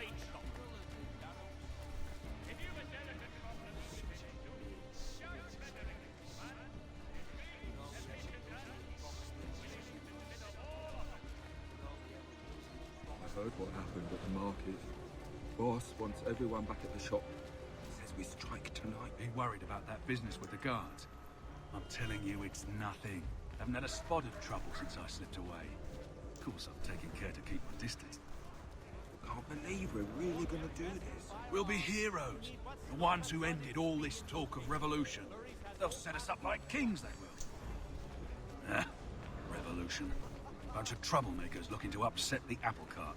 Because some fool filled their heads with rubbish. Ruining it. Good folk. Really? Of course. You and me and Hickey. Just some hard luck lads trying to survive in this cold, cruel world. Those fucking street urchin pricks are a fucking pain. Because they can cause issues and fucking desynchronize you because you get too many interruptions in the tale. Oh, bullshit.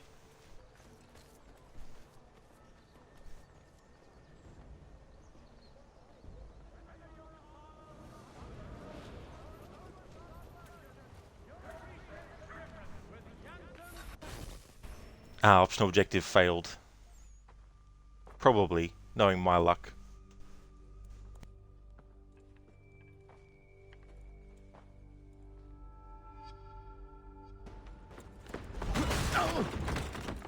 What's this? Thomas Hickey? Might be. What's it to you? Right. Ain't supposed to be none of your kind left. Suppose I'd best be rectifying that then. Get him!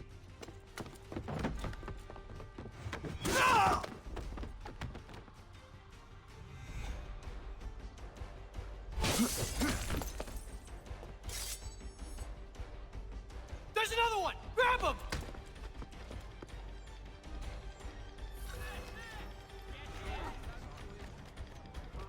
Gentlemen dilettantes, amateurs, you get away from there. That's my money.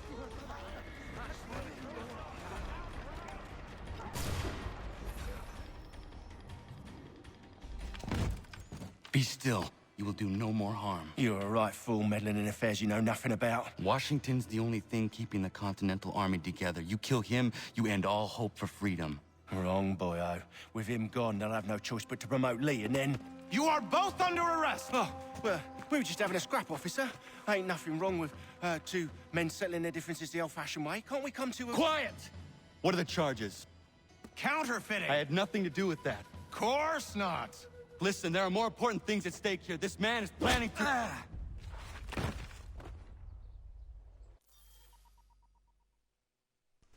I saw it popped up saying we got the optional objectives with the tails, but you fucking cunt-ass game. Which one fucking failed? Do not tackle or shove anyone? How the fuck did I fail that? I did not touch any of the fucking bloody people in the crowd that I was running through. What fucking bullshit?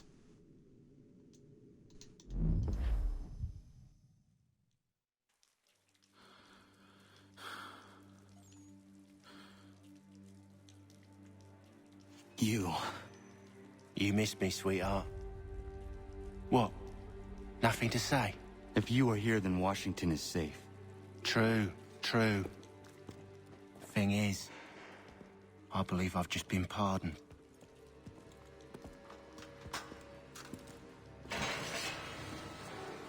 Thank you kindly for the rescue, gents. There can be no further mistakes, Thomas. Am I understood?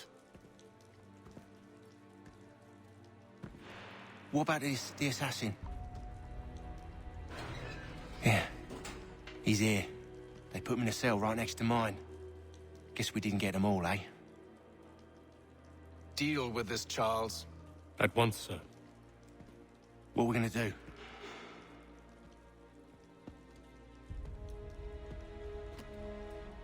You're that boy from the Continental Congress. Adams's little lapdog.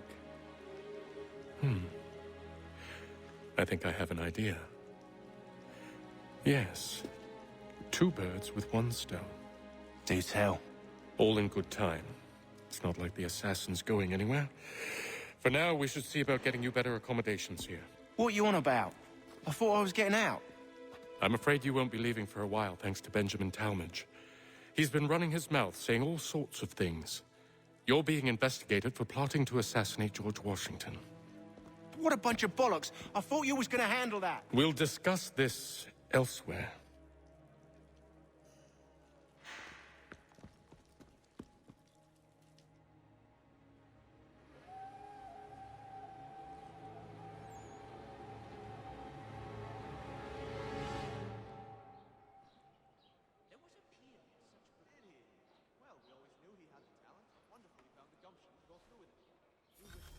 I'm telling you, he's planning to escape. We should get in on it. Yeah? And what makes you think that? Caught him carving something in the yard. Slipped it in his pocket real quick when he saw me. Looked like a key. Probably just a shiv. Nah, Mason ain't a fighter. Always talking and tricking his way out of trouble. Weasel Weems, they call him. Sticky bastard. Come on, Finch. He's not so bad. Even taught me some letters once. Gonna write a note to my lady. Ha! What for? You think that whore's out there pining for you? Saving herself for when you get out? Huh? No doubt she's already moved on to the next fella, and the fella after him. You shut your mouth before I shut it for you. Easy now. Was just a joke. Yeah? Well, it wasn't very funny.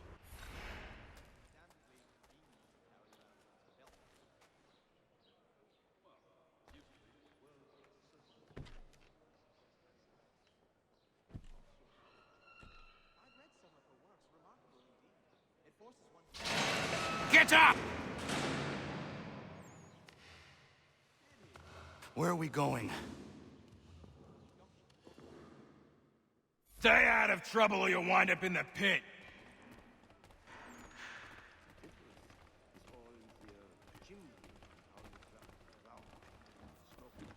What are you looking at, half-breed?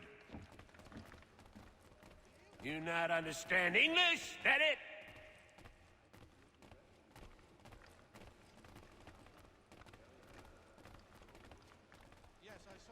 Do I need to knock some sense into that thick head of yours?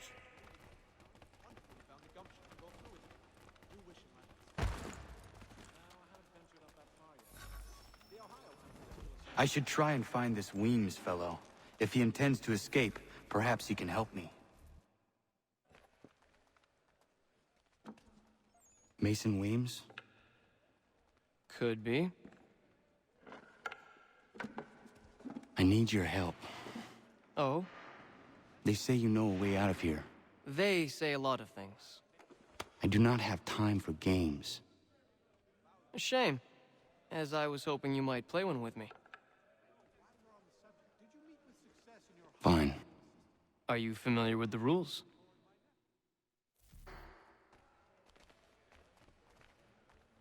Seeing as you already know mine, what's your name? Connor. Pleased to meet you, Connor. Well played. So, what brings you to Bridewell? Treachery. I have been falsely accused. Of course you have. You do not believe me? Why should I? You've the look of a brute. You misjudge. I'm an honest man. And yet, also a man imprisoned.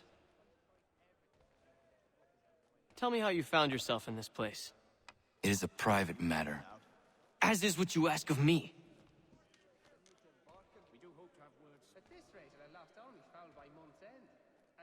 I was trying to prevent a murder. Oh! Anyone I know? George Washington. The others put you up to this, didn't they? Thought it might be fun to have another laugh at Mason's expense. Fools, a lot of them. To make light of something like this. George Washington is brave beyond measure, loyal like a brother, peerless in character, and unshakable in his convictions. That man is our Jupiter Conservator, destined to lead us not just to freedom, but greatness. Anyone who says otherwise is either a simpleton or a traitor. Then you understand why I need to get out of here. If I don't help him, he is going to die.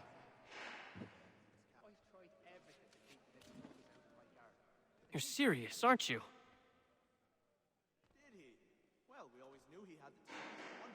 Very well. But it's going to take some doing. See, everything hinges on the key I forged. But that loud Finch stole it. Took me 3 months to make the thing, too. You need to get it back, or we're not going anywhere. Consider it done.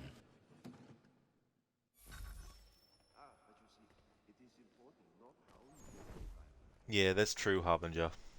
Orlog. I hate that game in Valhalla. Especially because there's an Orlog game that you have to win against an opponent in order to get a clue to unveil one of the Order of the Ancient members, and all Order of the Ancient members, of course, have to be killed to actually get to the end of the game, so you can't avoid it.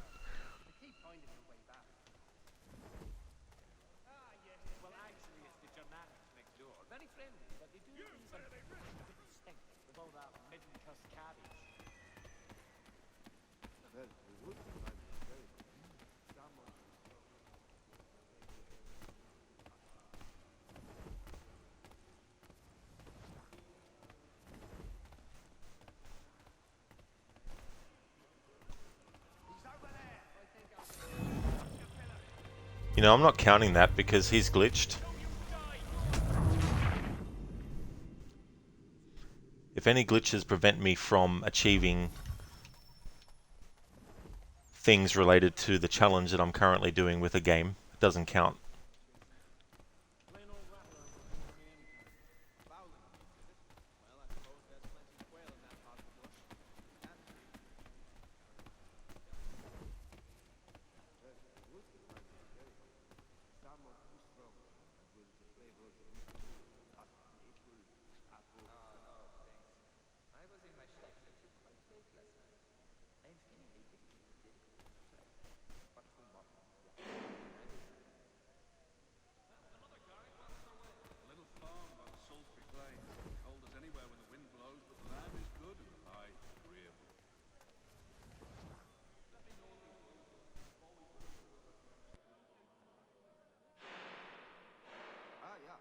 I do Newton well. He was a good man, always thinking for the others.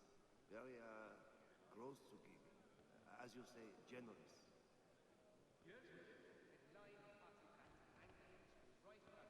I think he will join us for the hunting on Saturday. He must finish his business for the Major before, but he thinks Friday he will be done.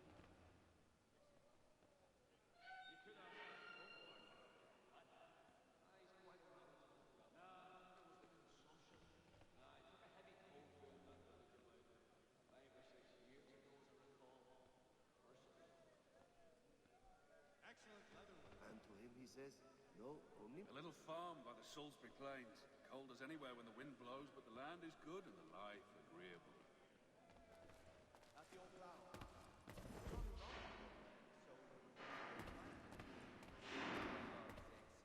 I was in my Schnitzel. Indeed, I relinquished the tools of my trade to play the viola on my Sundays. It is a most restful. I'm not sure one of them will lead the way out of the barn. It's a long journey. Not sure I'd have the sea legs in me to embark again so soon. Nah, I'll rest a while. Like to see proof of wife's going into labor. Last I saw him, he was running in circles. What you met even got with staring eyes and an idiot grin across his face. You could ask the front back with that. He's quite a knowledgeable fella. He still owes me the best part of £3. He's not a man to You want forget big what's part of owed me, I lad? Just assure go. you. Good lad.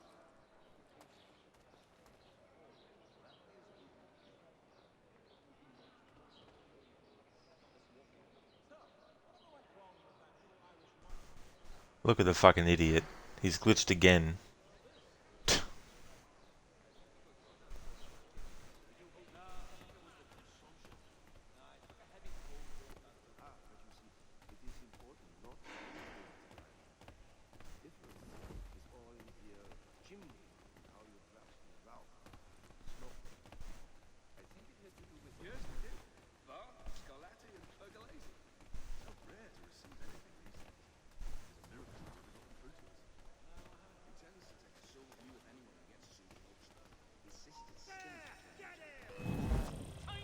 Nope, not counting it.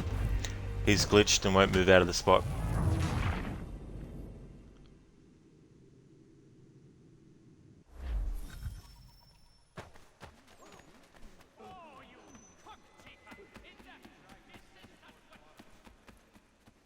Yeah, Harbinger. Remastered.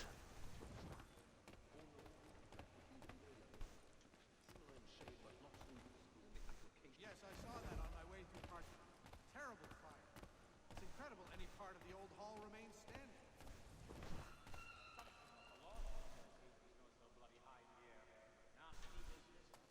The ailment of dragon is tending towards water these days. Not the same since old Fletcher passed. Say, what was the mile that the lion like? I think it has to do with the beetle. The little one that eats the wood.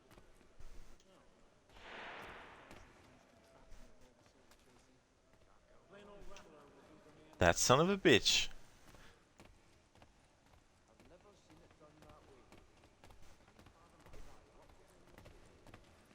Could swear he moved to the other one where I was standing before last time. What the fuck is that animation? Looks like he's gonna do a dance. This guy's all over the fucking place. Now he'll go to where I was waiting for him before. Of course.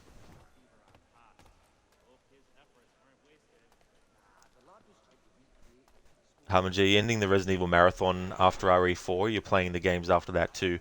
I'll be finishing the marathon after Resident Evil 4 Remake, because I was only doing the remakes.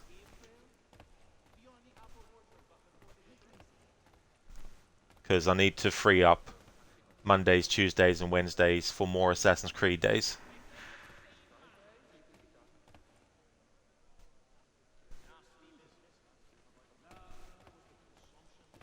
So GTA 5, I've got one more stream to do before that playthrough's finished, but that's now split on Thursdays with Red Dead 2. And Resident Evil remakes were just Monday before, but now they're Tuesdays and Wednesdays as well. And then once Resident Evil remakes are done, Assassin's Creed will be Saturday, Sunday, Monday, Tuesday and Wednesday as well. Only for the annual series run though. Once the annual series run is finished, it'll go back to being Saturday and Sunday only.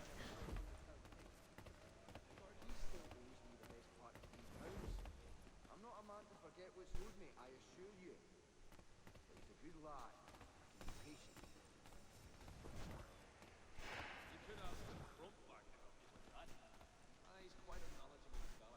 Zereth, what the fuck was that spin? Finch? Who knows with this remaster, like... Not the same since old Fletcher passed. Say, what was the mile that the lion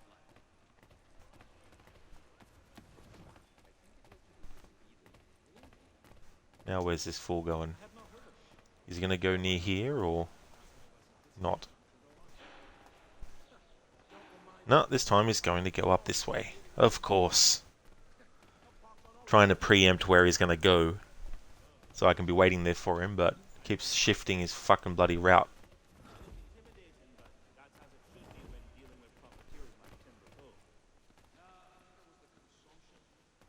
Now last time, he went over this fucking way. Now let's see if he's going to go over this way this time. Or if he's going to go the other way, probably. Gets to doorway also, Finch does a 360. He might have just been confused. It's his first day there. Doesn't know his ass from his elbow.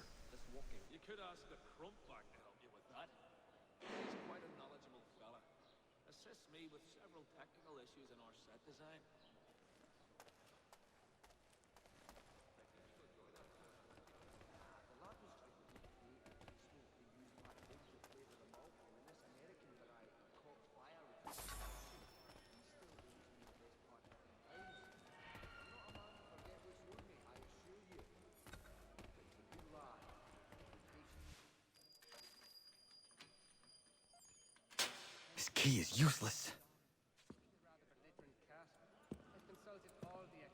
What are you looking at? You in the market for a husband?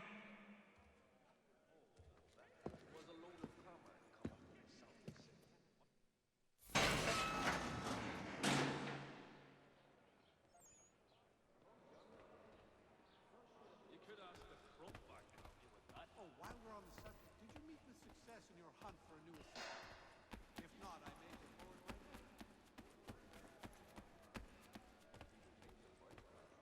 Yes, I still don't remind me. Oh, it really has been, Matthew, that's for sure. All these glitches and then that optional objective failing, even though I never bumped into anyone. And I was able to tackle Hickey earlier than I usually am able to, because normally he doesn't get stuck where he was. And we can't replay that mission yet. I have to wait till the whole sequence is done before I can go back in and replay it. And because we need to do it from the start again, of course, it means that the tailing part can potentially make me desync again.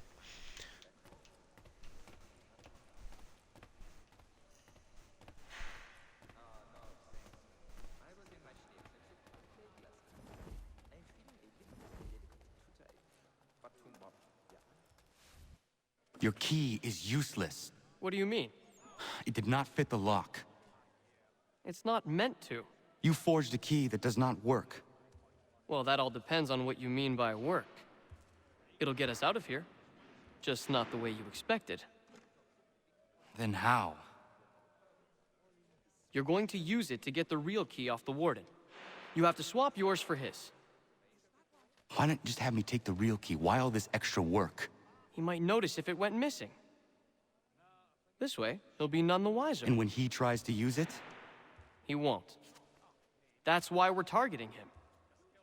How do I reach the warden? Yes. This next part, you may not like. Oh, as if I've liked the others. Out with it. You need to pick a fight. What? Pick a fight, and they'll throw you in the pit. And how in the world does this help us? The warden oversees the pit. Getting sent there is the only way to reach him. I'll give you credit. You've given this plan to risk my life a great deal of thought. Take down as many as you can. 1 or 2 will only serve to entertain the guards. You need to make them angry. We all have our part to play. Try not to die.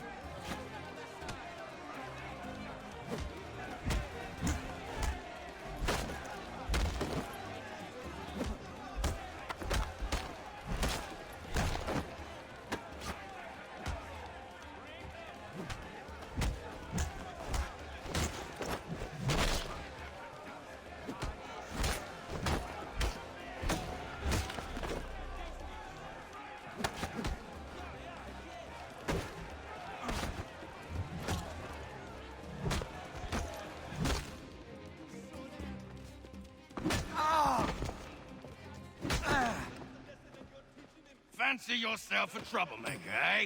Some time in the pits to cool your blood. Some time in the pit should cool your blood. Look at all of you, pathetic, dirty wretches.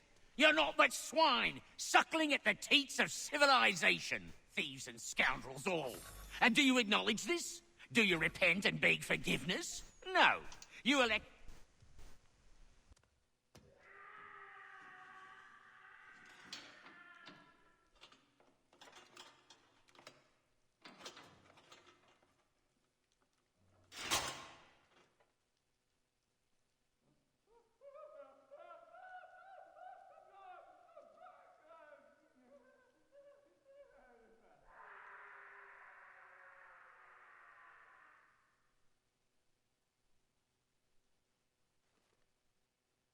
Need to take care not to raise the alarm.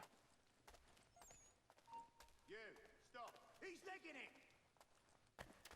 Get back here.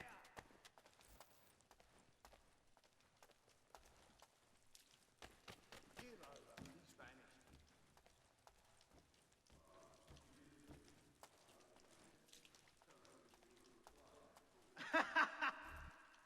You'll find Hickey through that door.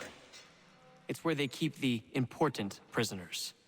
Nicer rooms, more space, those sorts of things. It seems even in prison, who you know makes all the difference. Thank you, Mason, for everything. I will find a way to repay the favor when my work here is finished.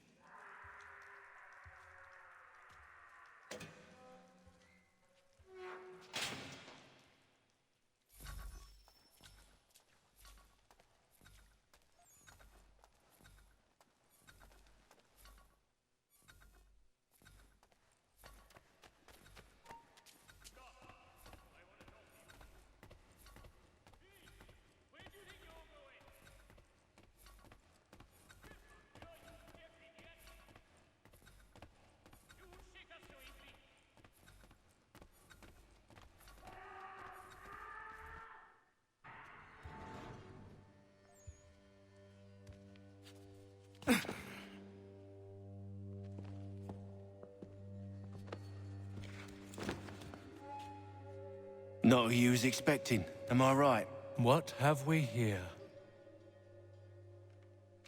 I thought we'd finished off your kind. You would like that, wouldn't you? To rid the world of all who do not share your views. Guilty as charged. Your meddling in the revolution has caused us no small measure of grief. It cannot continue. Our work is too important. But what would you know beyond all the lies Achilles feeds you and the tales you tell yourself? I know that the people wish to be free, and that men like Washington fight to make it so. Please, the man is weak. He stumbles and stammers through each engagement, making it all up as he goes along. His pedigree is pathetic, his military record even more so. I could go on, but we'd be here for days, so manifold are his faults, so deficient are his merits. He must be dealt with. You as well. I will abide no more flies in the ointment. Here's how it's gonna work. First we bind you and bring you to your cell. Then tomorrow, you go before the court, accused of plotting to kill good old Georgie. Maybe we could pin the murder of the warden on you too. You did kill him after all. And who wouldn't take the word of Charlie over here? Once that's all squared away, well then.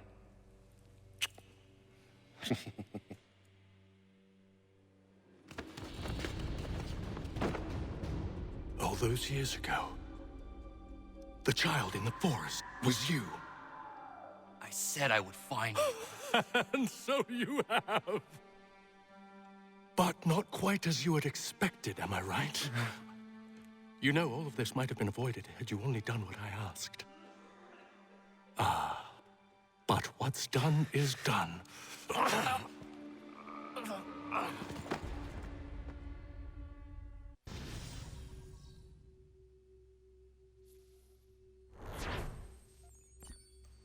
So that whole memory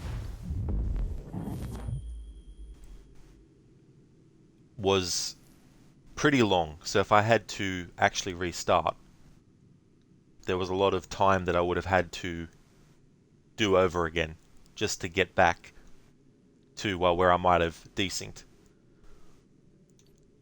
So I can't replay this mission yet, but we're going to have to, because for some reason it counted me tackling only Thomas Hickey as tackling the other NPCs, which was bullshit.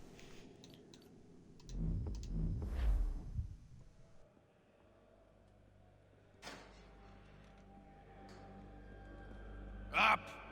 Up with ya! I said get up!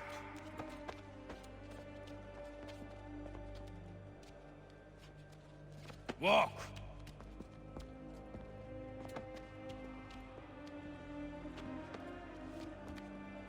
Bye now.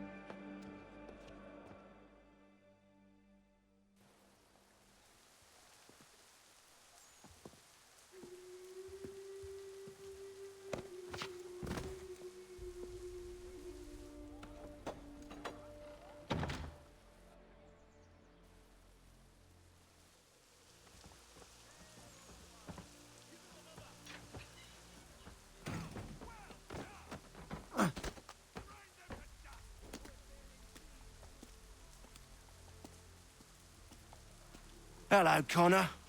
Didn't think I'd miss your going-away party, did ya? I hear Washington himself is going to be in attendance. Hope nothing bad happens to him. You said there'd be a trial. Oh, no trial for traitors, I'm afraid. Lee and Hatham sorted that. It's straight to the gallows for you. I will not die today. The same cannot be said for you. That's enough! Keep moving!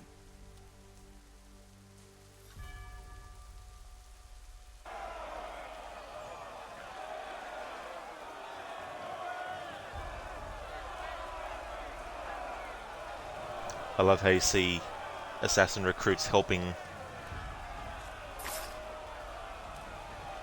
Some recruits that you may not have even actually met in the game yet are in this sequence. And I haven't done any of the assassin recruitment missions. So there's Duncan Little there, who just did that air assassination. He was actually the little boy at the start of the game that Hatham, when he killed that guy, Duncan Little, when he was a boy, saw Hatham, and Hatham went shh to him.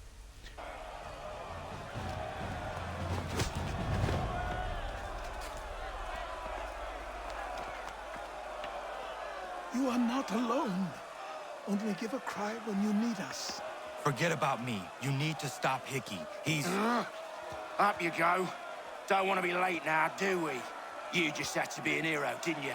You and Georgie both. Now you see what it gets you. A pine box and little else.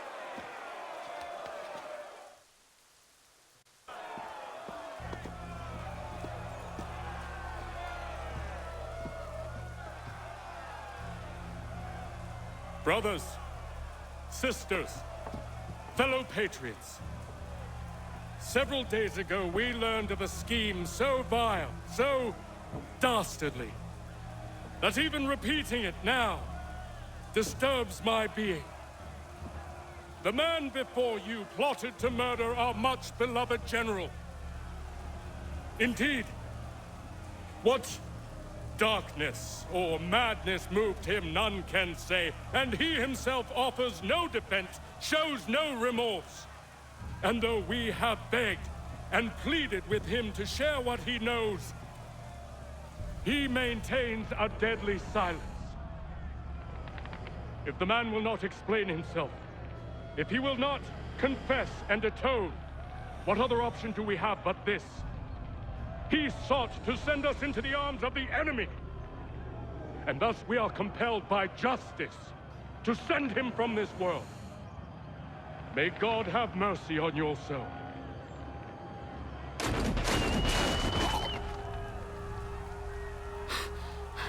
Need to stop, Hickey. Go!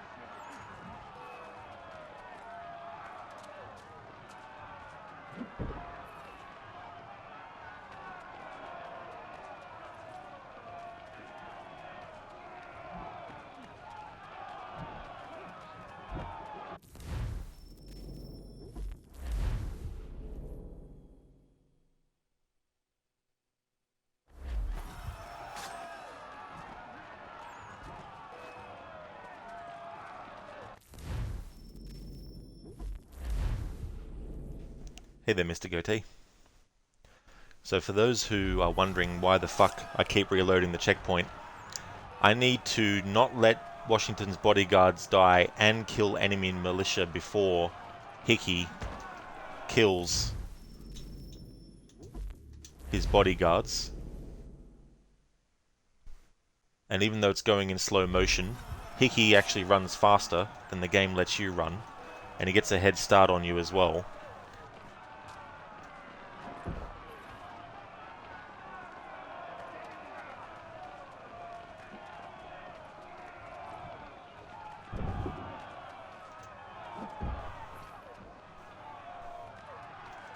He's about to kill the other one.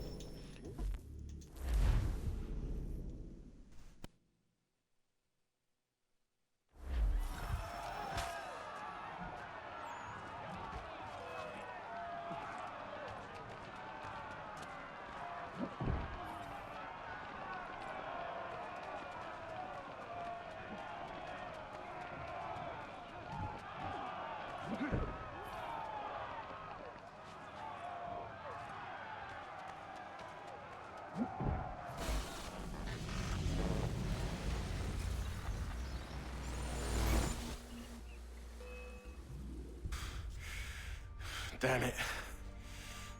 I thought I'd at least live to see another day. Shame. I want answers.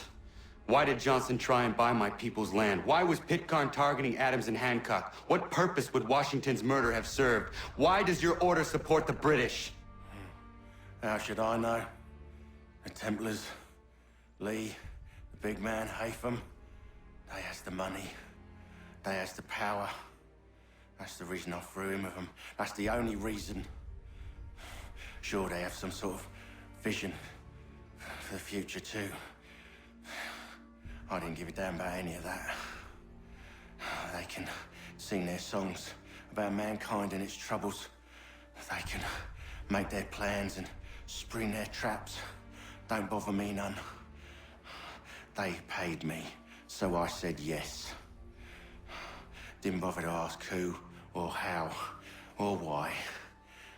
Didn't care. You chose to side with men who would rob us of our humanity simply because it was more profitable? What else is there? I'm not some blind fool who give up all I've got on principle. What is principle anyway? Can you bring it to the bank? Don't look at me like that. We're different, you and I. You're just some blind fool who's always chasing butterflies. Whereas I'm the type of guy who likes to have a beer in one hand and a tea in the other. Thing is, boy, I can have what I seek. Had it even. Your hands will always be empty. But his soul isn't.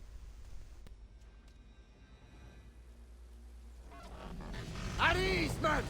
At ease! I said, lower your goddamn guns! This man's a hero! Oh, the General can be so stubborn sometimes.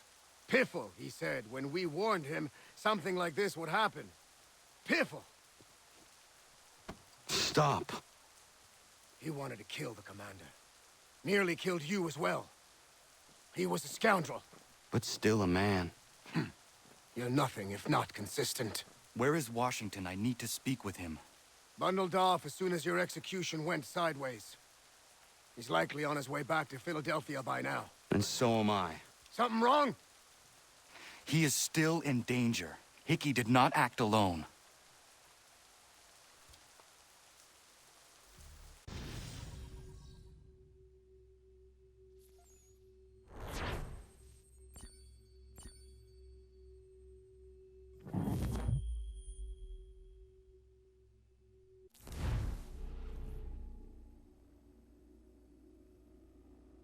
It's quite impressive what you've accomplished.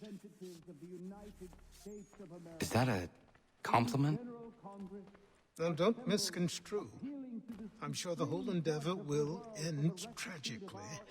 But to have come this far, well, it's more than I ever expected. The people yearned for freedom but feared to grab hold of it. That fear is gone now. Thanks to you? No. This they did on their own. You diminish your role. But you have always been of humble heart. I do what is right. No more, no less. You cannot tell him. I have to. Otherwise, he will never be safe. He is safer not knowing.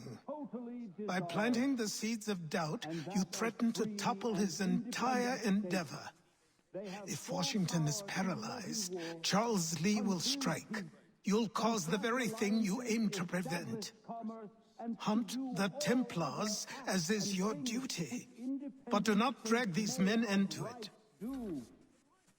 And for the support of this declaration, with a firm reliance on the protection of divine providence, we mutually pledge to each other our lives, our fortunes, and our sacred honor.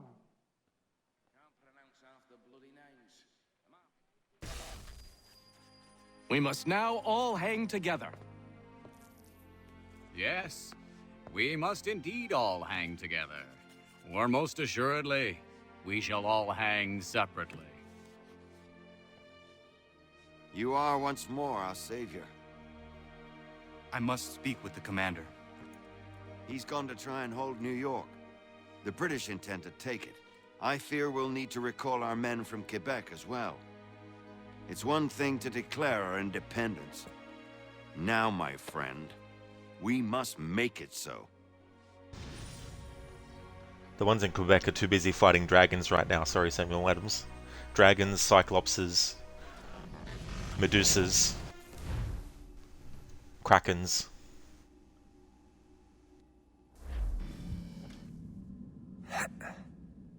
Everything all right? Sean has located a second power source. I've asked Rebecca to charter a flight for us. Where to? Brazil.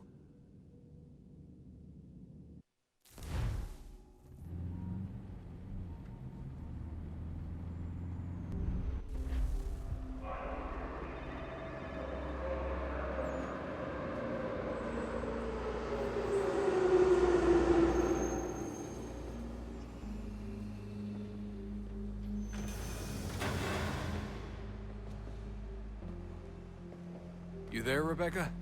Bad reception. Can you hear me? Well, glad to see that's working. Guess I'll try you back when I'm topside.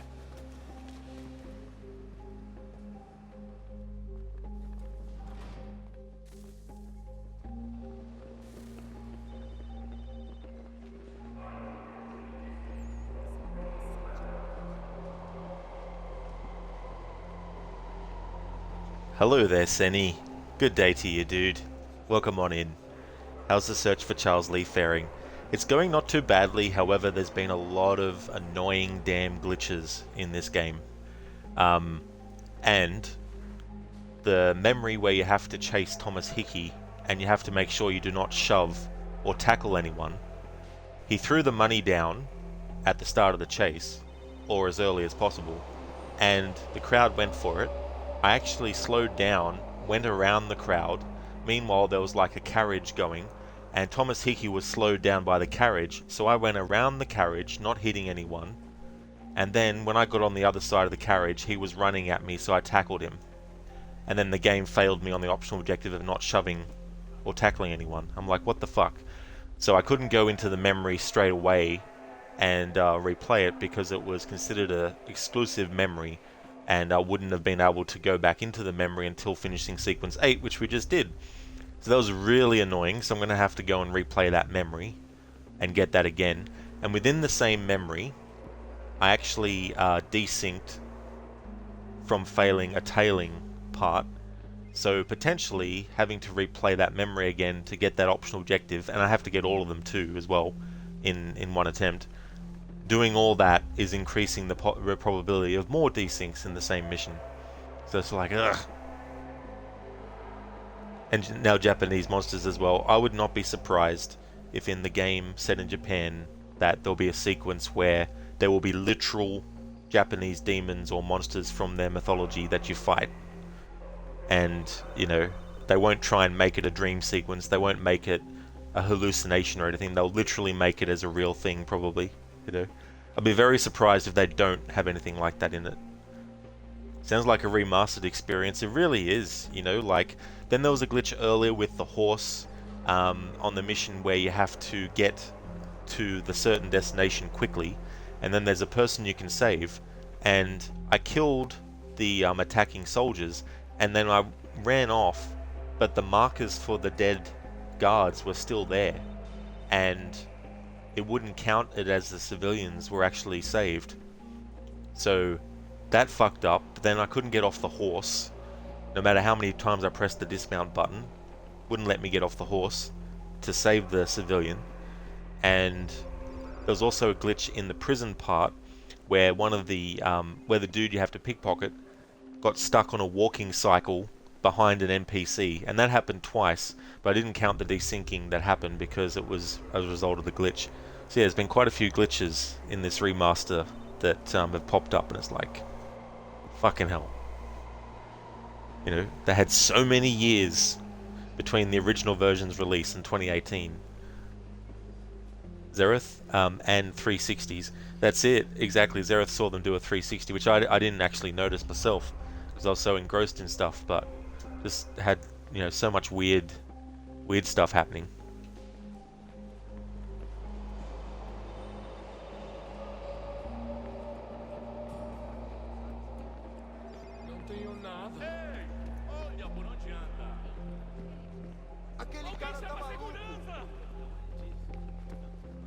Alguém chama a segurança!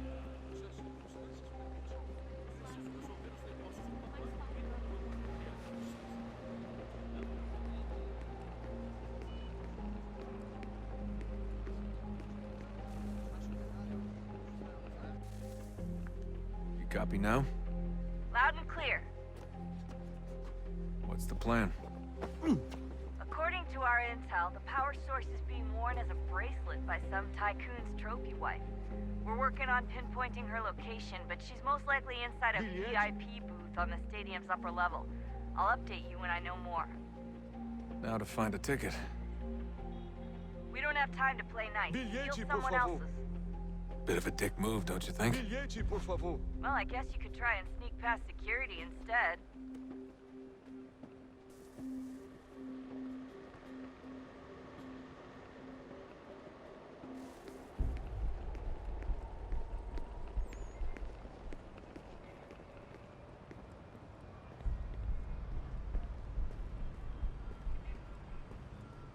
That doesn't look like normal security. Because it isn't. Those are Abstergo agents. Cross is probably here too. You need to be careful.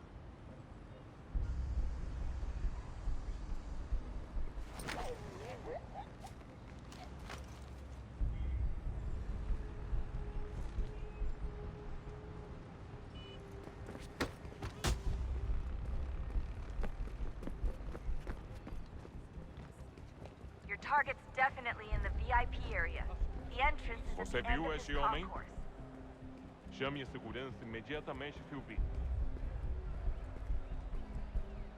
Great. They've set up a checkpoint. Segurança! O que é isso? Aquele cara tá maluco. Sees a man jog. That guy is nuts. Stay close to the crowd and you should be okay. Or look for a way around it. Ele está aqui! Ele está aqui! O homem dos cartazes!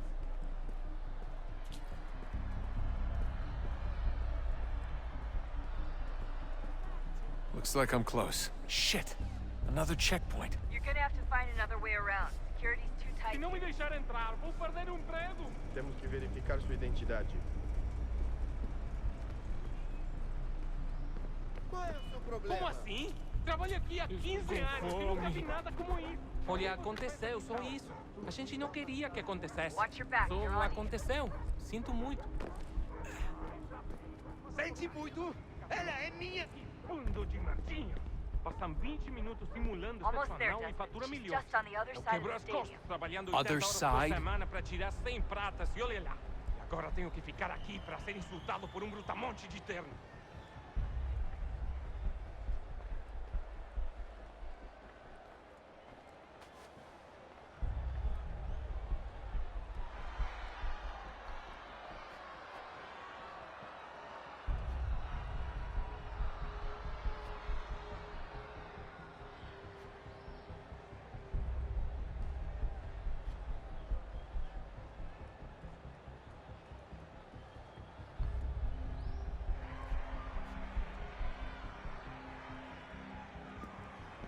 Use the catwalks to get across. You're really close now. The power source should be in one of the rooms up here.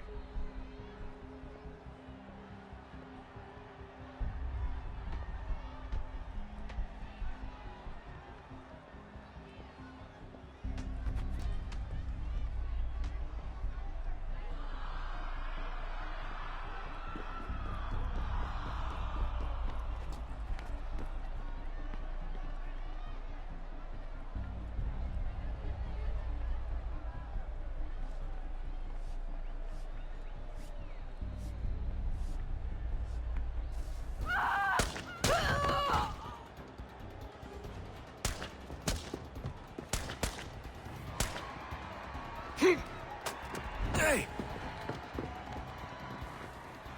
Hurry, Desmond. If he gets away with the artifact, we're screwed. You can't let that happen. Aquele cara tá maluco, problema.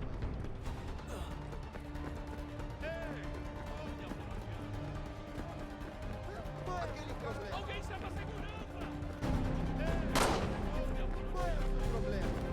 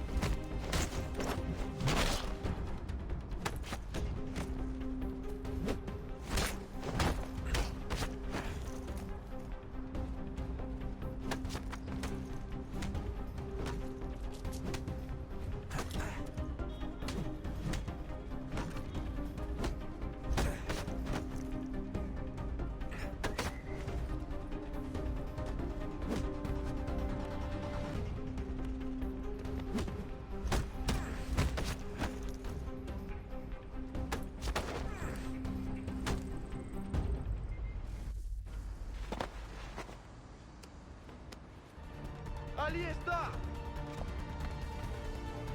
Better move. Okay, head for the metro. I'll hold the train for you. Aquele cara tá maluco.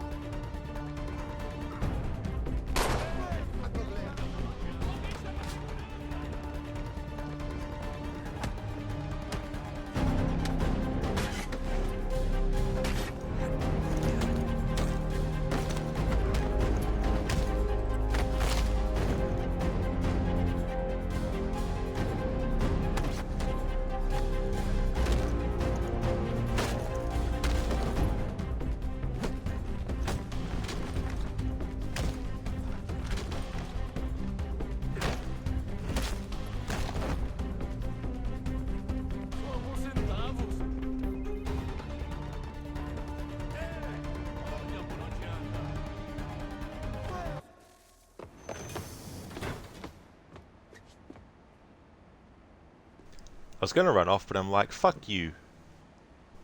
Fuck you, guards. Let's go then.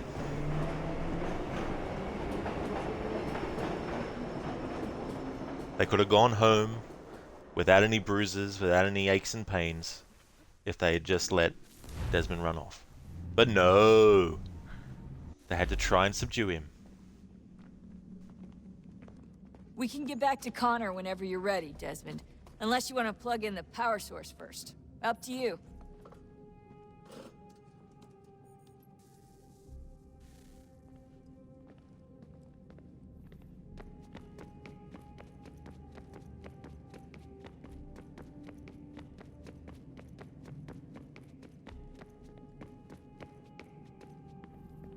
Oh, unbelievable. What's up? Your politicians are constantly referencing the Founding Fathers and insisting they must have been in support of one thing or another. I have never seen such a blatant disregard for history. That's just typical political propaganda. It's also dishonest and delusional. How can anyone claim to know what these people wanted based off scraps of paper and wishful thinking? They're looking for intent. What these men envision for our country and its future. Idealistic and unlikely. I don't think most of your presidents and senators and judges care what the founders thought. They just want to know how they can bend old words to achieve modern goals. Who cares if they were deists or theists or wanted a central bank. Why do people need the validation? What should matter is what you, as an individual, believe, and why you believe it. What, are we so insecure that we have to find 18th century letters to validate our beliefs? Oh, look, Mum, a dead man agreed with me. Maybe. If you transpose the letters in his shopping list, you can plainly see he was on my side. Jesus, Sean. It's a cynical way to look at it. Doesn't make it less true. I keep trying to understand how men like Washington and Jefferson could dedicate their lives to the pursuit of liberty and equality, yet have no problem owning slaves. It's hypocritical in the extreme, and your history books make only passing mention of the subject, as if it were of little consequence. They had a war to win. Country's future to secure. How could they deal with all these issues at the same time? Spoken like a true apologist. We hear it today, too, that matters of civil rights and equality must wait. There are conflicts to settle, economies to salvage. What do any of these things matter if the people are not free and equal? All of them. I wish there was a way for us to share what we learn from the Animus with others. Imagine being able to accurately answer questions about the past, or experience lost civilizations. But how would you cite it? We can't just reveal the machine's existence to the world. Why not? Desmond's right. It would be dangerous. And we still haven't found a way to manage the bleeding effect. Maybe when we're done saving the world, we can look into it. Even if we do manage to stave off the apocalypse, it's not like the Templars are simply going to disappear. I suspect our fight will continue long after this latest battle is finished. Sean doing his physical impression of Gollum, tilting his head towards Desmond while he's crouched. Oh, look at the time. Oh, doesn't time fly? Look, I think it's best we get you back in the Animus, hmm? Come on, chop chop. We need to find that key, Desmond. It's not going to happen with you out here, is it?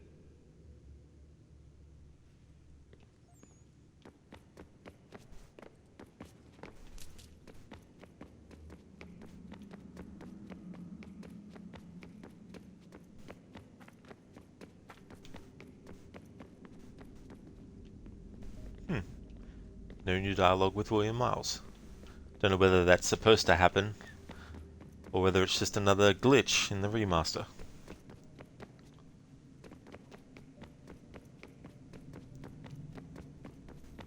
Oh, another glitch, Crooked, that I remembered was Canon Dolcon was missing, and whenever I interact with the clan mother and I press the B button to talk, it doesn't do anything.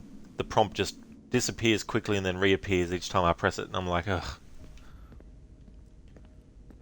I really do feel that I'm probably better off just playing the original version in the future. Because while there is some good improvements, there's also just a lot of annoying bullshit that shouldn't be in a fucking remaster. So, what's the latest? Learn anything interesting while you were exploring? They were working on some weird stuff towards the end. Trying to engineer new bodies and store their minds inside computers. Failure after failure. It must have been hard for them. I worry about it too. I mean, they say there's something in here that'll help us, but what is it? Why is it locked up if it's exactly what we need? I don't know. Maybe it's dangerous. Maybe they wanted to make sure only you could reach it. That's the other question. What makes me so special? I guess we'll know once we open the door. Hey, look. I'm an assassin, precious. Gollum. Gollum, Gollum. Thanks for redeeming that, Zereth. Oh yes, Senny. It's just so annoying. It's like, great. I wanted to do that as part of the playthrough. Like, I'm not having all the conversations in the game, like, go to every homesteader and stuff, but I wanted to at least do the Canon Dolcon and Clan Mother conversations, but nope. The remaster's like, haha, no. I mean, the only reason why I played the remastered for this playthrough was because I wanted to be able to have Connor wear Edward's outfit to celebrate Black Flag's 10th anniversary. But outside of that, though, I think unless I'm doing special playthroughs, I don't think I'll worry about doing the remaster that much anymore. Hey, I hope it's not uncomfortable for me to ask, but what happened with Lucy? I don't know. I'm sorry, I shouldn't have said anything. No, it's fine. I really don't know. I was talking to my dad about it. It's hard to say. I mean, Juno definitely took control, but I think I agreed to it on some level. I think I let her in. No. That's not right. It wasn't her. Not exactly. It was more like a program. Does that sound weird? It showed me things. What'd you see? That if I didn't stop Lucy, Abstergo would get the apple, and we'd all be dead. I still don't understand why she turned on us. I'm sure she thought she was doing the right thing. Not completely, Desmond.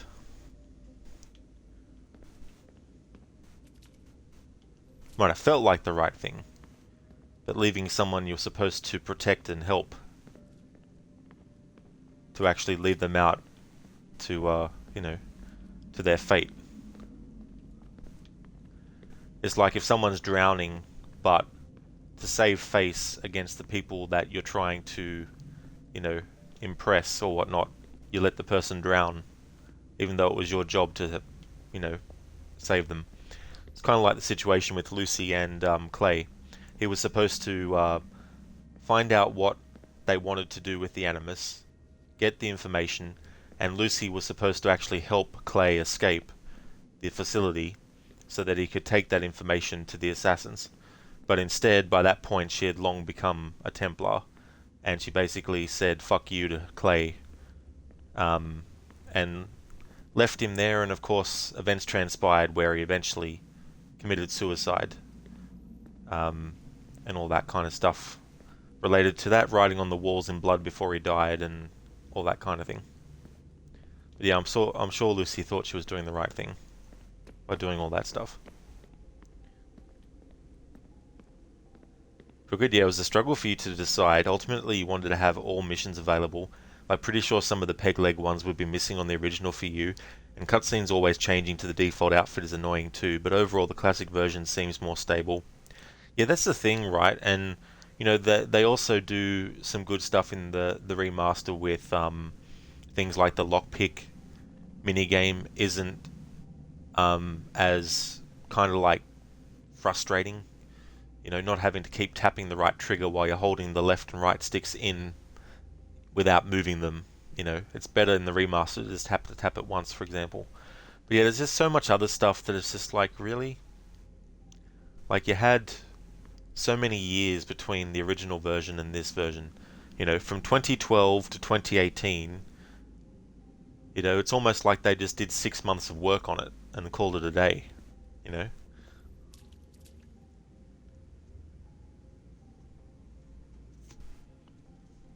Ah, crocodiles. Welcome to the dark side. Here, have a cookie. I can just imagine the cookies being like Bane's face. Hey there, Rosie. Know her VA? Yeah, so it's Eliza Schneider. At the start of the playthrough, I already put the IMDb. I usually only do it when the character's first introduced. I don't really post their IMDb every single time they appear.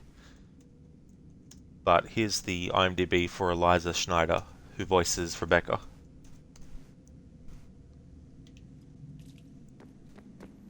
I gotta get back to work. You might want to do the same. Sorry, Desmond. A little busy right now. Alright, so I'm going to leave doing the Juno stuff until last, in the present day stuff. So we've spoken to Sean. William has no dialogue for some reason. Can't remember if that's actually in the original version or not. And we've had the dialogue with Rebecca. So time to go back into the Animus, and then when I can, we're going to replay that memory that I messed up the optional objective on through no fault of my own. Oh, look at that. I found a third power source. Already? It popped up in an earlier search, but I've only just managed to confirm it. Where? There's a museum in Cairo with one on display. I guess Connor will have to wait. No, you stay. We need to find that key, and time is running out. I'll make the trip. What about Cross? Everything's going to be fine. I'll be back soon. Ready when you are, Desmond. Winter approaches. The air is still and sharp with grim expectation. The others sense it too and go about their work with uncommon urgency. I would like to help them, but more pressing matters now demand my attention. The Templars have targeted George Washington directly, and will not rest until he is dead. I had hoped to shield him from this knowledge, but Thomas Hickey ended any hope I had of staying silent. And so I have resolved to share everything I know, of the Templars and their plots, of who I really am. Achilles finds fault in this, and we argue every day, but there is simply too much now at stake to maintain restraint. Don't do this, Connor! Then what would you propose we do? Sit and watch while the Templars take control? We are sworn to stop them, or have you forgotten? Assassins are meant to be quiet, precise. We do not go announcing conspiracies from the rooftops to all who pass by. Who are you to lecture anyone? You locked yourself away in this crumbling heap and gave up on the Brotherhood entirely. Since the day I arrived, you've done nothing but discourage me. And on the rare occasions you've chosen to help, you've done so little, you may as well have done nothing at all. How dare you! Then tell me, on whose watch did the Brotherhood falter? Whose inaction allowed the Templar Order to grow so large that it now controls an entire nation? If I sought to dissuade you, it was because you knew nothing. If I was reluctant to contribute, it was because you were naive. 1,000 times you would have died and taken God knows how many with you. Let me tell you something, Connor. Life is not a fairy tale, and there are no happy endings. No. Not when men like you are left in charge.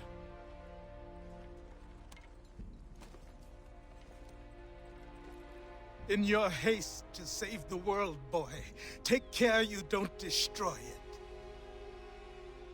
Ha!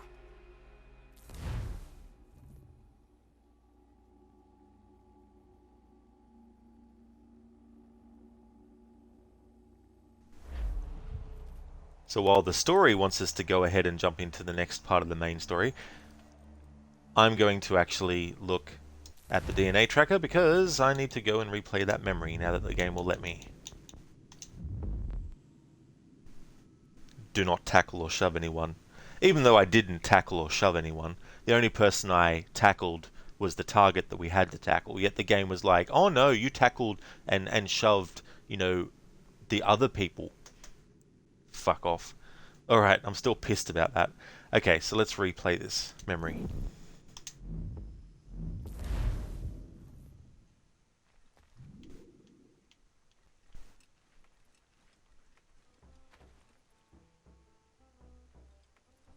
And to get the actual 100% synchronization, I need to make sure I get all these optional objectives in one attempt. If you don't get them all in one attempt, you just get 90% synchronization. Even though it will still fill up the bar, it'll just say 90% instead of 100.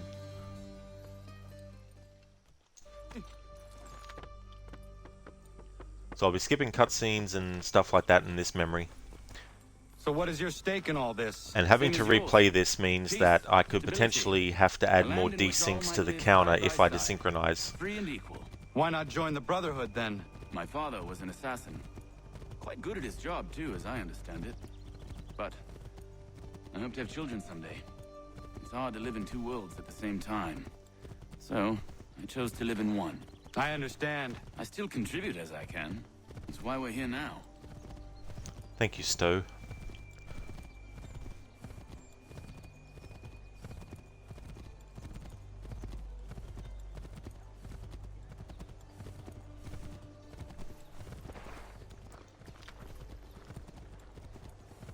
It must have been a tiny pebble that stopped the horse.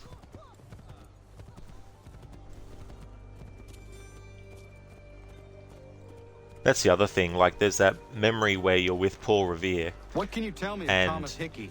There's the part where you have to get to Prescott in a certain amount of time, or whoever it is. We can have him arrested. And You you would think the game would let you go full speed with the horse, being able to spur it along, but nope. I have an It's idea like, where we come can on. begin the search. A time-sensitive part of the memory. If you're trying for the optional objective, and you don't let the player make the horse go as fast as the horse can actually go, it's like fucking ridiculous.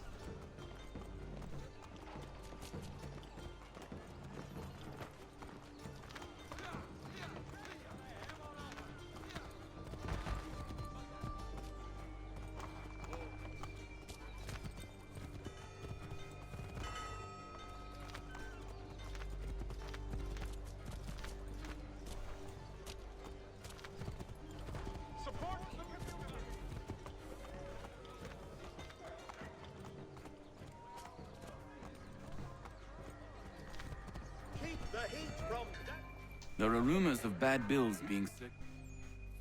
No doubt they come from Thomas.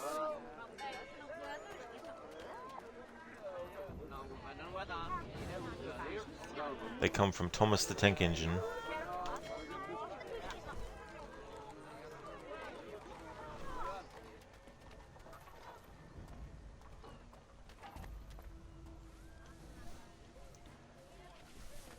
So you've got to tail the counterfeiter, which alone can actually cause desynchronization if you get detected fully. And then you got the fact that the timer, if you get too far behind, sorry, the timer, if they get out of view, if that ticks down, you desynchronize. But that's not all. There's also a part where we have to eavesdrop on the target without being detected. And then we have to do an eavesdrop on the target without being detected when they're moving, which is another chance to be desynchronized. So there's all these nice moments in this memory that are potential desynchronization points, therefore becoming potential restart memory points, meaning having to do all this shit all over again.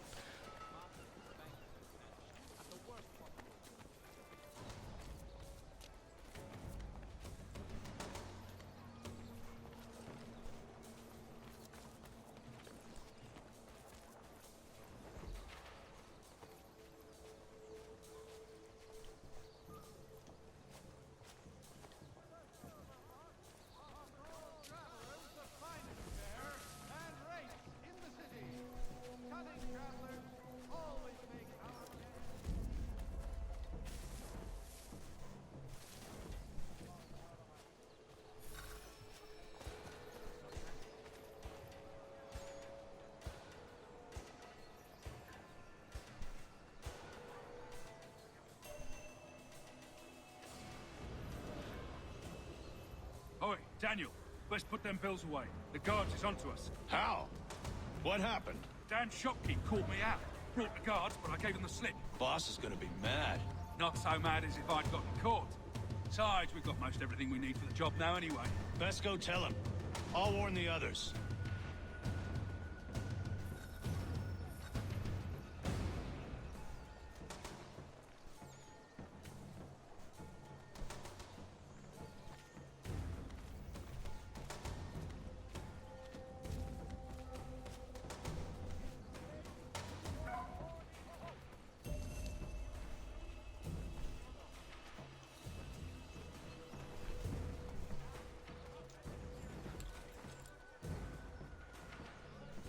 Landowners, for all your agricultural needs, come see the latest elaborations of Jethro Tull's legacy at Huntington and Sons, Park Ridge.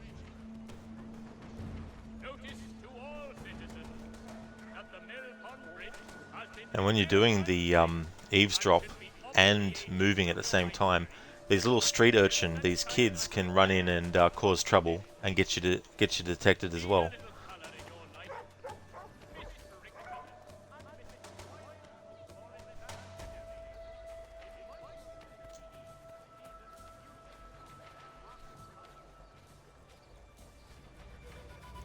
Well, I wonder where he's going to hide.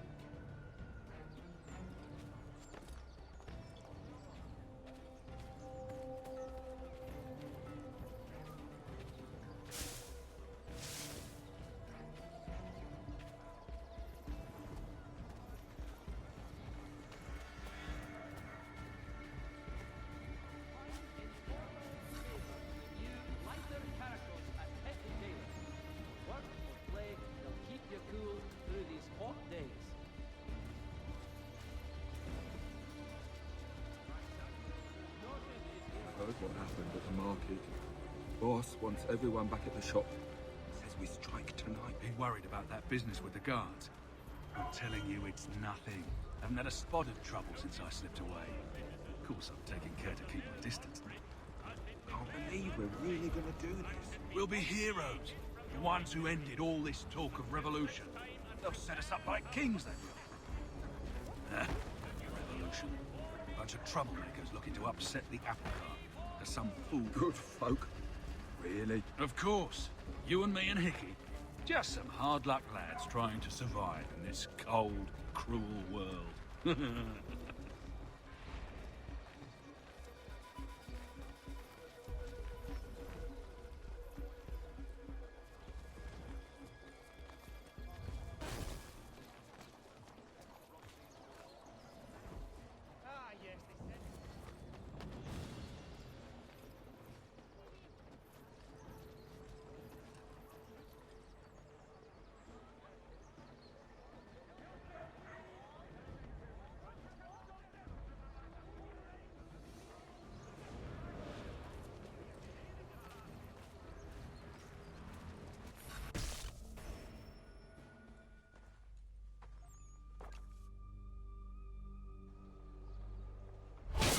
Alright, so do not shove anyone for the optional objective, which I didn't do the last time, but it still failed me on it.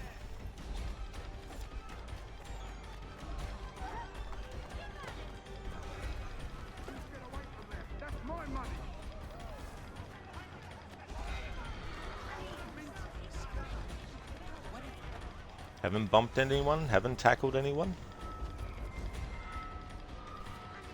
He's gotten stuck.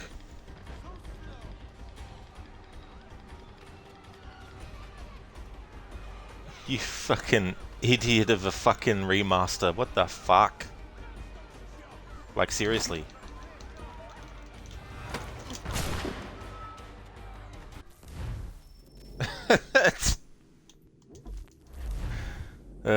Fucking hell, Ubisoft.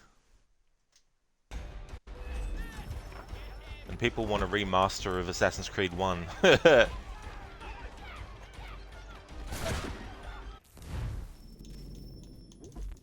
I would not trust Ubisoft remastering the first Super Mario Bros. Game for the NES.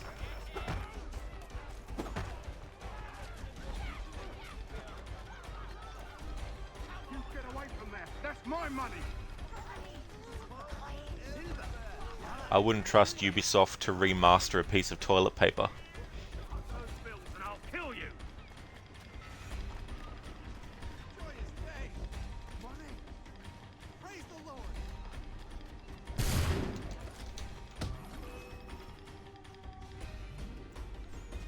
Now, be still. What is the game gonna do? I never tackled or shoved anyone. Finally!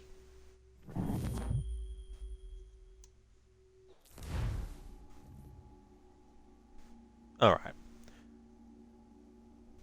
I'm glad that we got that done on that attempt and didn't desync either, because if I desynced I would have had to restart that memory from the start. Alright, so now we're up to speed on that. I was reading before that sequence 8, when that's finished, we'll then be able to do all of the naval stuff related to Nicholas Biddle. What I want to do first though is check homestead stuff.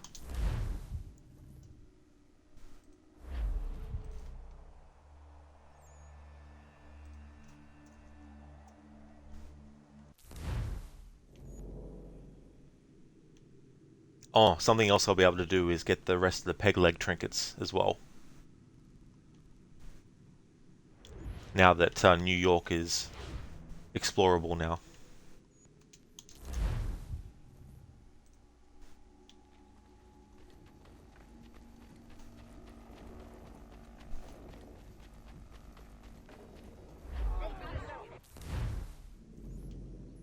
Alright, no new homestead stuff in Boston. Alright, so we go back to New York now.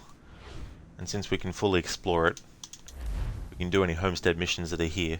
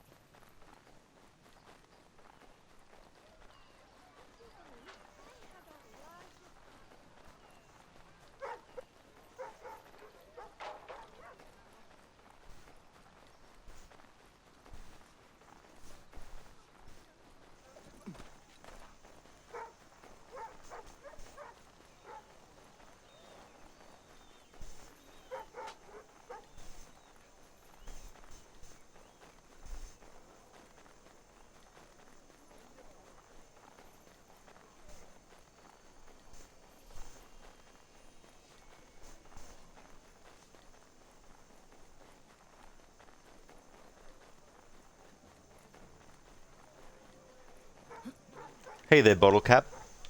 Still excited for Mirage, though? Not really, no. Once it comes out, I'll watch spoiler videos and see what the ending's like and see where the story goes, and then I'll decide if I want to even buy it. Help, mister! Mister! My mother needs help, please! Where is your mother? Follow me! Good for nothing, wench! Let... Bugger off! Please! I guess you want a beating! I'm begging you to help me! Leave. That wasn't necessary. I can handle myself. When he returns, he'll try and give me twice the thrashing. Why would you stay with such a man? This is my house and business. It's my tailoring that paid for this place. I'll take his drunken buffoonery over leaving behind what I built. If I told you there was another place where you could live and work, free of him, would you consider it? The catch? No catch. Our village is growing and in need of all forms of trade. Just business and a new life. I'll come and see if what you say is true. Alright, so that was that one with Ellen. Couldn't find on IMDb the person who voices Ellen. There's actually a lot of characters that are Homestead characters that, if you check the IMDb for Assassin's Creed 3, it doesn't actually have who plays them. The character of Lance, because I know that the same actor does other roles in the series, or other games that I know them from, I just go to their IMDb via that. But yeah, Ellen's one of those characters where there's no IMDb. Yeah, Bottle Cap, that's the thing too. And another thing about it is the whole parkour thing, because in interviews and all that, they're hyping up how it's going to be a return to form for the parkour. It's going to be, more advanced like it used to be. Which is ironic, Assassin's Creed Unity's parkour was more advanced than Origins, Odyssey, and Valhalla combined, yet they're going back to that parkour to make it more advanced than what than what it has been. But that won't be something alone that will save the game for me. Like, if the story's shit, then it won't matter that the parkour is, back to the advanced level that it used to be.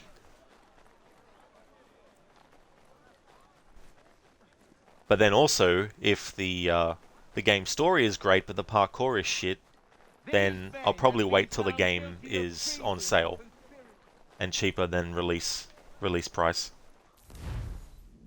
You'd be talking out of their butts.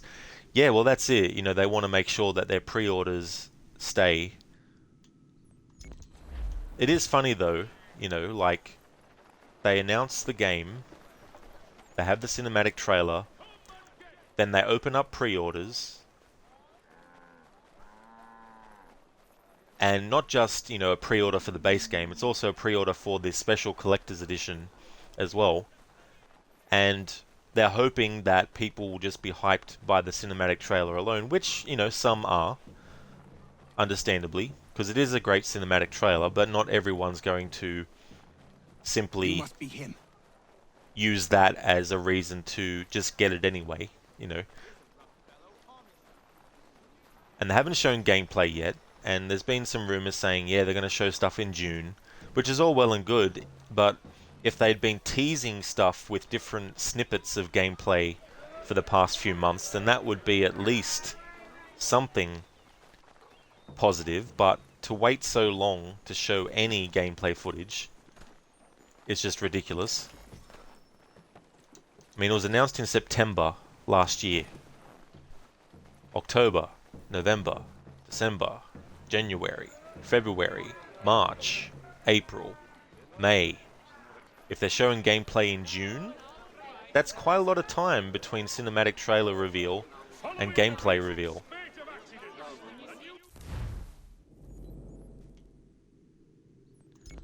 Like in the past, I'd be like, oh, cool, that looks like a great game, and I trust the developers, so let's, get the game first day it comes out. But now I'm just like, nah, not gonna bother.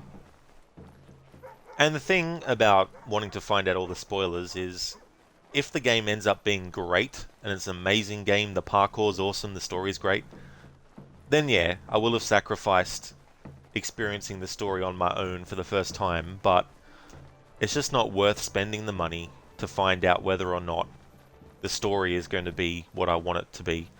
Not in the sense of it has to be the way that I want it, but I mean to say, I want the story to be great, and I want them to have actually written a story that is great, and I want them to have written a character and written Basim and, all the other characters that they're going to have in it. That they've actually written something that actually is really good.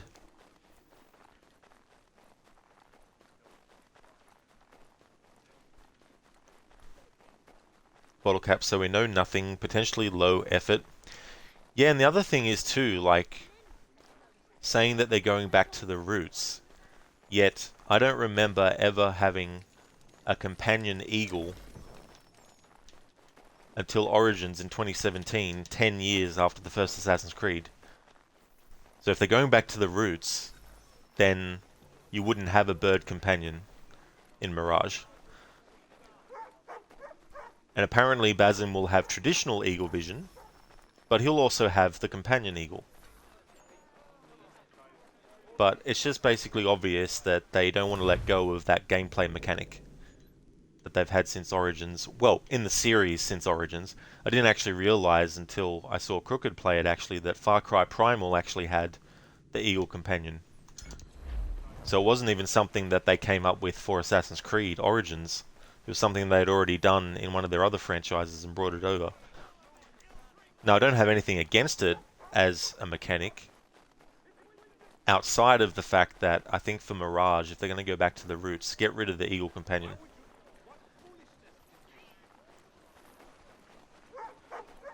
But they'll want to have that too, because they want to sell all the different skins for the Eagle, or whichever bird it might be, for Basim.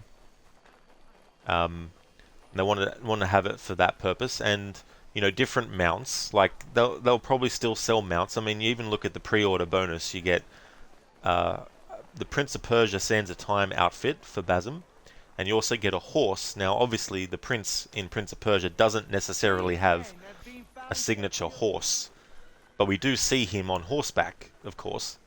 I haven't actually had a good look at the actual horse that you get, or the horse skin that you get with that edition, to see if it does look exactly like the horse that we see the prince actually ride on when we do.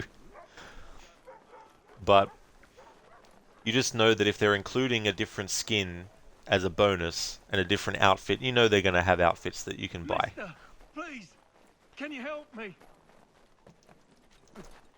And they say there's not going to be any leveling up system, but I bet you there'll be some kind of system in place to simulate a leveling up system, but not overtly and not, in your face with it.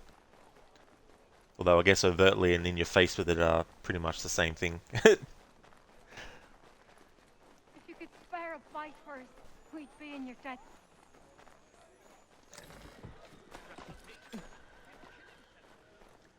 Bottlecap, you've heard that from other devs before. Going back to our roots, you think it was when you got Halo 5? So that happened, did it, with Halo? Yeah, the only other franchise that that I know before you just mentioned Halo 5 was Dead Rising 4. And the ironic thing about their statement in saying that Dead Rising 4 was going to go back to the roots is that the elements that were in Dead Rising 1, 2, and 3 didn't need fixing, yet a major component was taken out by them in their goal of going back to the roots, which doesn't make sense. You know what I mean? So that's a franchise where a developer has said they're going back to their roots that experienced, and Mister, please. the whole you killing help the me? zombies is fun as hell. So that's fine. But there wasn't anything that needed to be fixed or anything like that, really. I mean, they had already improved things for people who didn't like the 3-day system, where you had, 7 days this time in Dead Rising 3 to get the objectives done and get the missions done, instead of just having 72 in-game hours to sort it all out.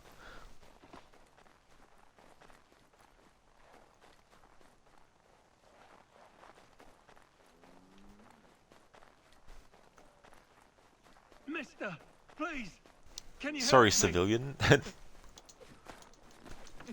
Connor's on a mission. Need to get these trinkets.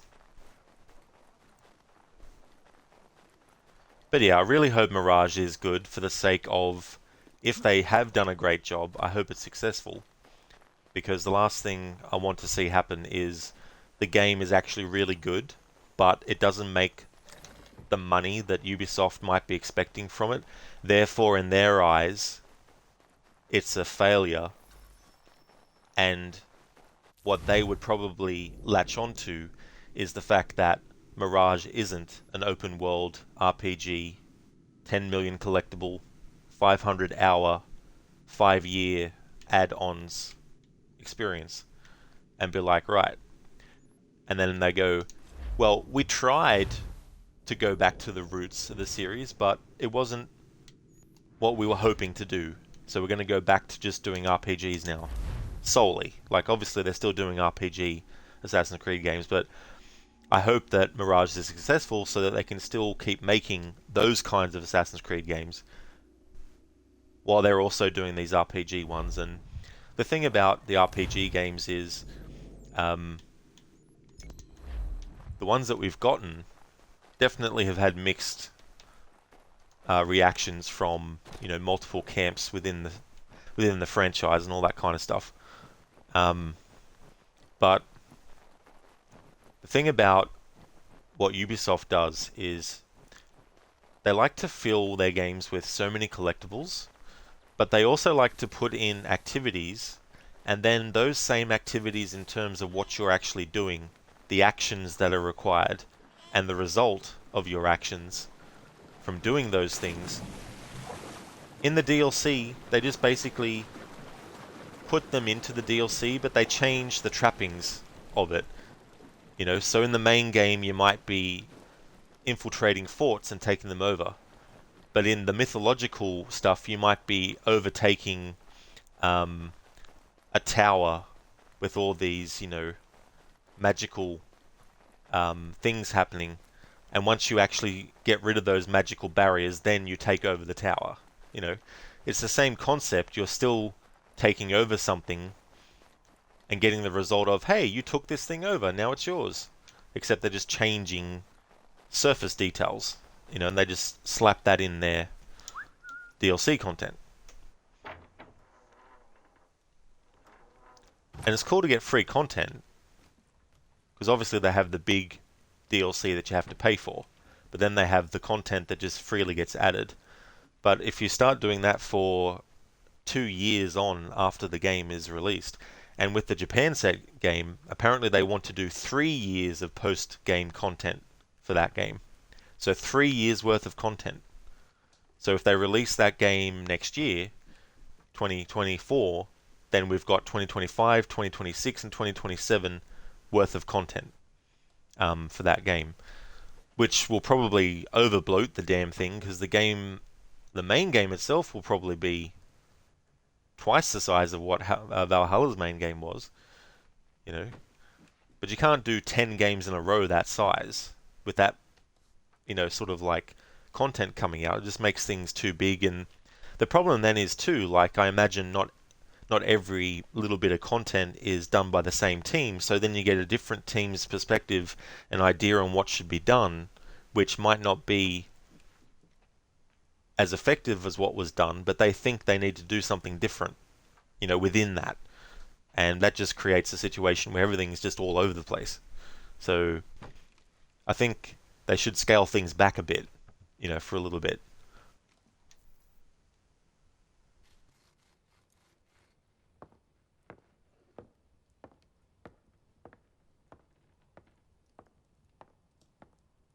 Excuse me. Might I impose upon the kindness in your heart to give bed and board to a weary traveler? Oh, traveler from where? Across an ocean. London. English! Rest assured, I'm not the king's man. A great kindness. Bless you. We work hard for what we have here, old man. What is it you do exactly? I wish to provide God for those who seek his salvation, not spoon-feed his word to those who already have their own. An outlook not shared by the monarchy. Lord knows some of us have things to confess. Ollie and I have been missing our Sunday Mass. I'd like Maria to read the Bible. I'm sure if we all pitched in, we could build a church. If you'd be our pastor. Connor? Welcome, Minister... Father Timothy. Afro, you barely played Valhalla for 3 months. So you're missing out on a lot of time's worth of content there, Afro.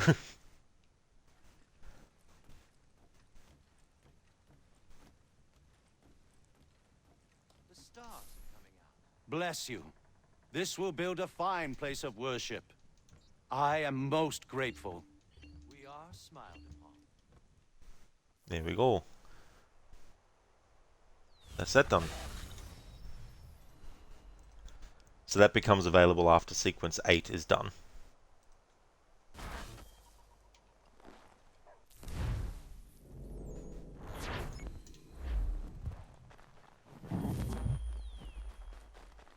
Afro, not really. You were done with it in a month. You only played the Paris DLC, did you? See, I thought that DLC was actually good. It would have been cool though, and I think apparently Rollo, the Viking, was supposed to be in that particular siege of Paris. Like there was a few in history. There were a few sieges of Paris in history, but there was a specific one that DLC covers, which Rollo was actually a part of. Yet he's nowhere to be seen in the DLC at all, because they already used him in the main game story. Help! Somebody, please help me! Connor! Take the Lord!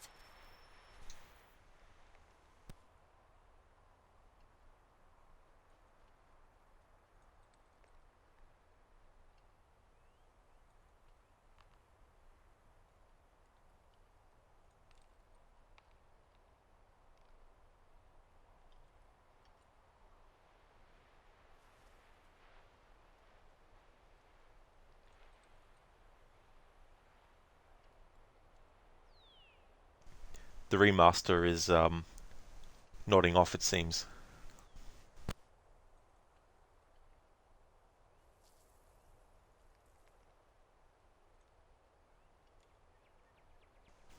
Afro, you mainly played that for the Unity references it would have had, but it was fine. It was actually cool that Dan Janot, who played Arno in Unity, actually was in it. And this time we actually got him to... well, they actually had him speak with a French accent, which they didn't, of course, for Unity. So if you want to hear what Arno would have sounded like with a French accent, go to YouTube and look... well, I haven't specifically looked myself, but I imagine if you look at YouTube and you type in Assassin's Creed Valhalla, Siege of Paris, Pierre, you'll probably find a cutscene somewhere where the character talks.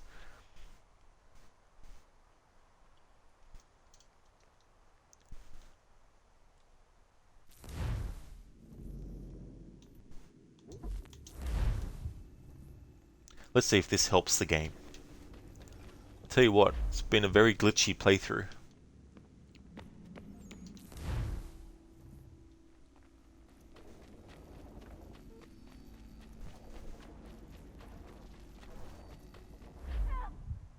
Somebody, please help me!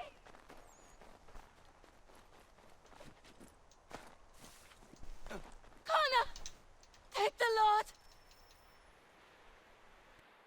Prudence, are you all right? What are you Connor! doing out here in the woods? Thank goodness! The baby's coming! We need to get you to Dr. White. No! I can't move! Take my horse! Bring him here! Go!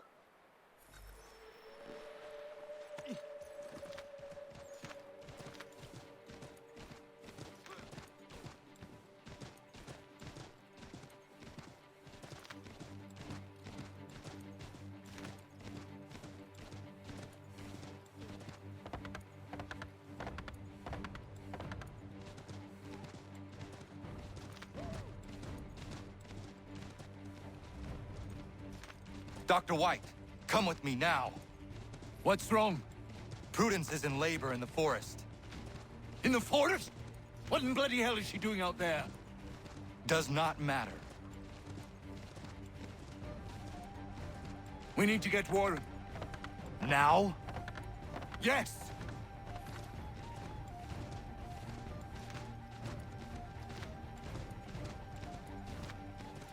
Warren, are you here? Over here. What's the trouble? Where is she? Tell me how she seemed to you. In great pain. She could not move herself. Was she pale? Was there blood? Not that I saw. Might be we have some time. We must hurry! Warren, you fuck.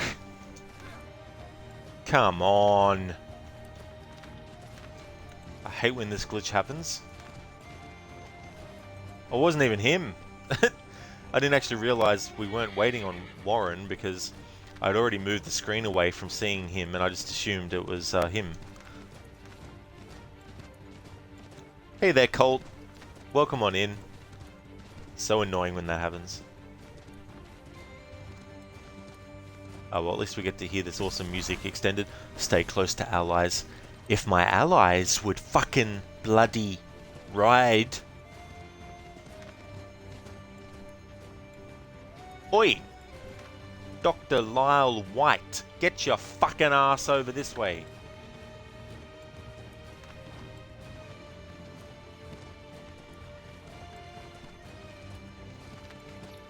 Out of the way, fucking hell.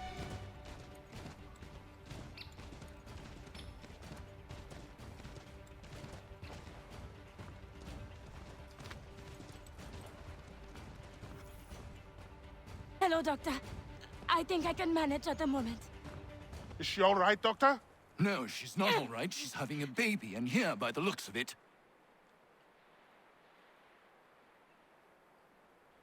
He is. Looks to be in fine health as well. Has a good set of lungs on him. No, I don't mean to rush you, but we need to get both you and... Does he have a name yet? Hunter.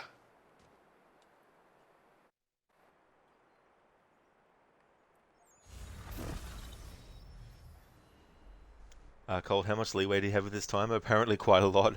Yeah, thankfully you do. It's just so annoying though because when they get behind, if you go too far away and you haven't really noticed that they've left behind, you get desynchronized. And for this playthrough that I'm doing with the challenge, homestead missions actually apply to it because you can replay them. Or at the very least, within the actual memory, you can do that. Maybe you can even do that in the tracker. Because this is something I don't really do when it comes to homestead missions. Normally I'm not worried about... Yeah, so we can't actually go in and replay the memories once we go out of them. But we can when we're in them.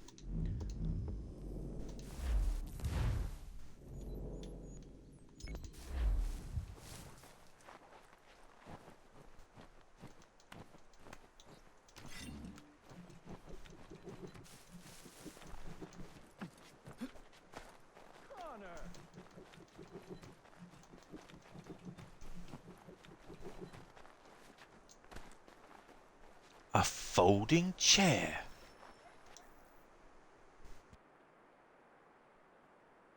I don't mean to be a bother, but I wanted to ask you something.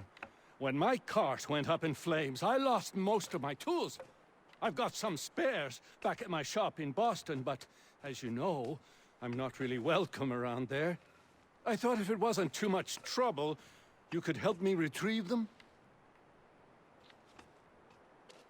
What would you have me do? Watch my back while I gather them. Meet me in Boston at my old shop.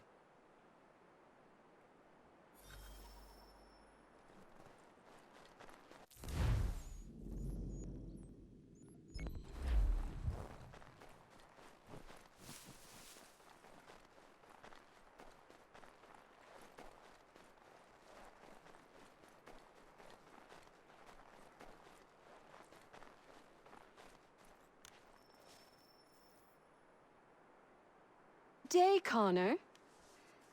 I left some bolts of fine silk in my old home.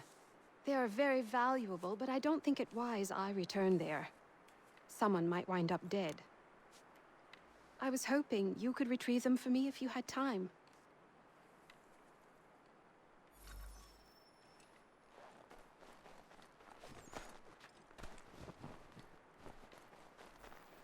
Connor, you, have a minute, my friend?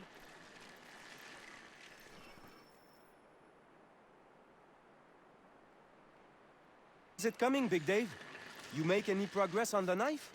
I would like to give it to Miriam soon. The steel Norris smelted is something else. I've rarely seen such fine metal. The trouble is, my old tools aren't hard enough to work at. The ones I need aren't hard to find. A shop or two in New York sell them at a good price. I'd do it myself, but with the regulars after my head, I'll stay here safe and sound if I can. I have matters to attend to in New York. I will see to it the next time I journey there. Sounds good. Alright, so I may as well grab those while I'm here, and then that way I can just get the 2 Boston related ones done in one swoop, and then get the one done in New York for Ellen.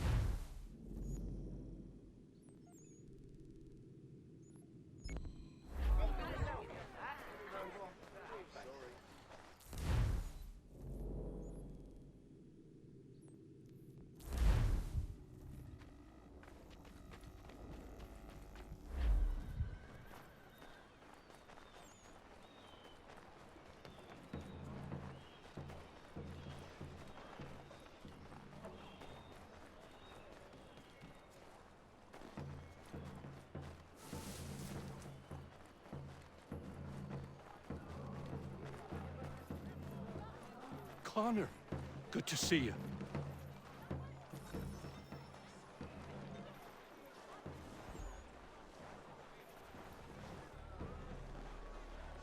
Been trying to avoid eye contact with my old neighbors. So far, so good. Not so worried now you're here. How are you doing otherwise? Oh, all right, I suppose. Things never really go as planned, but that's life. Really? How do you mean? You know, you make a plan and it all goes awry and nothing gets better, only slightly different. Sounds like you have had a string of misfortune. It will pass.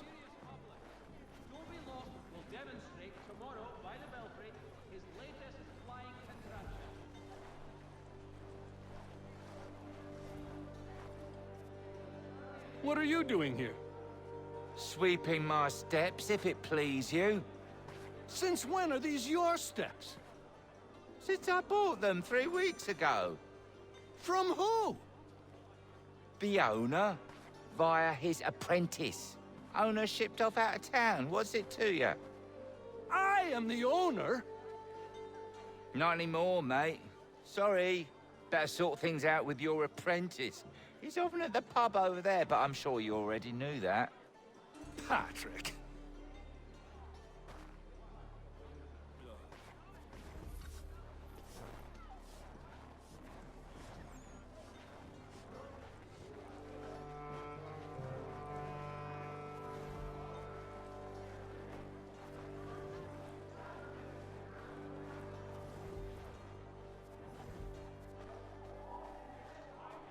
Lance! Patrick! What gave you the right to sell my shop? Well, you were run out of town. I thought you'd never come back, so I sold it all. The shop, the tools. It's rough luck. Anyway, it's been great chatting, but I must be off. Have a nice life. What rot! Tools are a woodworker's lifeblood! He'd never sell them! I bet he's got them stashed somewhere! Then we follow him.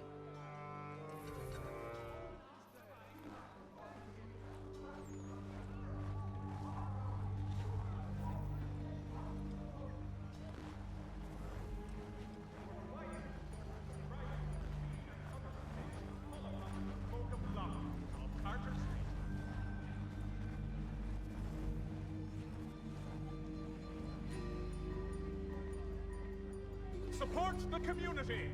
St. Mary's will be raising funds to repair storm damage to the steeple.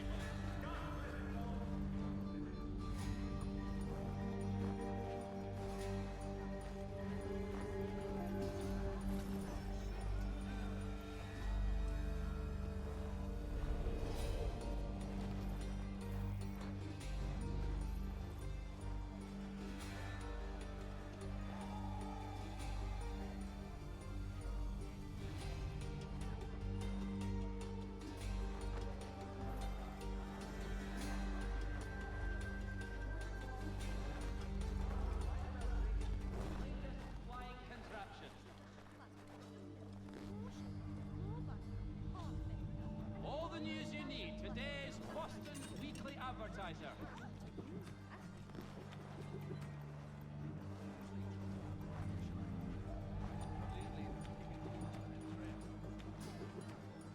Gentlemen dilettantes, amateurs, and the curious public. Toby Locke will demonstrate tomorrow by the Belfry his latest flying contraption.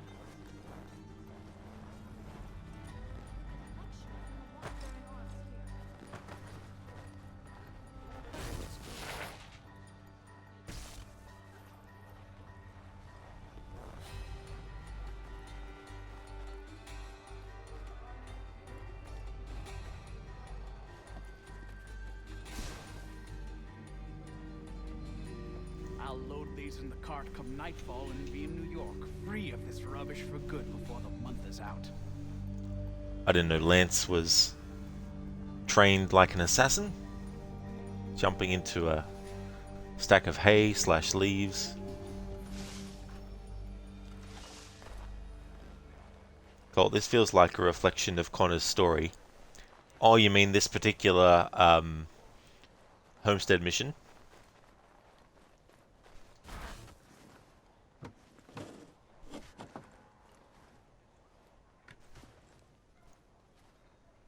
Well, that's something at least. Thank you. I still can't believe he sold my shop. I'll see you back at the homestead.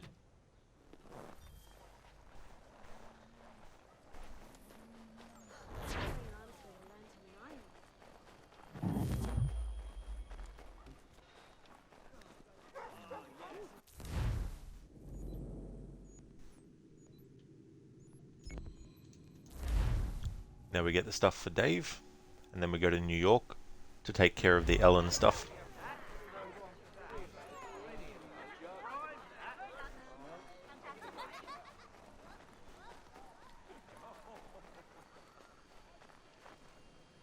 Yeah, I mean, it's interesting. You've got Lance, who lived in Boston, but left, and his reason obviously was different to Connor's reason for Connor leaving, you know, his village and stuff like that. But they're both people who know what it's like to have to go from one place that I guess you're secure in and that you know a lot, and then have to go somewhere that you're new to. Following a recent spate of accidents, a new...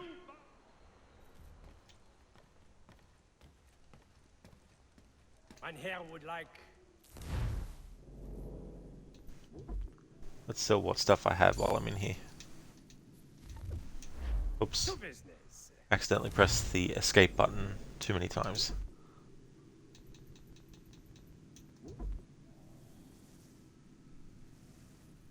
Huh? Locked. Why?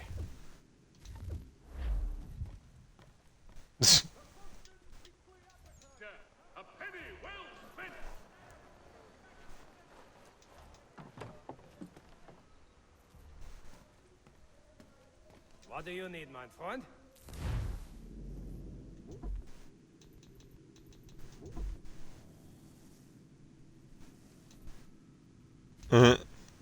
What the fuck are you doing to me, game? It's trying to gaslight me.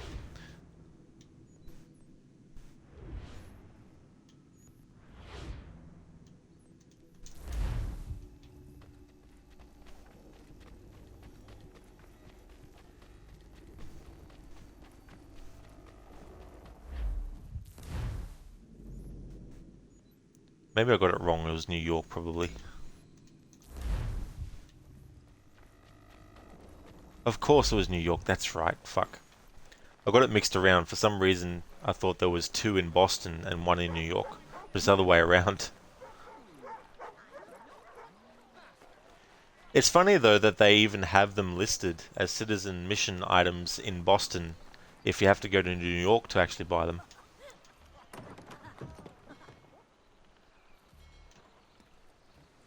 Can I assist you, sir?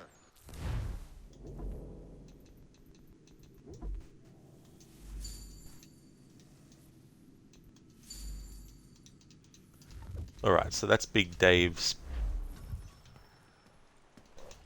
Pardon me, homestead mission. Warpath for that deserter. What's his name?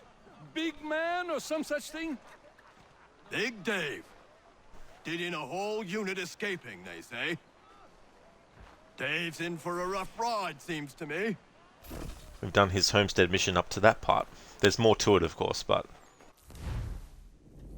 Now to go and do this one for Ellen.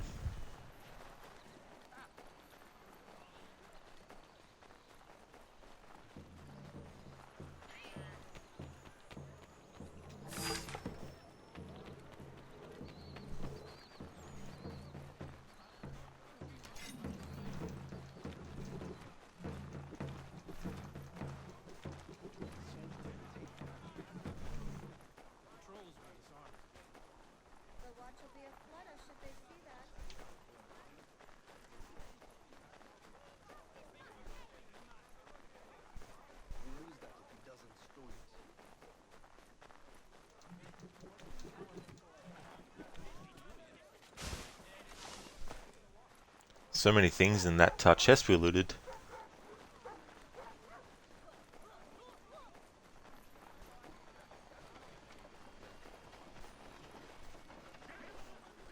This was the first game in the series to have a collectible item that was basically a floating bit of paper. So in this game you're finding Benjamin Franklin's almanac pages, which are just floating around. In Black Flag you're finding the sea shanties. In Assassin's Creed Rogue you're finding... Fuck, I even forget what you're finding in that. That's how much I hate the game. I blacked out a lot of stuff from it.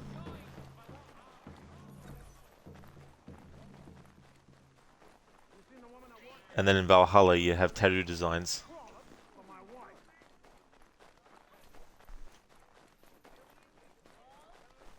A woman and her little girl. Have you seen them?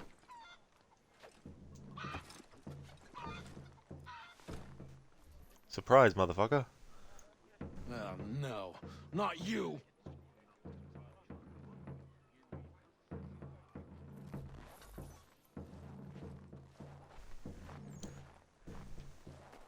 So the game won't let you go to where you know the item's going to be. You have to actually go and interact with this.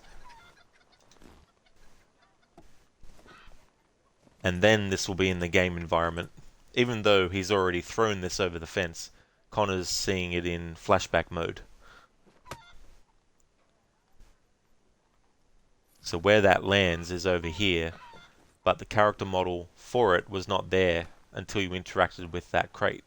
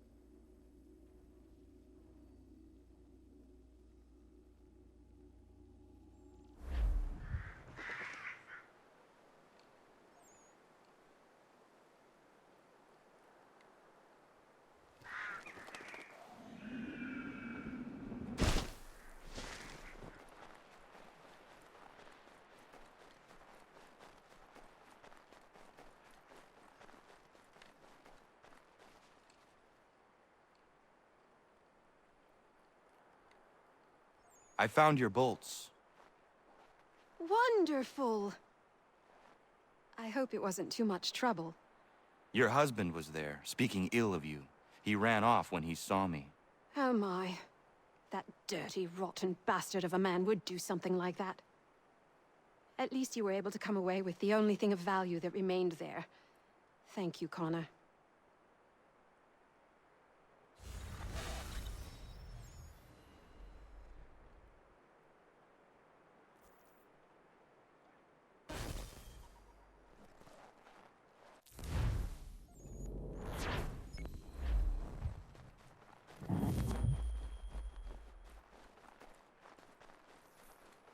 Connor!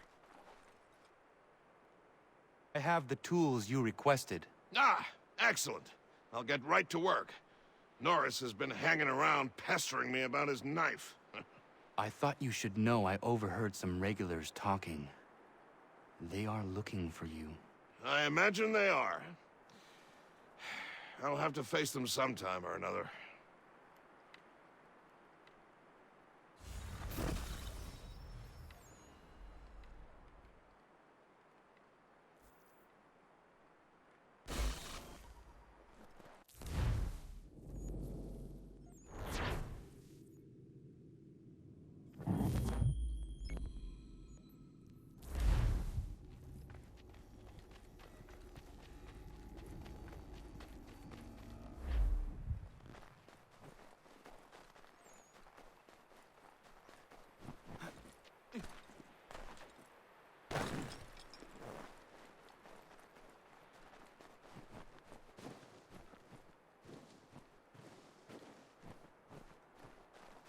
She will like it.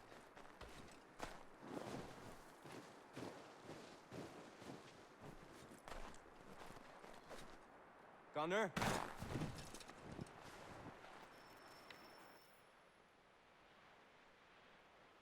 Horace, what are you doing out here? I want to give Miriam her knife. Maybe you come with me? Of course.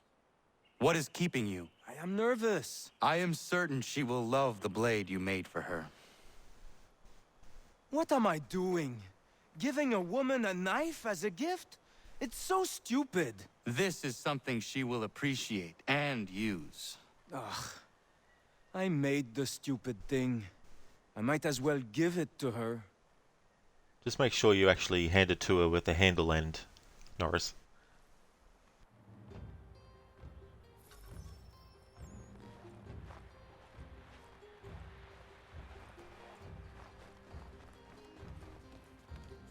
Or hand her the handle end, I should say.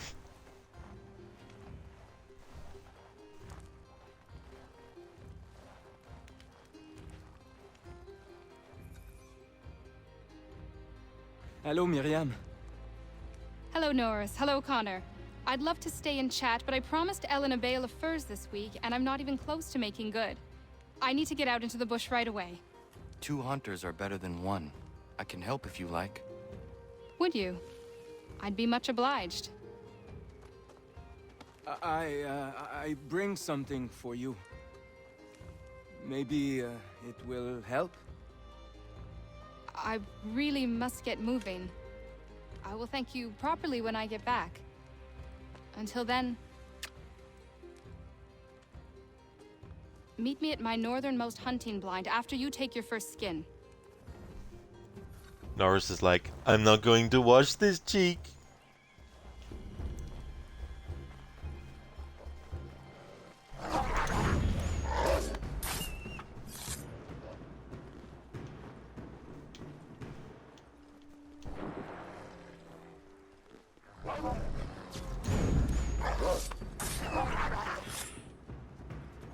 Hello there, Barnes. Welcome on in.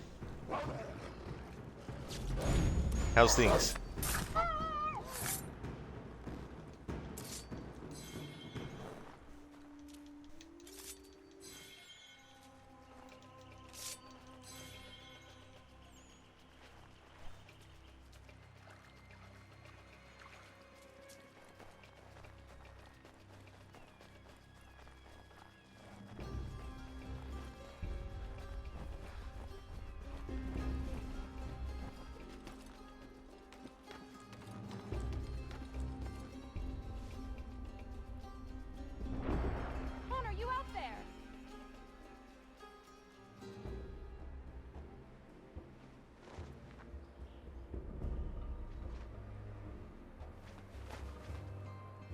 need some backup.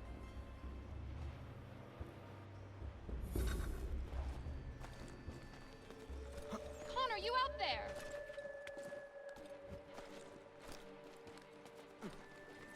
Could use a little help here. Connor, Bloody hell. Not him. The time for forgiveness has passed. Please don't kill me. I'll never come back.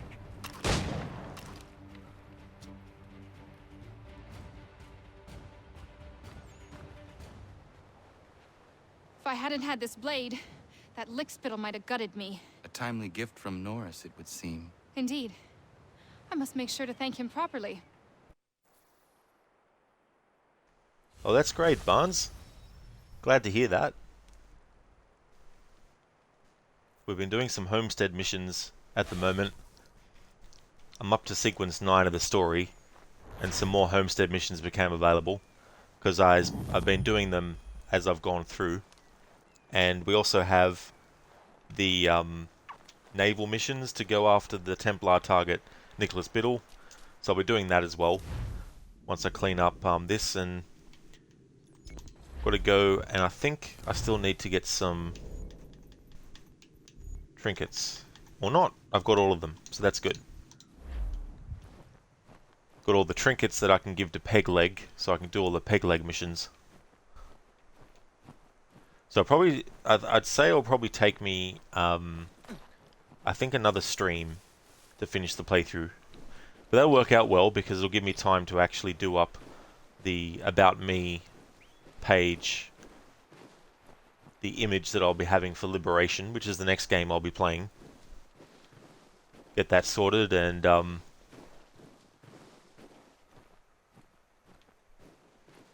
also doing a challenge with that, of course. But I'll mention what that is. I actually figured it out. I know what challenge I'm going to do with it, but I'm not going to announce it straight away. It's not like an earth-shattering challenge or anything like that, but I do like to keep some kind of, you know, time exclusivity, I guess, for things to not be known yet for the channel.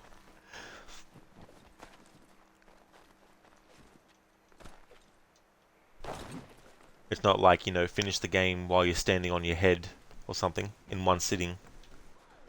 It's not a challenge like that.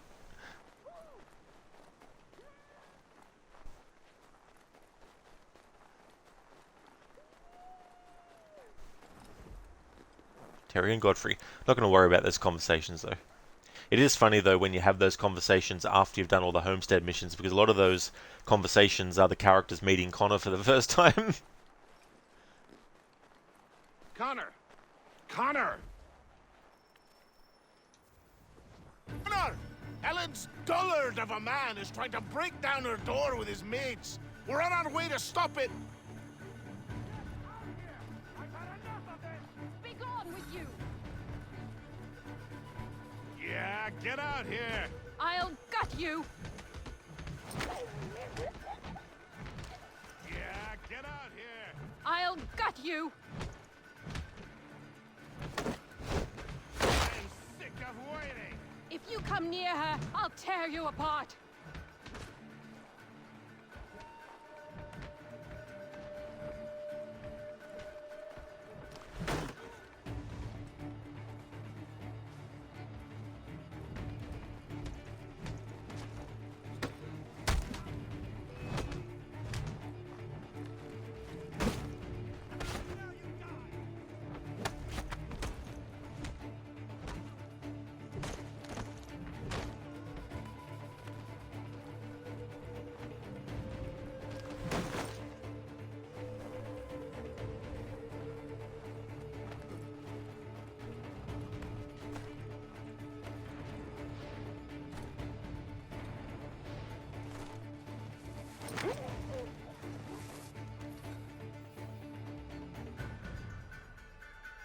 Ellen and Maria are free of you.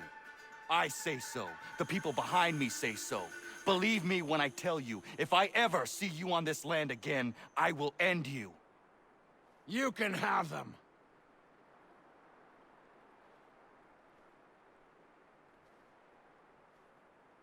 Thank you.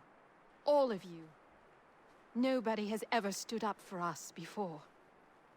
We protect our own, Ellen. This is my home now.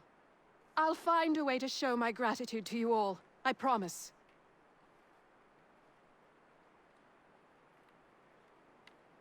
Yezereth. Got him. If only you could.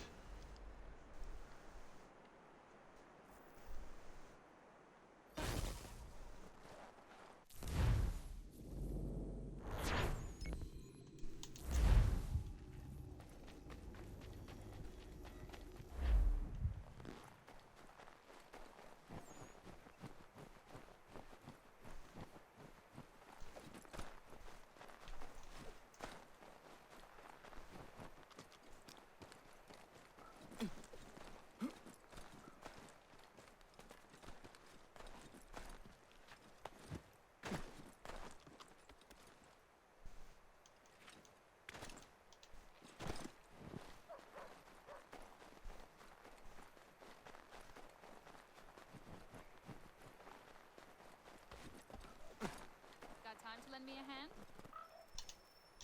Wedding.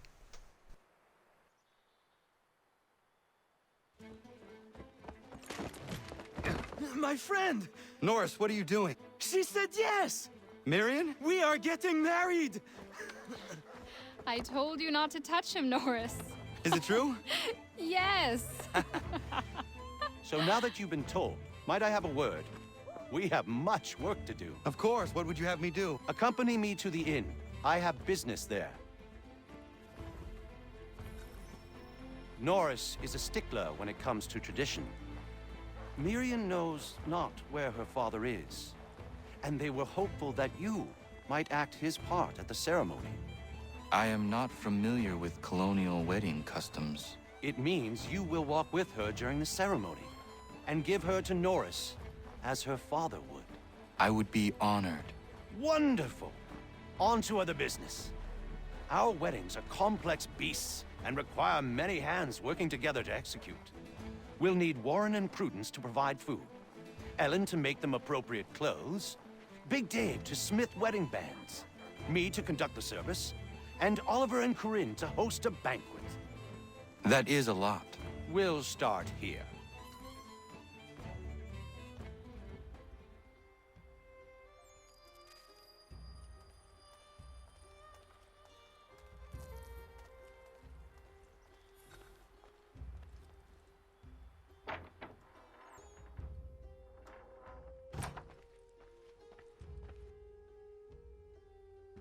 Connor. Everything seems to be in order for the big day. It is. Except, I can't find Miriam. I'm certain she's making sure all is perfect. I will find her, my friend.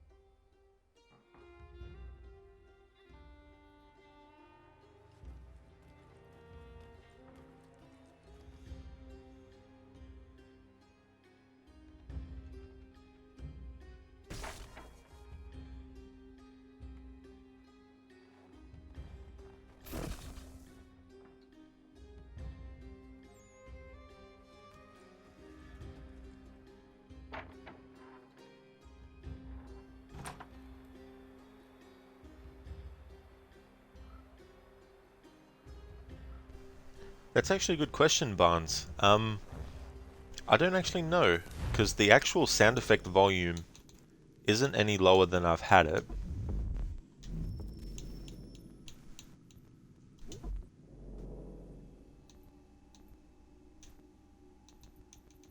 General, that's what we want. Effects. I do have it down at 5, but I've had that since the start of the playthrough. And voice and music. Because I find sometimes the sound effects goes over the dialogue.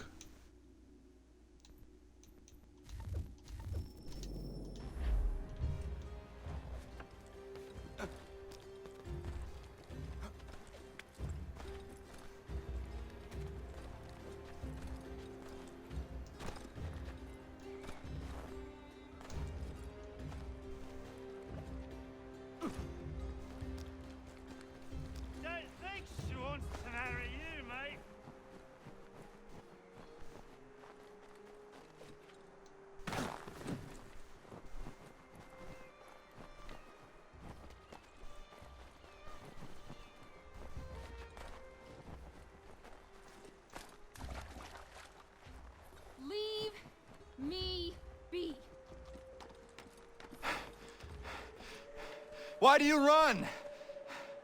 Leave me be! I'm no housewife. Nobody thinks you are one. That's what all this means.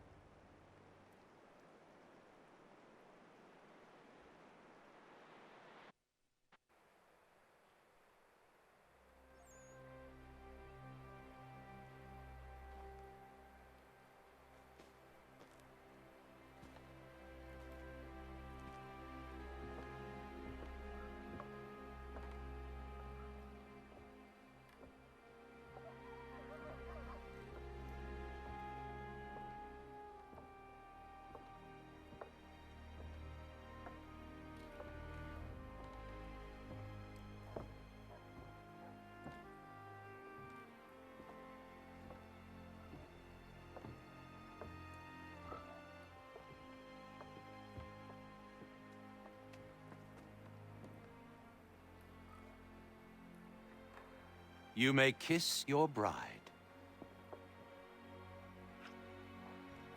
Come on, guys. That's just a peck. Put some more effort in. Put some more passion into the kiss.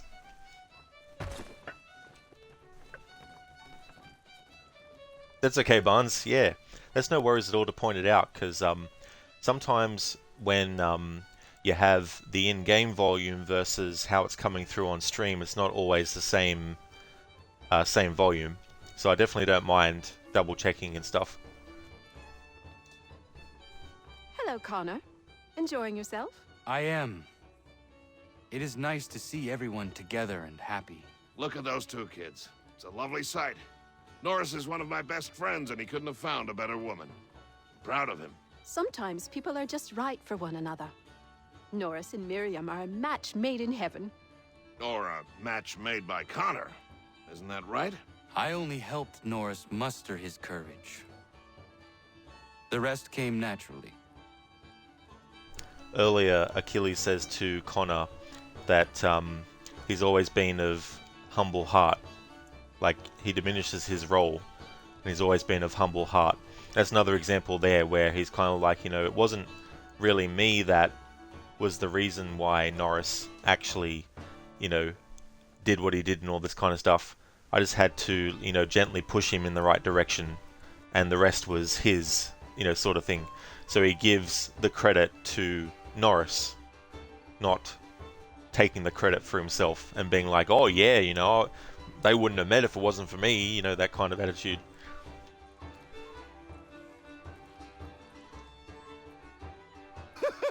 And my little brother Joseph tossed him in the river!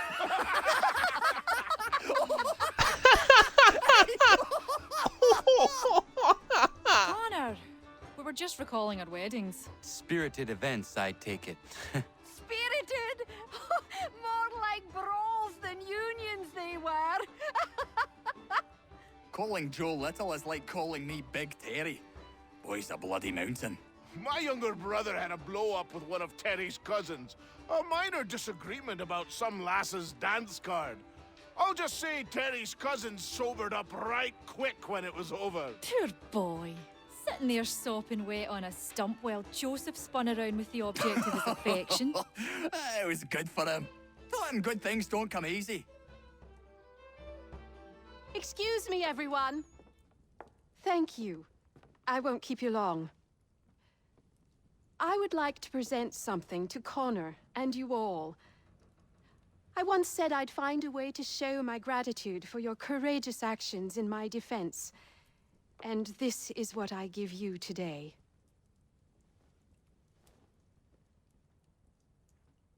This flag is a symbol of our strength and unity. And I would hope you'd all be proud to fly it high above your homes and shops. I'll happily make one for each and every one of you, if you so desire. But this one is for you, Connor.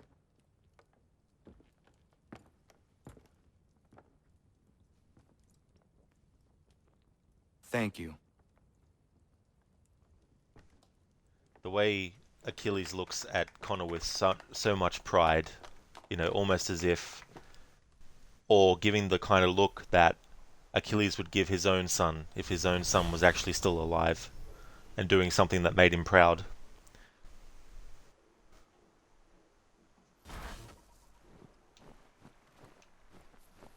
Which is very fitting because that's why Achilles chooses to call Radungahedrun Connor, named after his own son.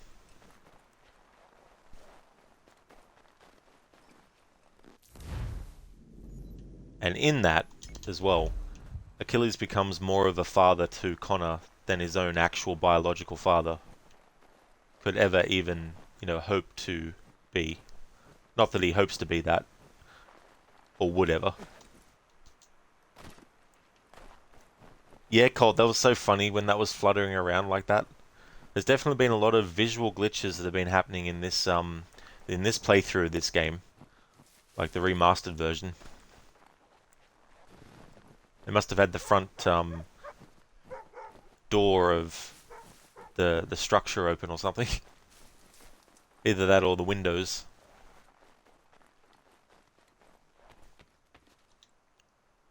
I like how that message is still on the top left of the screen, even though we've dealt with that already.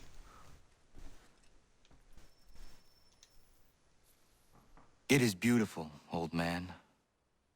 It is. I've found a painting for the space above the mantle. It's being held in New York. If you get a moment, I'd like you to pick it up for me. Certainly. Good. It may not be there, as the house where it was stored lay in the path of the Great Fire. If so, worry not.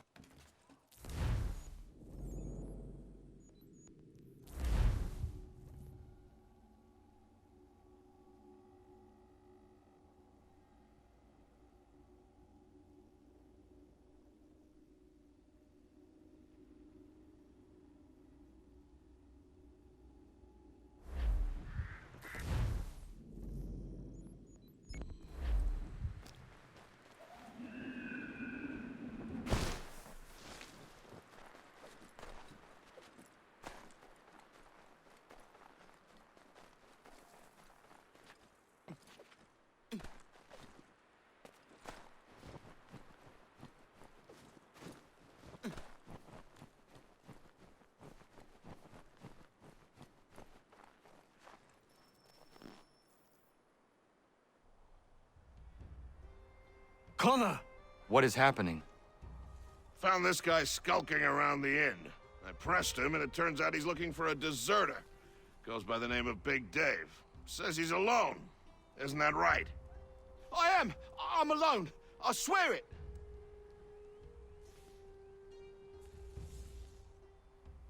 Another one, Connor. If he gets back to his officers, I'm done for.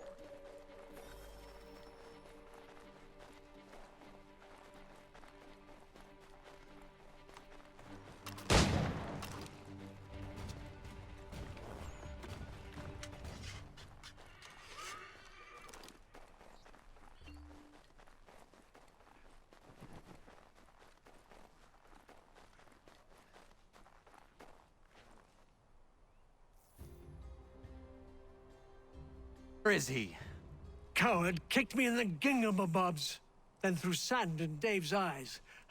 But he's long gone now. Not good, Connor. No. We can expect visitors soon.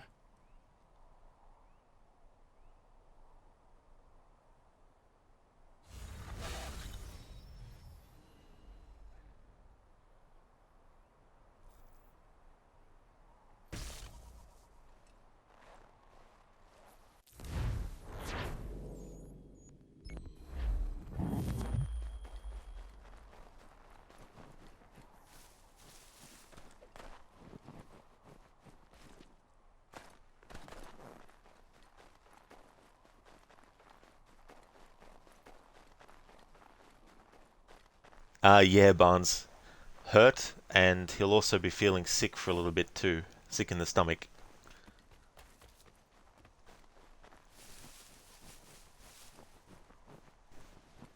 Connor! My dad... What do you think of our little plot of land, Doctor? It's quite beautiful. I'm grateful you found me. But to be truthful, people outside our community still avoid me like the bloody plague. It baffled me for a time, but then a courier delivered this to me.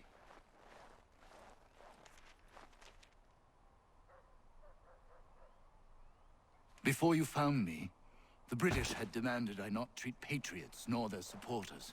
I refused, so they set about destroying my business. This tells me their smear campaign is still very much in effect. If things don't change, I may be forced to leave.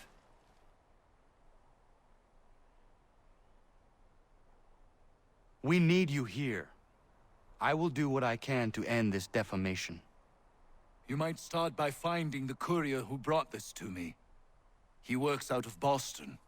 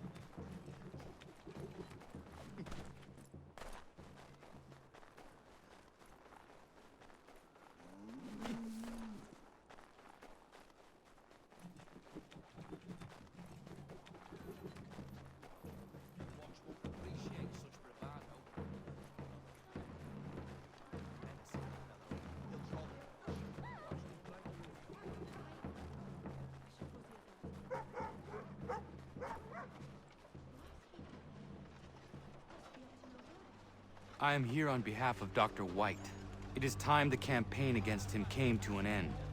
Who is selling the papers that slander him? Well, you won't find argument from me. Doc Lyle healed my leg good as new. The pamphlets are being distributed by a few paper boys around Boston.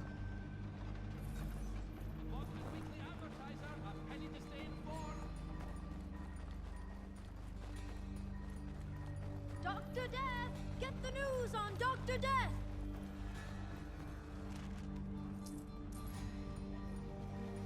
I'll take that if you're giving it.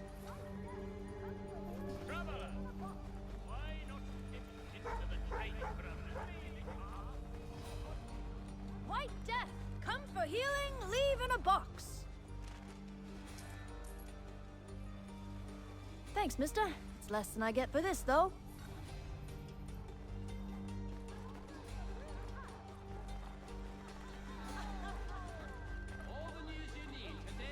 You've heard about him, now read about him. It's not much, but very kind of you. Inform your families of White Death.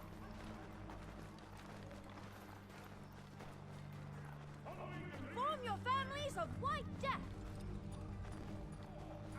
Roof inspections by qualified craftsmen throughout the city. It's not much, but very kind of you. Where's the man printing these pamphlets? Look, mister, there's a man who pays me to hand these papers out. So long as he's doling the coin, I'll be doing what he asks.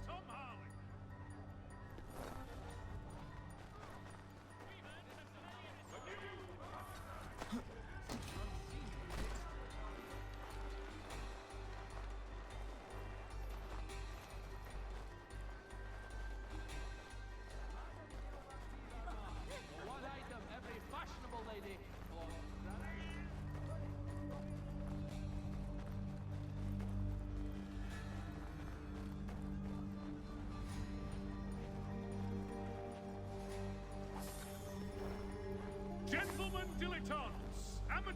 and the curious public.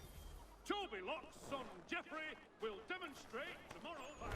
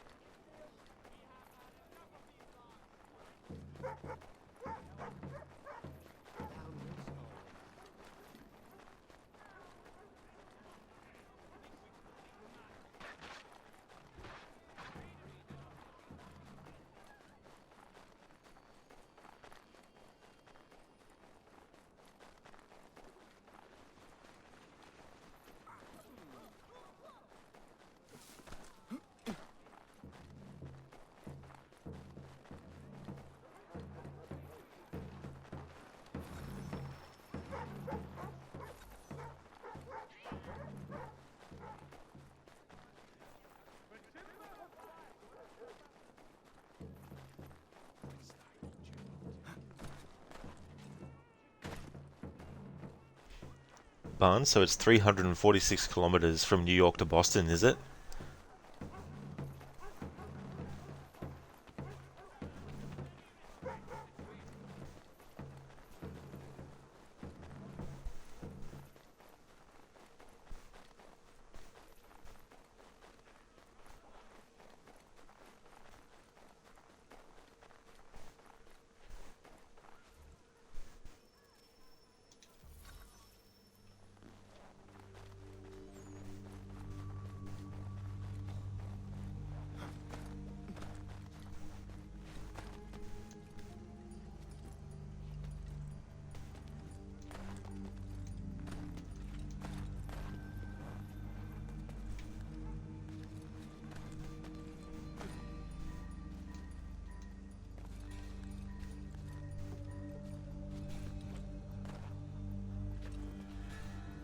We need to distribute these blankets soon. Good riddance to these beggars. The city's better off without them. Did you rub them proper? Yes, never fear. They're coated in the disease. Good. Let's hurry. These corpses are ripening quick.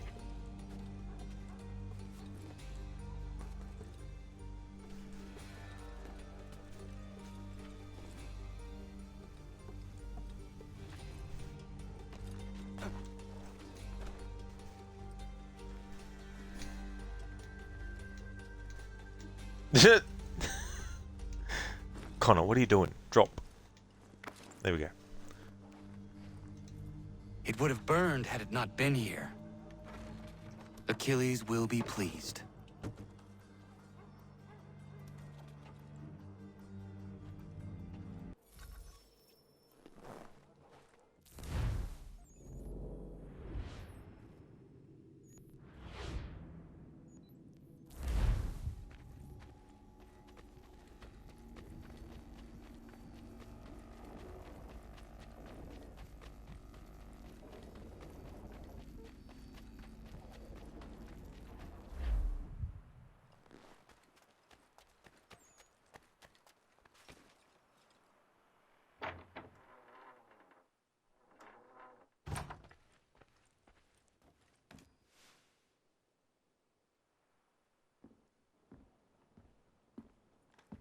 I have the painting you sent me for.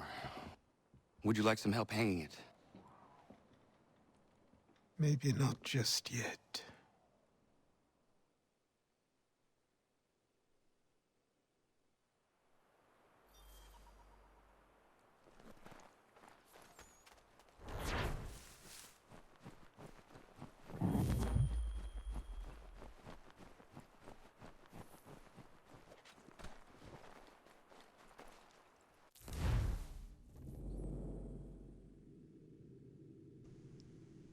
Alright, so I don't think there's any other homestead missions that are currently available, at least in the homestead area. Let's have a look in the DNA tracker for a moment.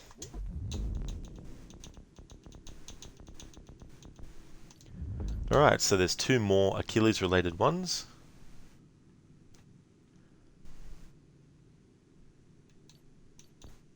There's 1 more related to Big Dave.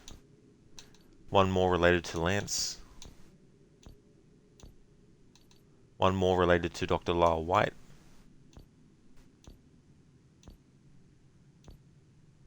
Not worried about crafting these, but you can if you want to. And when you craft them, they'll actually appear in the homestead house that you can actually have a look at.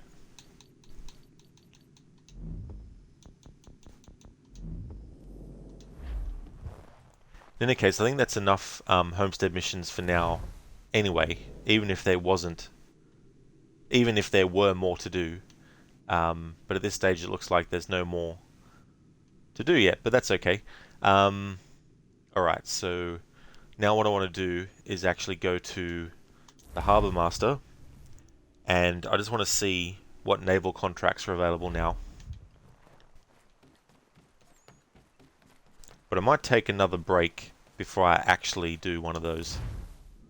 We'll just check now though. Of course we have the Sea Wolves, a Midnight Engagement, and the Giant in the Storm. So when I get back off my break, I'm going to do the Giant in the Storm. This is the one that has an optional objective where there's 3 ships and you need to destroy them using their powder stores. And if you have your ship fully upgraded, it makes it too OP to get the optional objective easily. If your ship is way too upgraded, it'll actually be harder to get the optional objective, because doing more damage to the ship, especially if you're ramming the ship, if you have the upgraded ram, it's going to make it even more time consuming to try and damage it enough to unveil the powder store while not destroying it completely and failing the optional objective. So I haven't upgraded the ram, and I haven't actually upgraded to have like heat shot and all that kind of stuff yet. So we'll just see how we go. Hopefully I can get it in a few attempts, within a few attempts rather. So I'll do that first when I get back off my break. But I'll just put a message in chat and then pin it.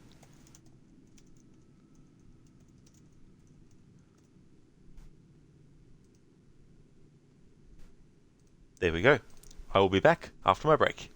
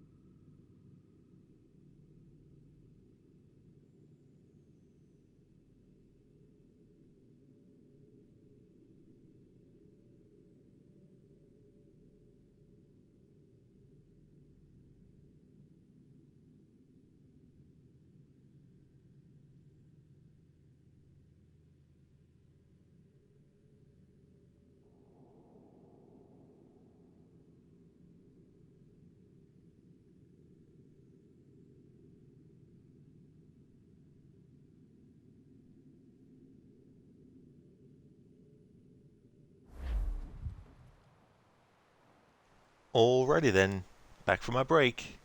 So now we're going to go. We're going to do the naval contract. The Giant and the Storm. Lure and destroy the Orpheus and her fleet. So this optional objective can be a headache, but hopefully I'll get it done within a few attempts and not 10 or 20. I doubt it will take that many, but sometimes it can be tricky.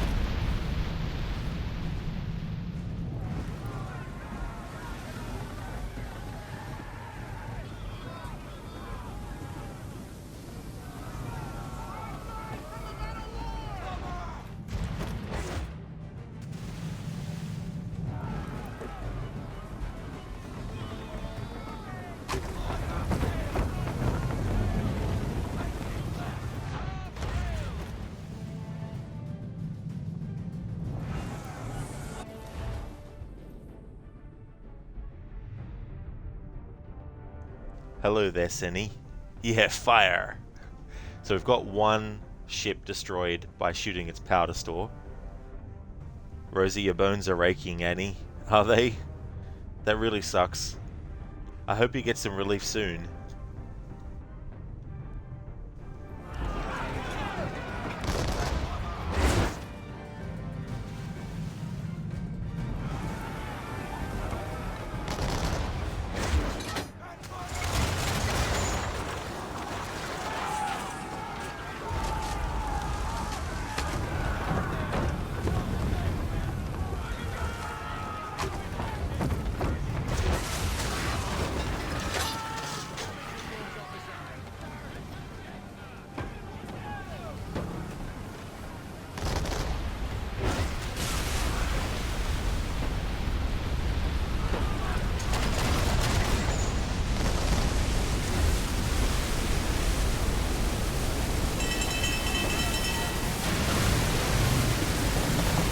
Okay, Rosie, I gotcha.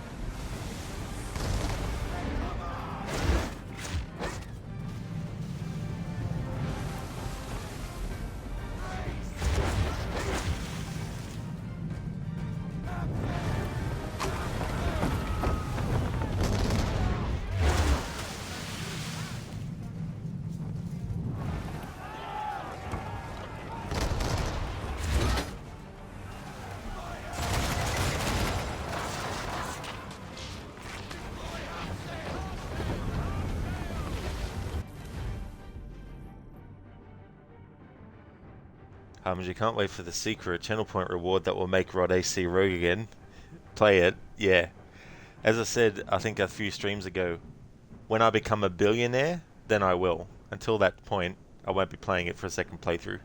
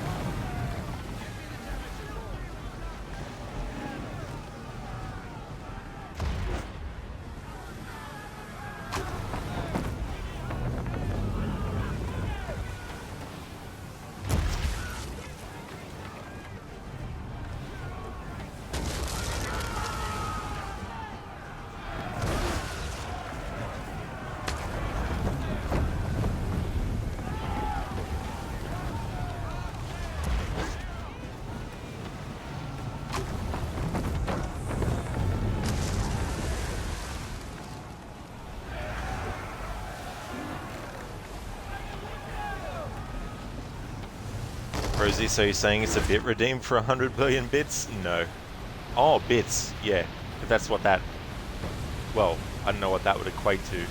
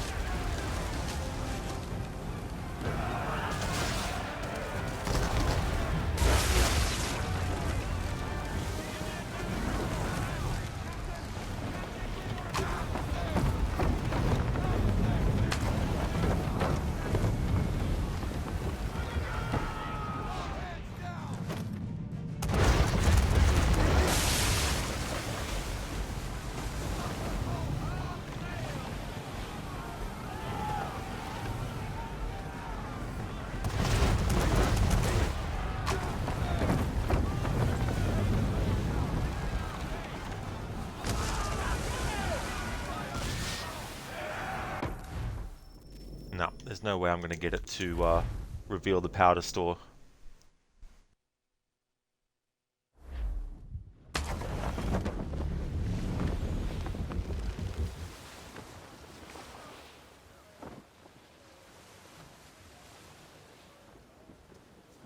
the ships themselves have to have momentum.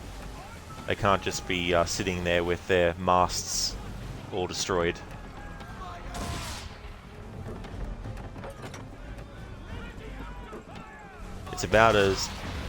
It's not just about the impact you make upon the ship, but it's also the impact the ship makes upon you at the same time, I think. And together that equates to whether or not you do the amount of damage required to open up the powder store spot on the ship.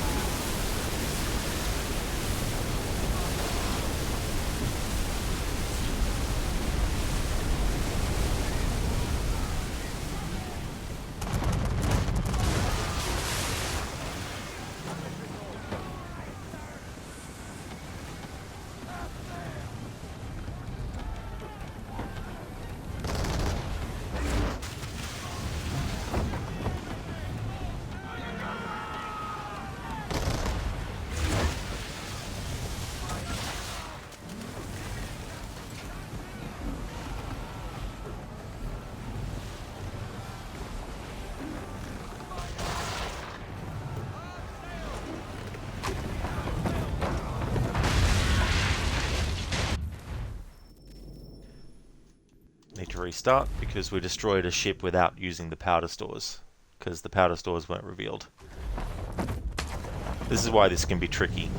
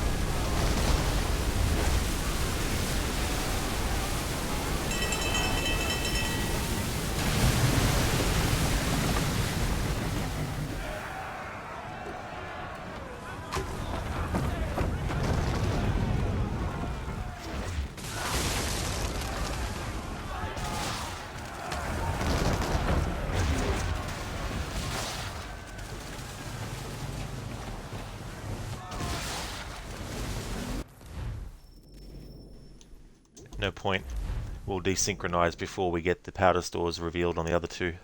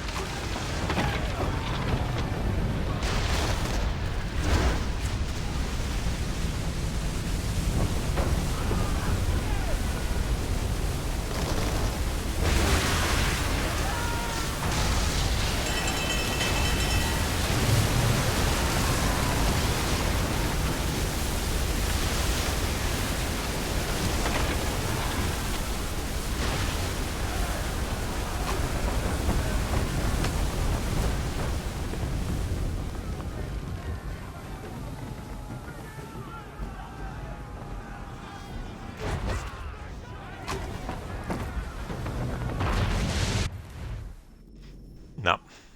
Destroyed the last one normally. Doesn't count. You gotta destroy all three by hitting their powder stores to get the optional objective. So even though I destroyed the 3 ships,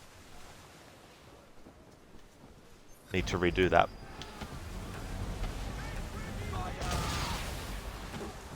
Hey there, Barnes. That's right, one of the precursor kind of thing to Black Flag.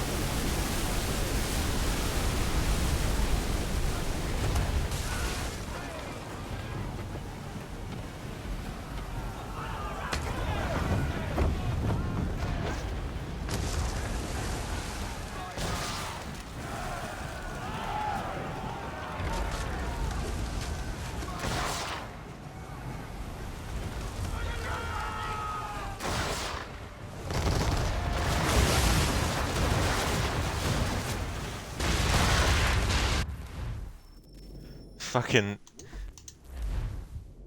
The powder store was revealed and it blew up at the same time. Which doesn't count towards the optional objective.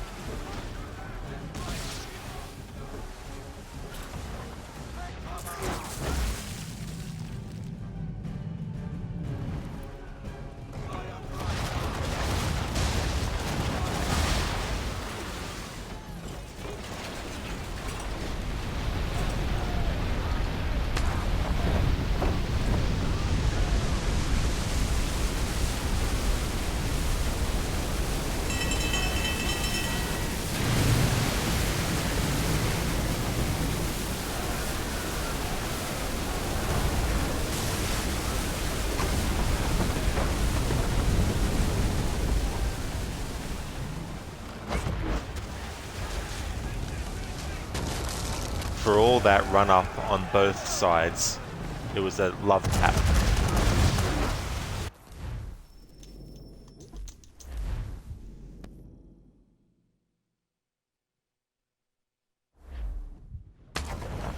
The two ships just slightly grazed one another.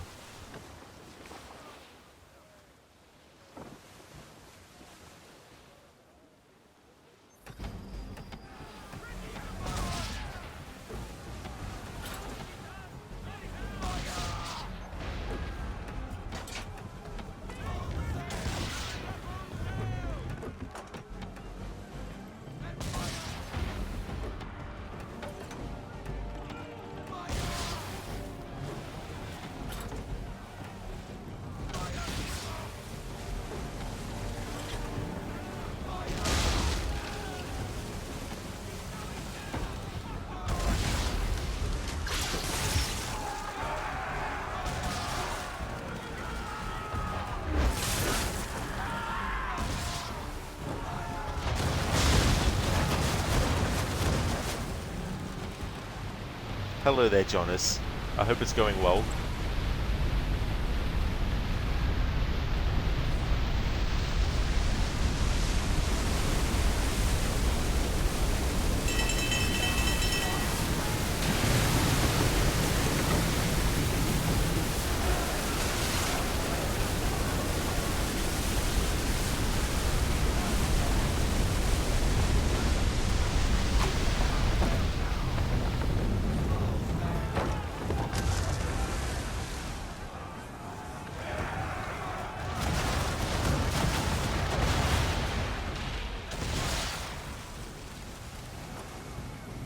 And the thing is too, it's not just a case of using your swivel gun only to get the damage on the ship up to the level where the powder store will be revealed either.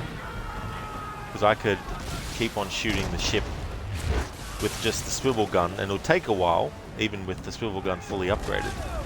But I'd be able to destroy this ship with just the swivel gun, and it would never show the powder store. So it's just one of these really finicky things. Like, it's hard when you have a fully upgraded ship, and it's hard when you don't have a ship fully upgraded and you just want to do a decent amount of damage. Because if you do too much damage to the ship, then it takes it beyond the point where the powder store will appear, because the next shot will destroy it completely.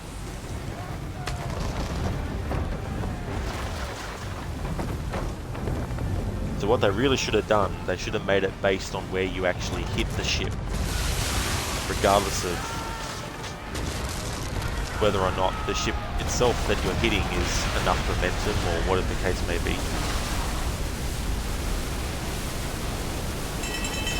Like, you think if you constantly fired at the back of the ship, because I'm assuming that's where the powder would be stored. Maybe not. but still. It's a very finicky and annoying optional objective to get done. That's great to hear, Jonas. I'm glad to hear that you're going good. I'm going well. Things have been going great. Currently trying to get this optional objective done. I mean, I haven't upgraded the RAM. I've upgraded the hull to its fullest. I've upgraded the swivel guns so they're the most powerfulest. I've increased the cannon damage. Sometimes the powder store will be revealed when you just have the ship sitting still and then the enemy ship rams you head on. Sometimes if you are half sail and you ram it head on, you'll cause the powder barrel to open up. There's just so many different ways it seems to do it, but it's not consistent in making it happen every time.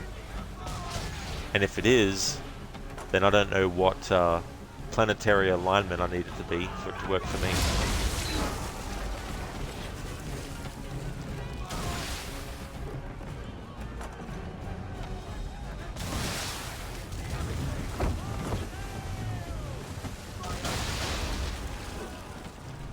Like, you would think if I just used the swivel gun and kept using it on the ship, that eventually it would reveal the powder store, but not enough to destroy the whole ship completely.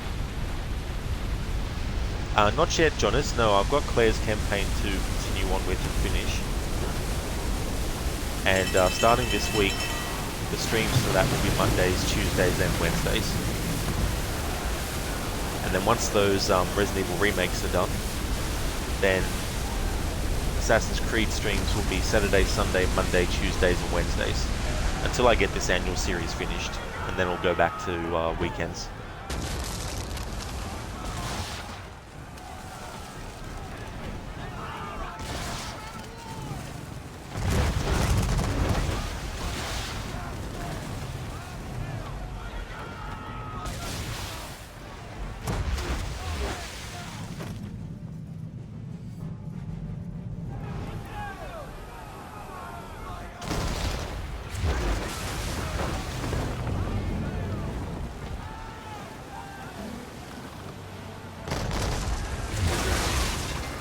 You know, you think that would do something, reveal the powder stores or something, but nope.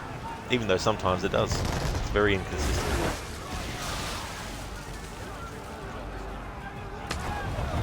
Then you got the rogue waves to deal with, then you got the change in the wind, then you got the fact that the enemy ship can veer off to change the angle, which means when you hit it, it's not the right spot to open up the powder barrels. I think that would be enough damage to unveil the powder barrels, powder storage, but nope. One more shot from the cannons will actually destroy that ship, which means I have to reload the checkpoint, because a destroyed ship without unveiling the powder stores and destroying it that way does not count for the optional objective.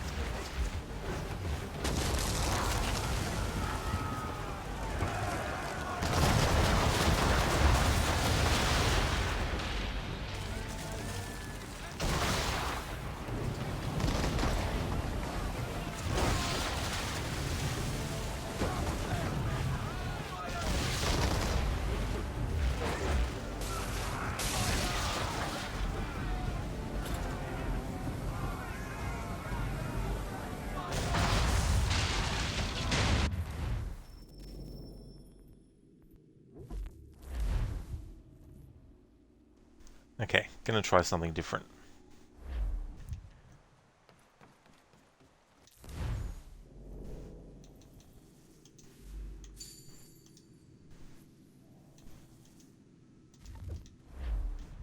I had £90,000 for Connor at the start of the stream today, and it still wasn't enough to get all the upgrades on the ship.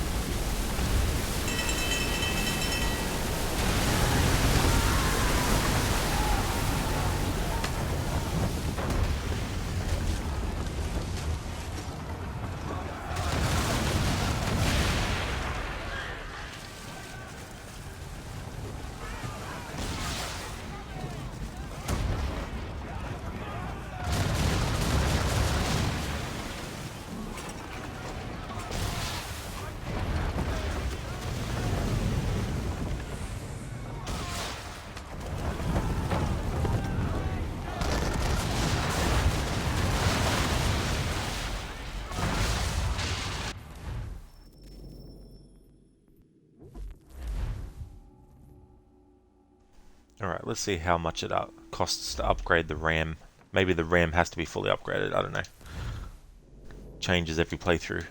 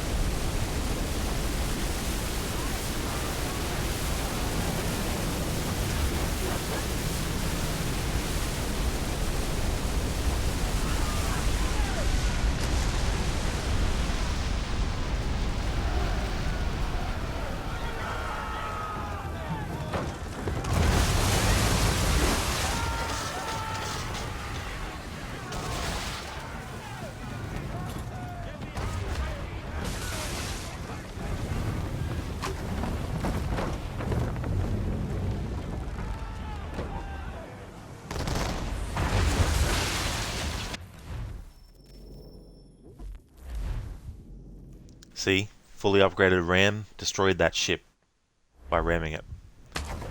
Hadn't shot at it yet before that point.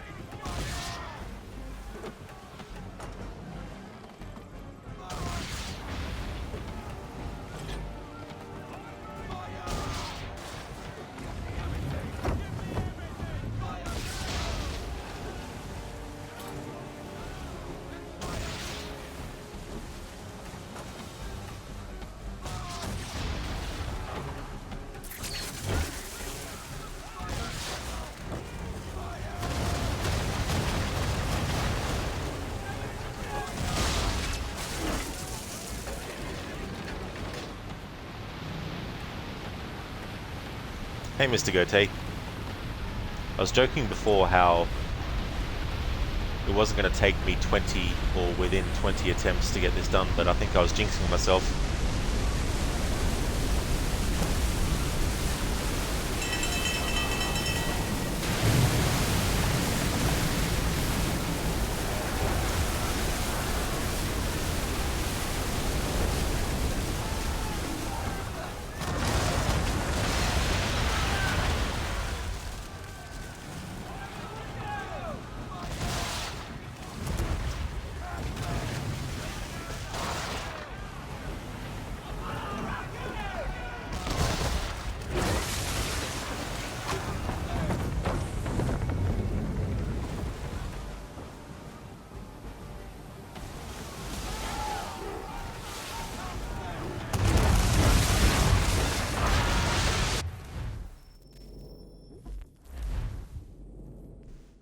Well, it's 20 now, probably.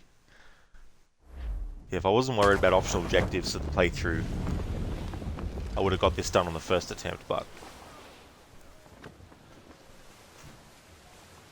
it always does require a lot more skill as a player when you do the optional objectives.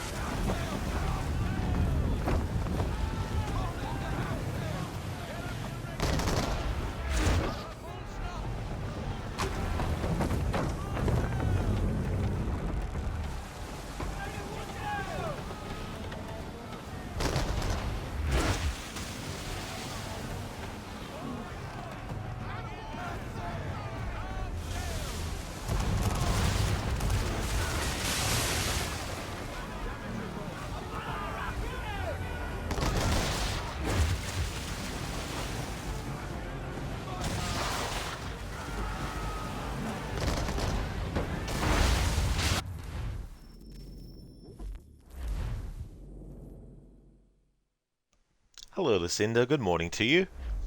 How's things? Well, it's been a glitchy experience in the playthrough today. So many glitches, so many annoying things, so many gameplay things that are out of my control that annoyed me, that were glitches. A lot of bullshit, glitch stuff. And now I've spent the last hour trying to get the optional objectives on this mission.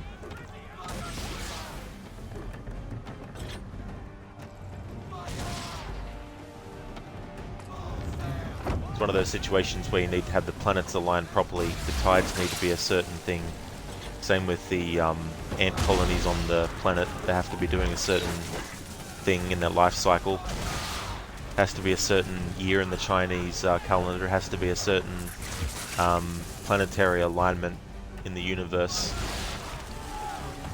Plus a lot of RNG. To get this fucking optional objective.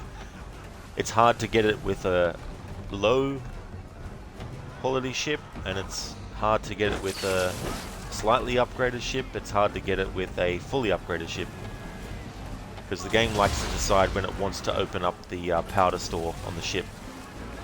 Sometimes hitting the ship head on will make it happen, sometimes it won't.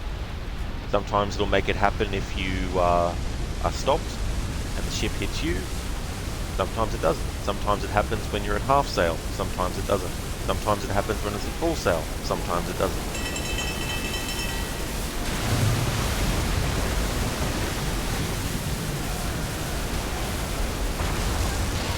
See, a fully upgraded hull, and we destroyed the ship in one thing, and I wasn't even moving the ship. Like, the ship was stopped, as in we weren't, you know, pushing forward, and yet that destroyed the ship in one hit. Mr. Gote Rod's backing his game case now. Yeah, sometimes it does take this, like, a long time, but other times it doesn't. Like, I've done playthroughs where I've knocked this over in, like, 3 attempts or something.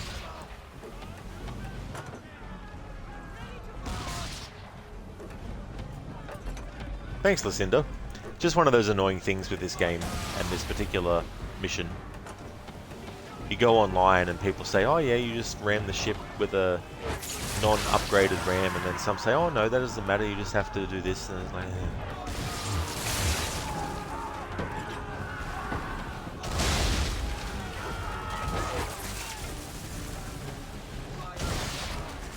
like the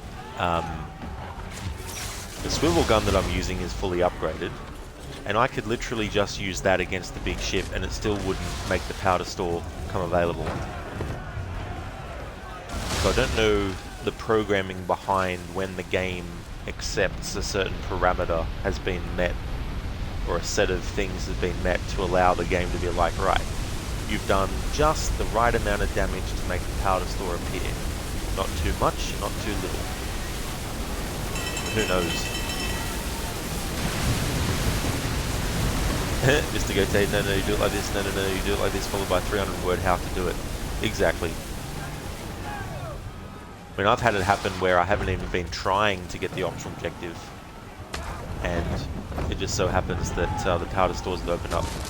Like, see, we hit that not full strength, but the powder store didn't open up. I can shoot it with the swivel gun and it still won't open up. And I've tried doing this with the RAM standard and now upgraded. It's just majorly inconsistent. And this is the remaster too, so even in the remaster they didn't look at it and think to themselves, maybe we need to change something a little bit with when the game recognizes you've met the optional objective. Or rather, met the requirements that make the ship reveal its powder store.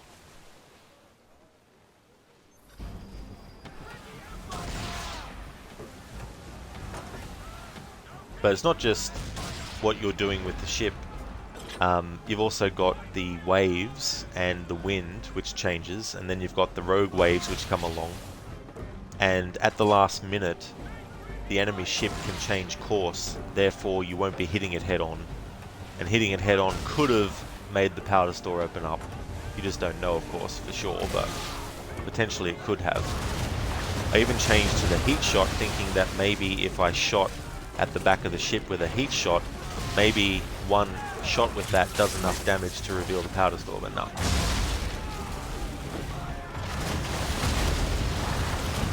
And making the ship stop still by destroying their masts doesn't do anything either. I also tried that.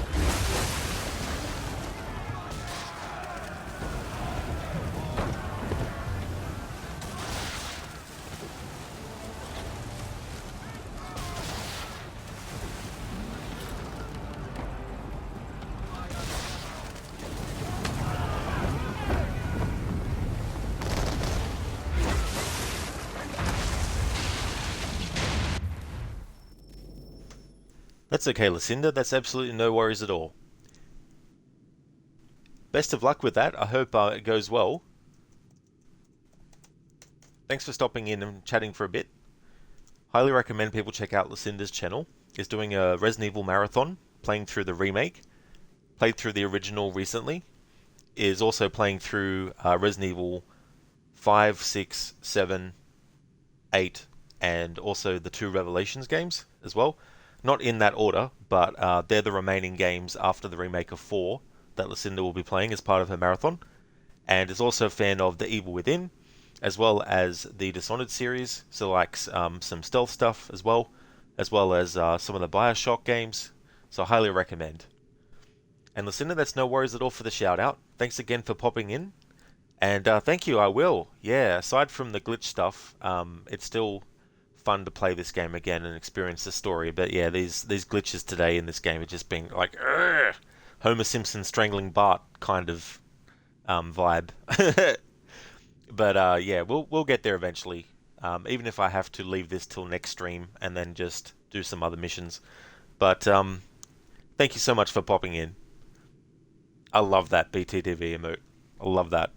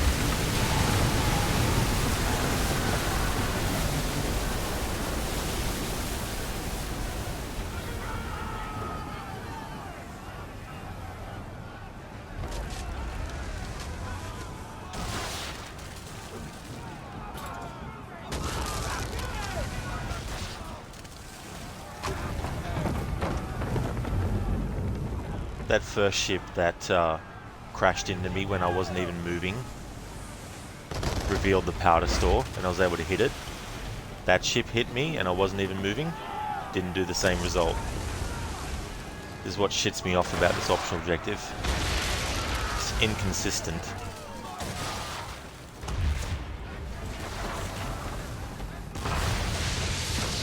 Now we need to restart because destroying any of these ships by any other means except for powder stores doesn't count towards the optional objective. Harbinger, you can see me streaming for 15 hours until I get this done. I don't think so, Harbinger. Not today's stream. I don't feel like doing a 15-hour stream. I'll be ending the stream soon anyway, but what I'll do is have a few more attempts and then I'll leave it till next week to try again at this particular mission. But I'll do the other naval stuff I've got. At least that way I'll be ahead of things. Because my intention anyway was to just do the naval stuff for the rest of the stream and then end it after that. But this has taken up a long time just to get it. So I'll just give it a few more attempts, and then if we can't get it, just have to wait until next Saturday.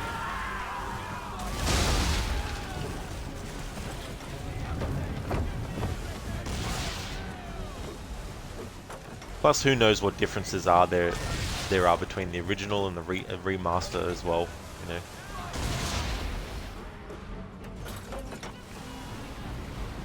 It's just inconsistent. You can do the same thing 3 times, but maybe only one ship will reveal its powder stores.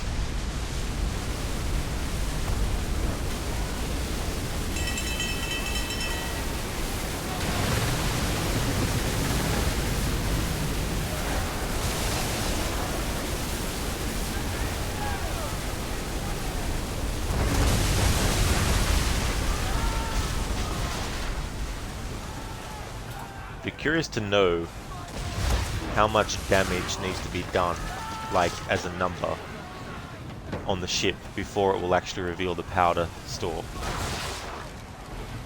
and how much value of damage is done against the ship based on certain factors of what you're doing with your ship.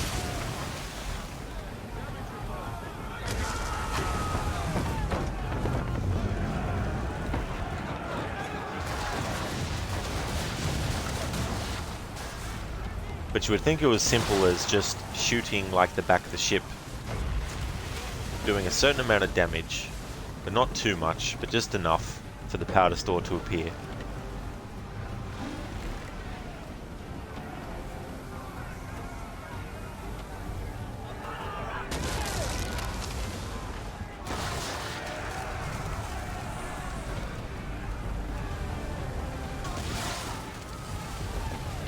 What I'm going to do next attempt is I'm just going to completely use swivel gun and see how long it takes me to actually get a ship destroyed. Because you would think, oh, maybe it's just based on making sure that you don't do too much damage, and that maybe just using the swivel gun alone would get you to the right level of damage required for the powder store to actually appear on the ship.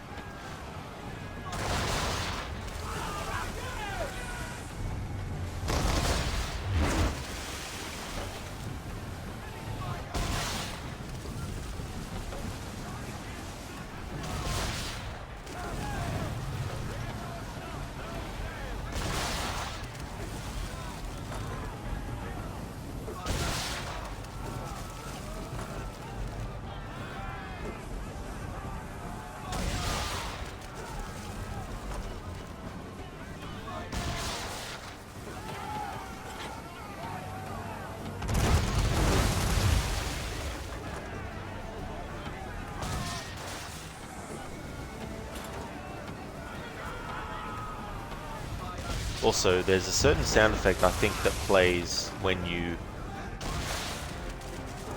unveil a powder store on the ship. However, it's the same noise that gets made if you don't do that, but you've just done enough damage to get that effect to happen.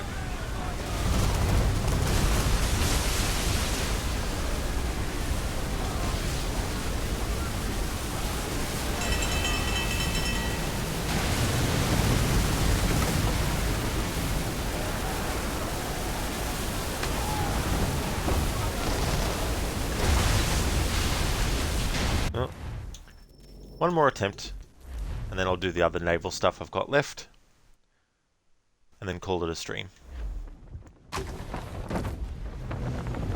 And then try this one again on Saturday.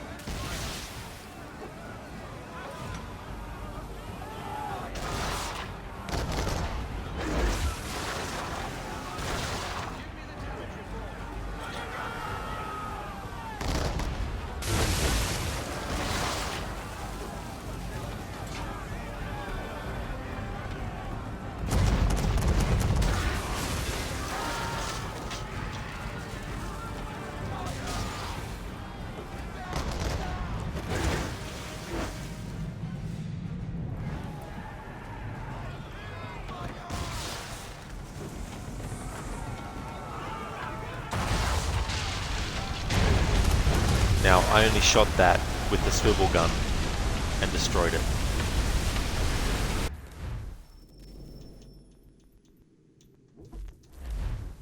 Alright, so we leave that until next stream on Saturday to try and get that done with the optional objectives again.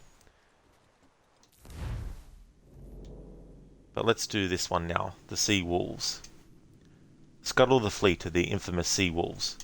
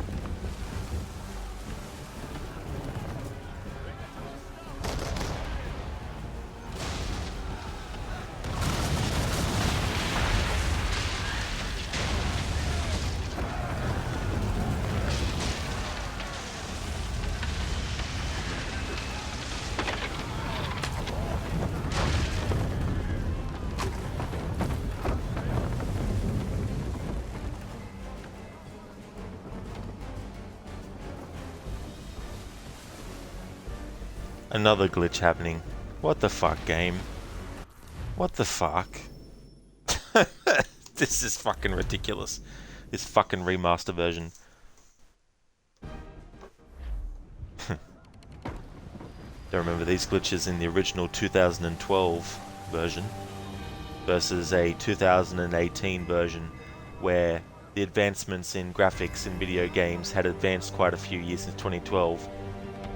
Programming probably advanced as well, yet they can't remaster a fucking 2012 game and have it not have any new glitches that were never in the original. Hey there, Mux. Thank you so much for the 21 days, 23 hours of watch time, and the 2 years, 4 months, and 11 days and 20 hours of followage as well. Thank you so much for all that, Mux.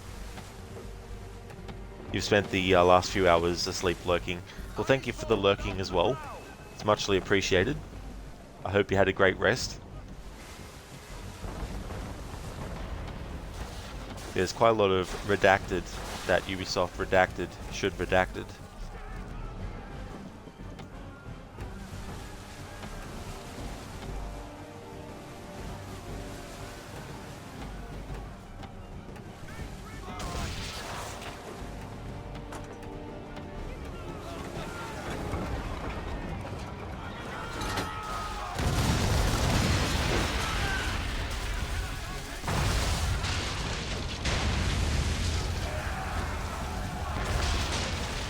One of the annoying things about this mission, in both the original and the remaster, is that your ally ships get in your fucking road when you're trying to destroy the attacking ships.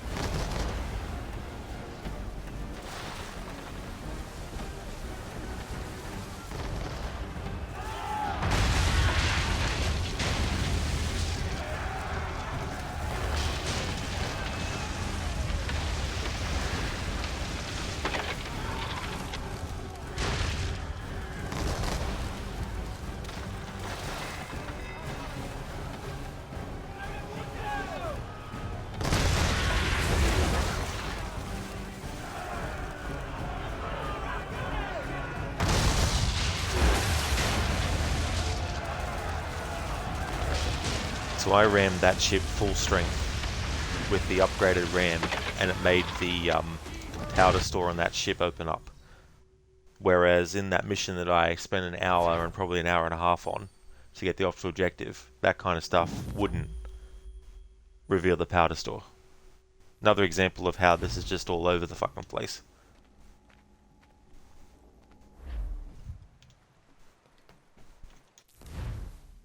Alright, so next one we're going to do is a midnight engagement.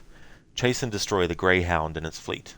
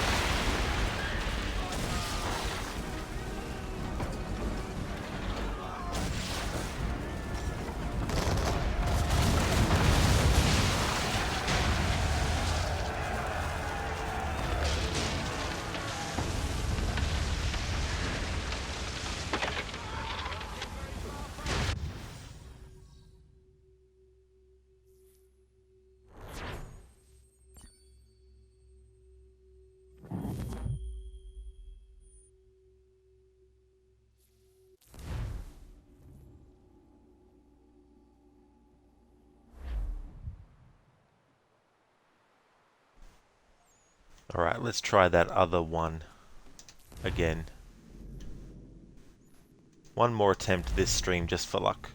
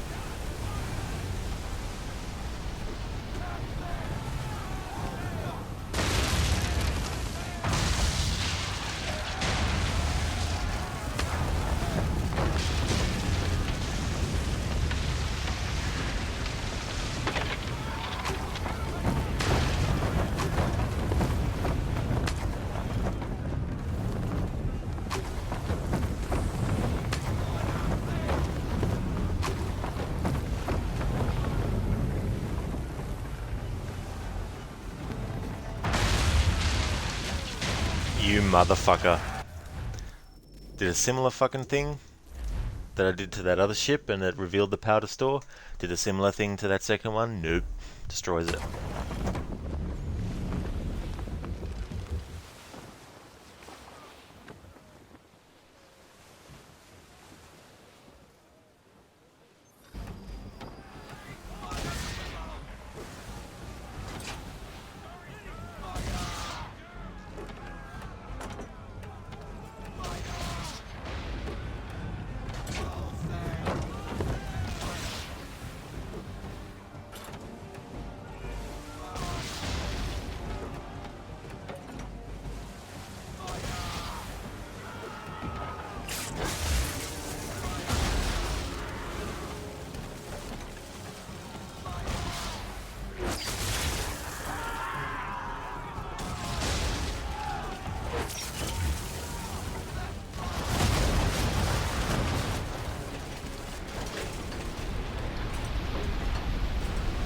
Hello there, Spectrum. Doing really, really well. Having a very frustrating stream with this game though, because a lot of glitches have caused a lot of frustrations, but also this mission, the optional objectives. The game's not doing what I want it to do. When it does do what I want it to do, it only does it for one ship out of the 3 that I need to do it with all 3 ships. So it's just been frustrating. I spent more than an hour trying to get it, but didn't. Then I did some other naval missions. Now, before ending the stream, I just thought I'd give this mission a few more attempts before ending the stream. But no luck.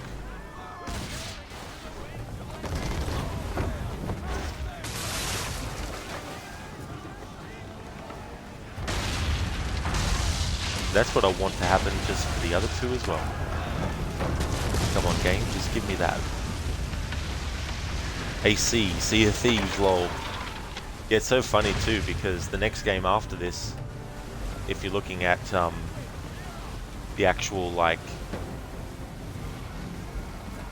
Well, the next one, Assassin's Creed 4 Black Flag, is actually a prequel to this one, but only in the past.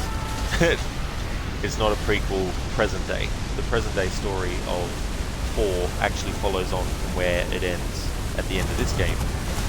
but the actual time period that we play in is actually set after. So this character that we're playing as named Connor Kenway, his grandfather is the main character in Assassin's Creed 4 Black Flag. And there we go, we failed again. You spent a couple of hours on Minecraft shaders yesterday. You could either get the water to look good or the glass, but not both. Oh, that's so frustrating. Especially if you want to get both, but only one ends up being the one that gets the best. I mean, hopefully you can find a way to get the other to actually work well too.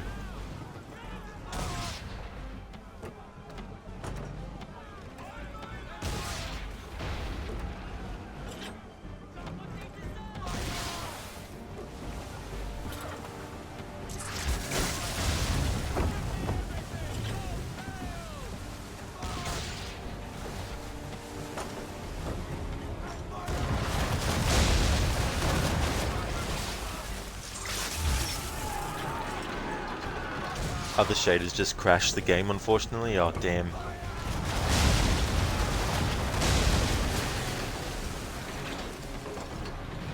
That's the other thing too, you don't know what might solve one issue, but then create a whole different one somewhere else.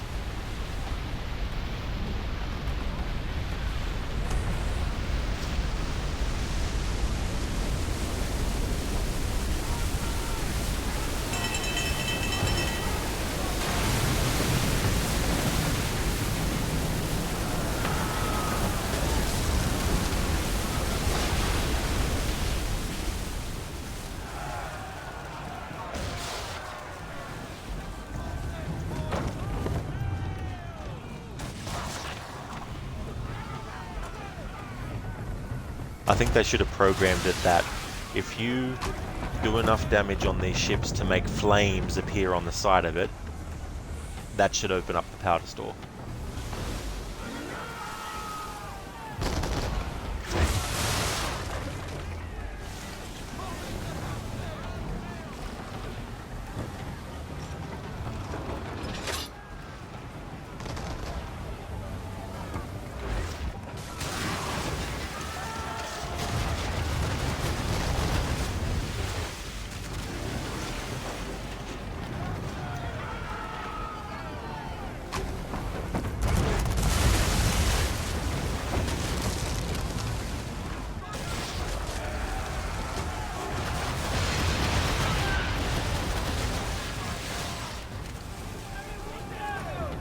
See, surely that's enough damage to open up the powder store, but nope.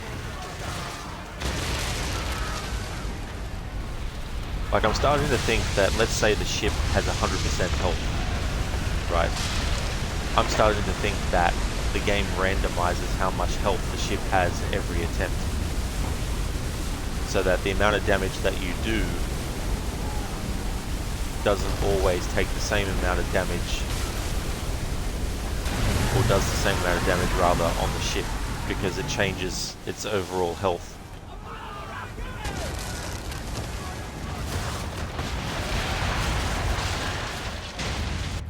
No.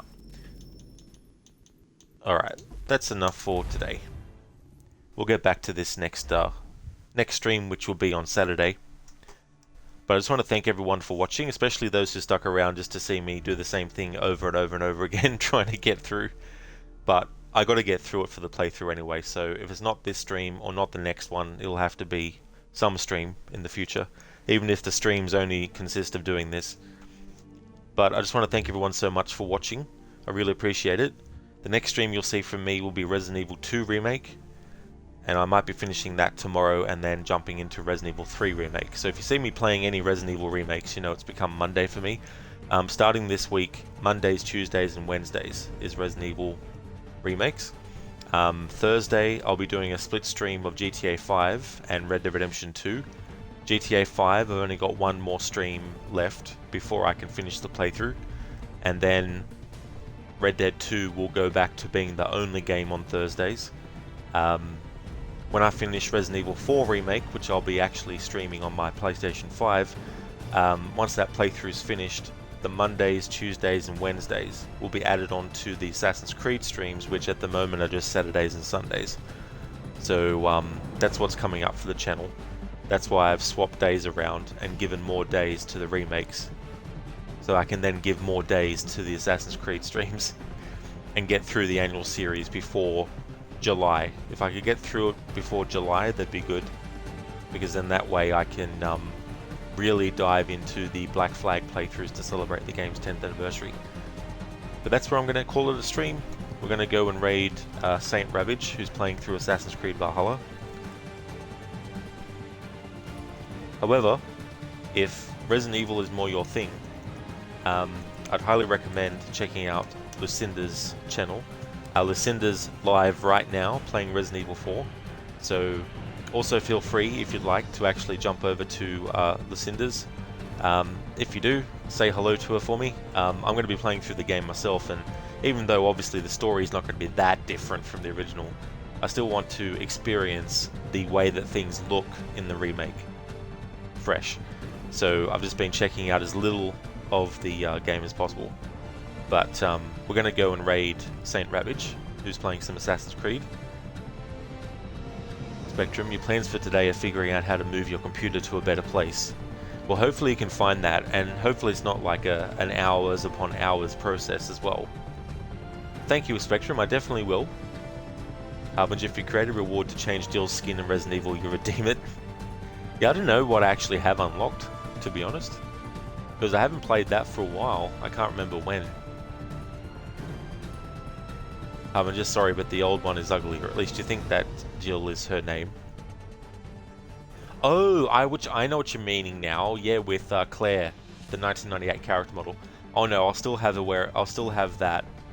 I'll still have that because I'm doing that to celebrate the original's 25th anniversary, or part of. I'll also be doing a playthrough in the future at some time this year of the original Resident Evil 2 to celebrate its 25th.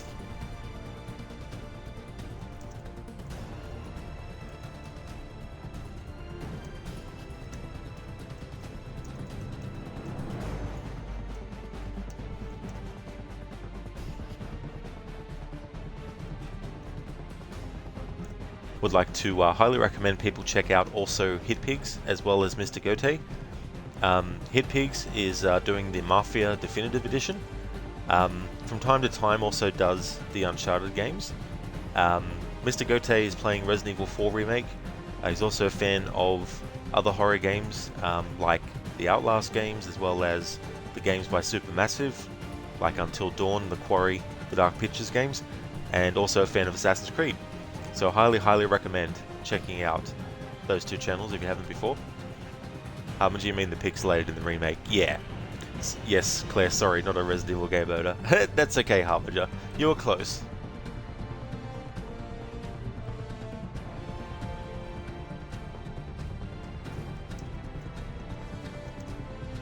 Cheers, Spectrum, thank you. Yeah, I want to just avoid as much stuff with Resident Evil 4 Remake as possible. Alright, so here's some free follower emotes. I think all of them are. Maybe some of them might not be. Oh well. Feel free to use those in the raid. Spectrum, thank you so much for the 50 bits. Thank you very, very much. I really do appreciate it. Thank you so much. Moving the computer will be a huge project, will it? Yeah, that's the thing too, especially how many things you need to move, but also finding the space for it, and also making sure that when you do have the space for it, it suits how you want it and all that kind of stuff. So best of luck with that, Spectrum. I hope you get to the bottom of it, and I hope you sort it out. Thanks everyone for watching, and I will catch you next time.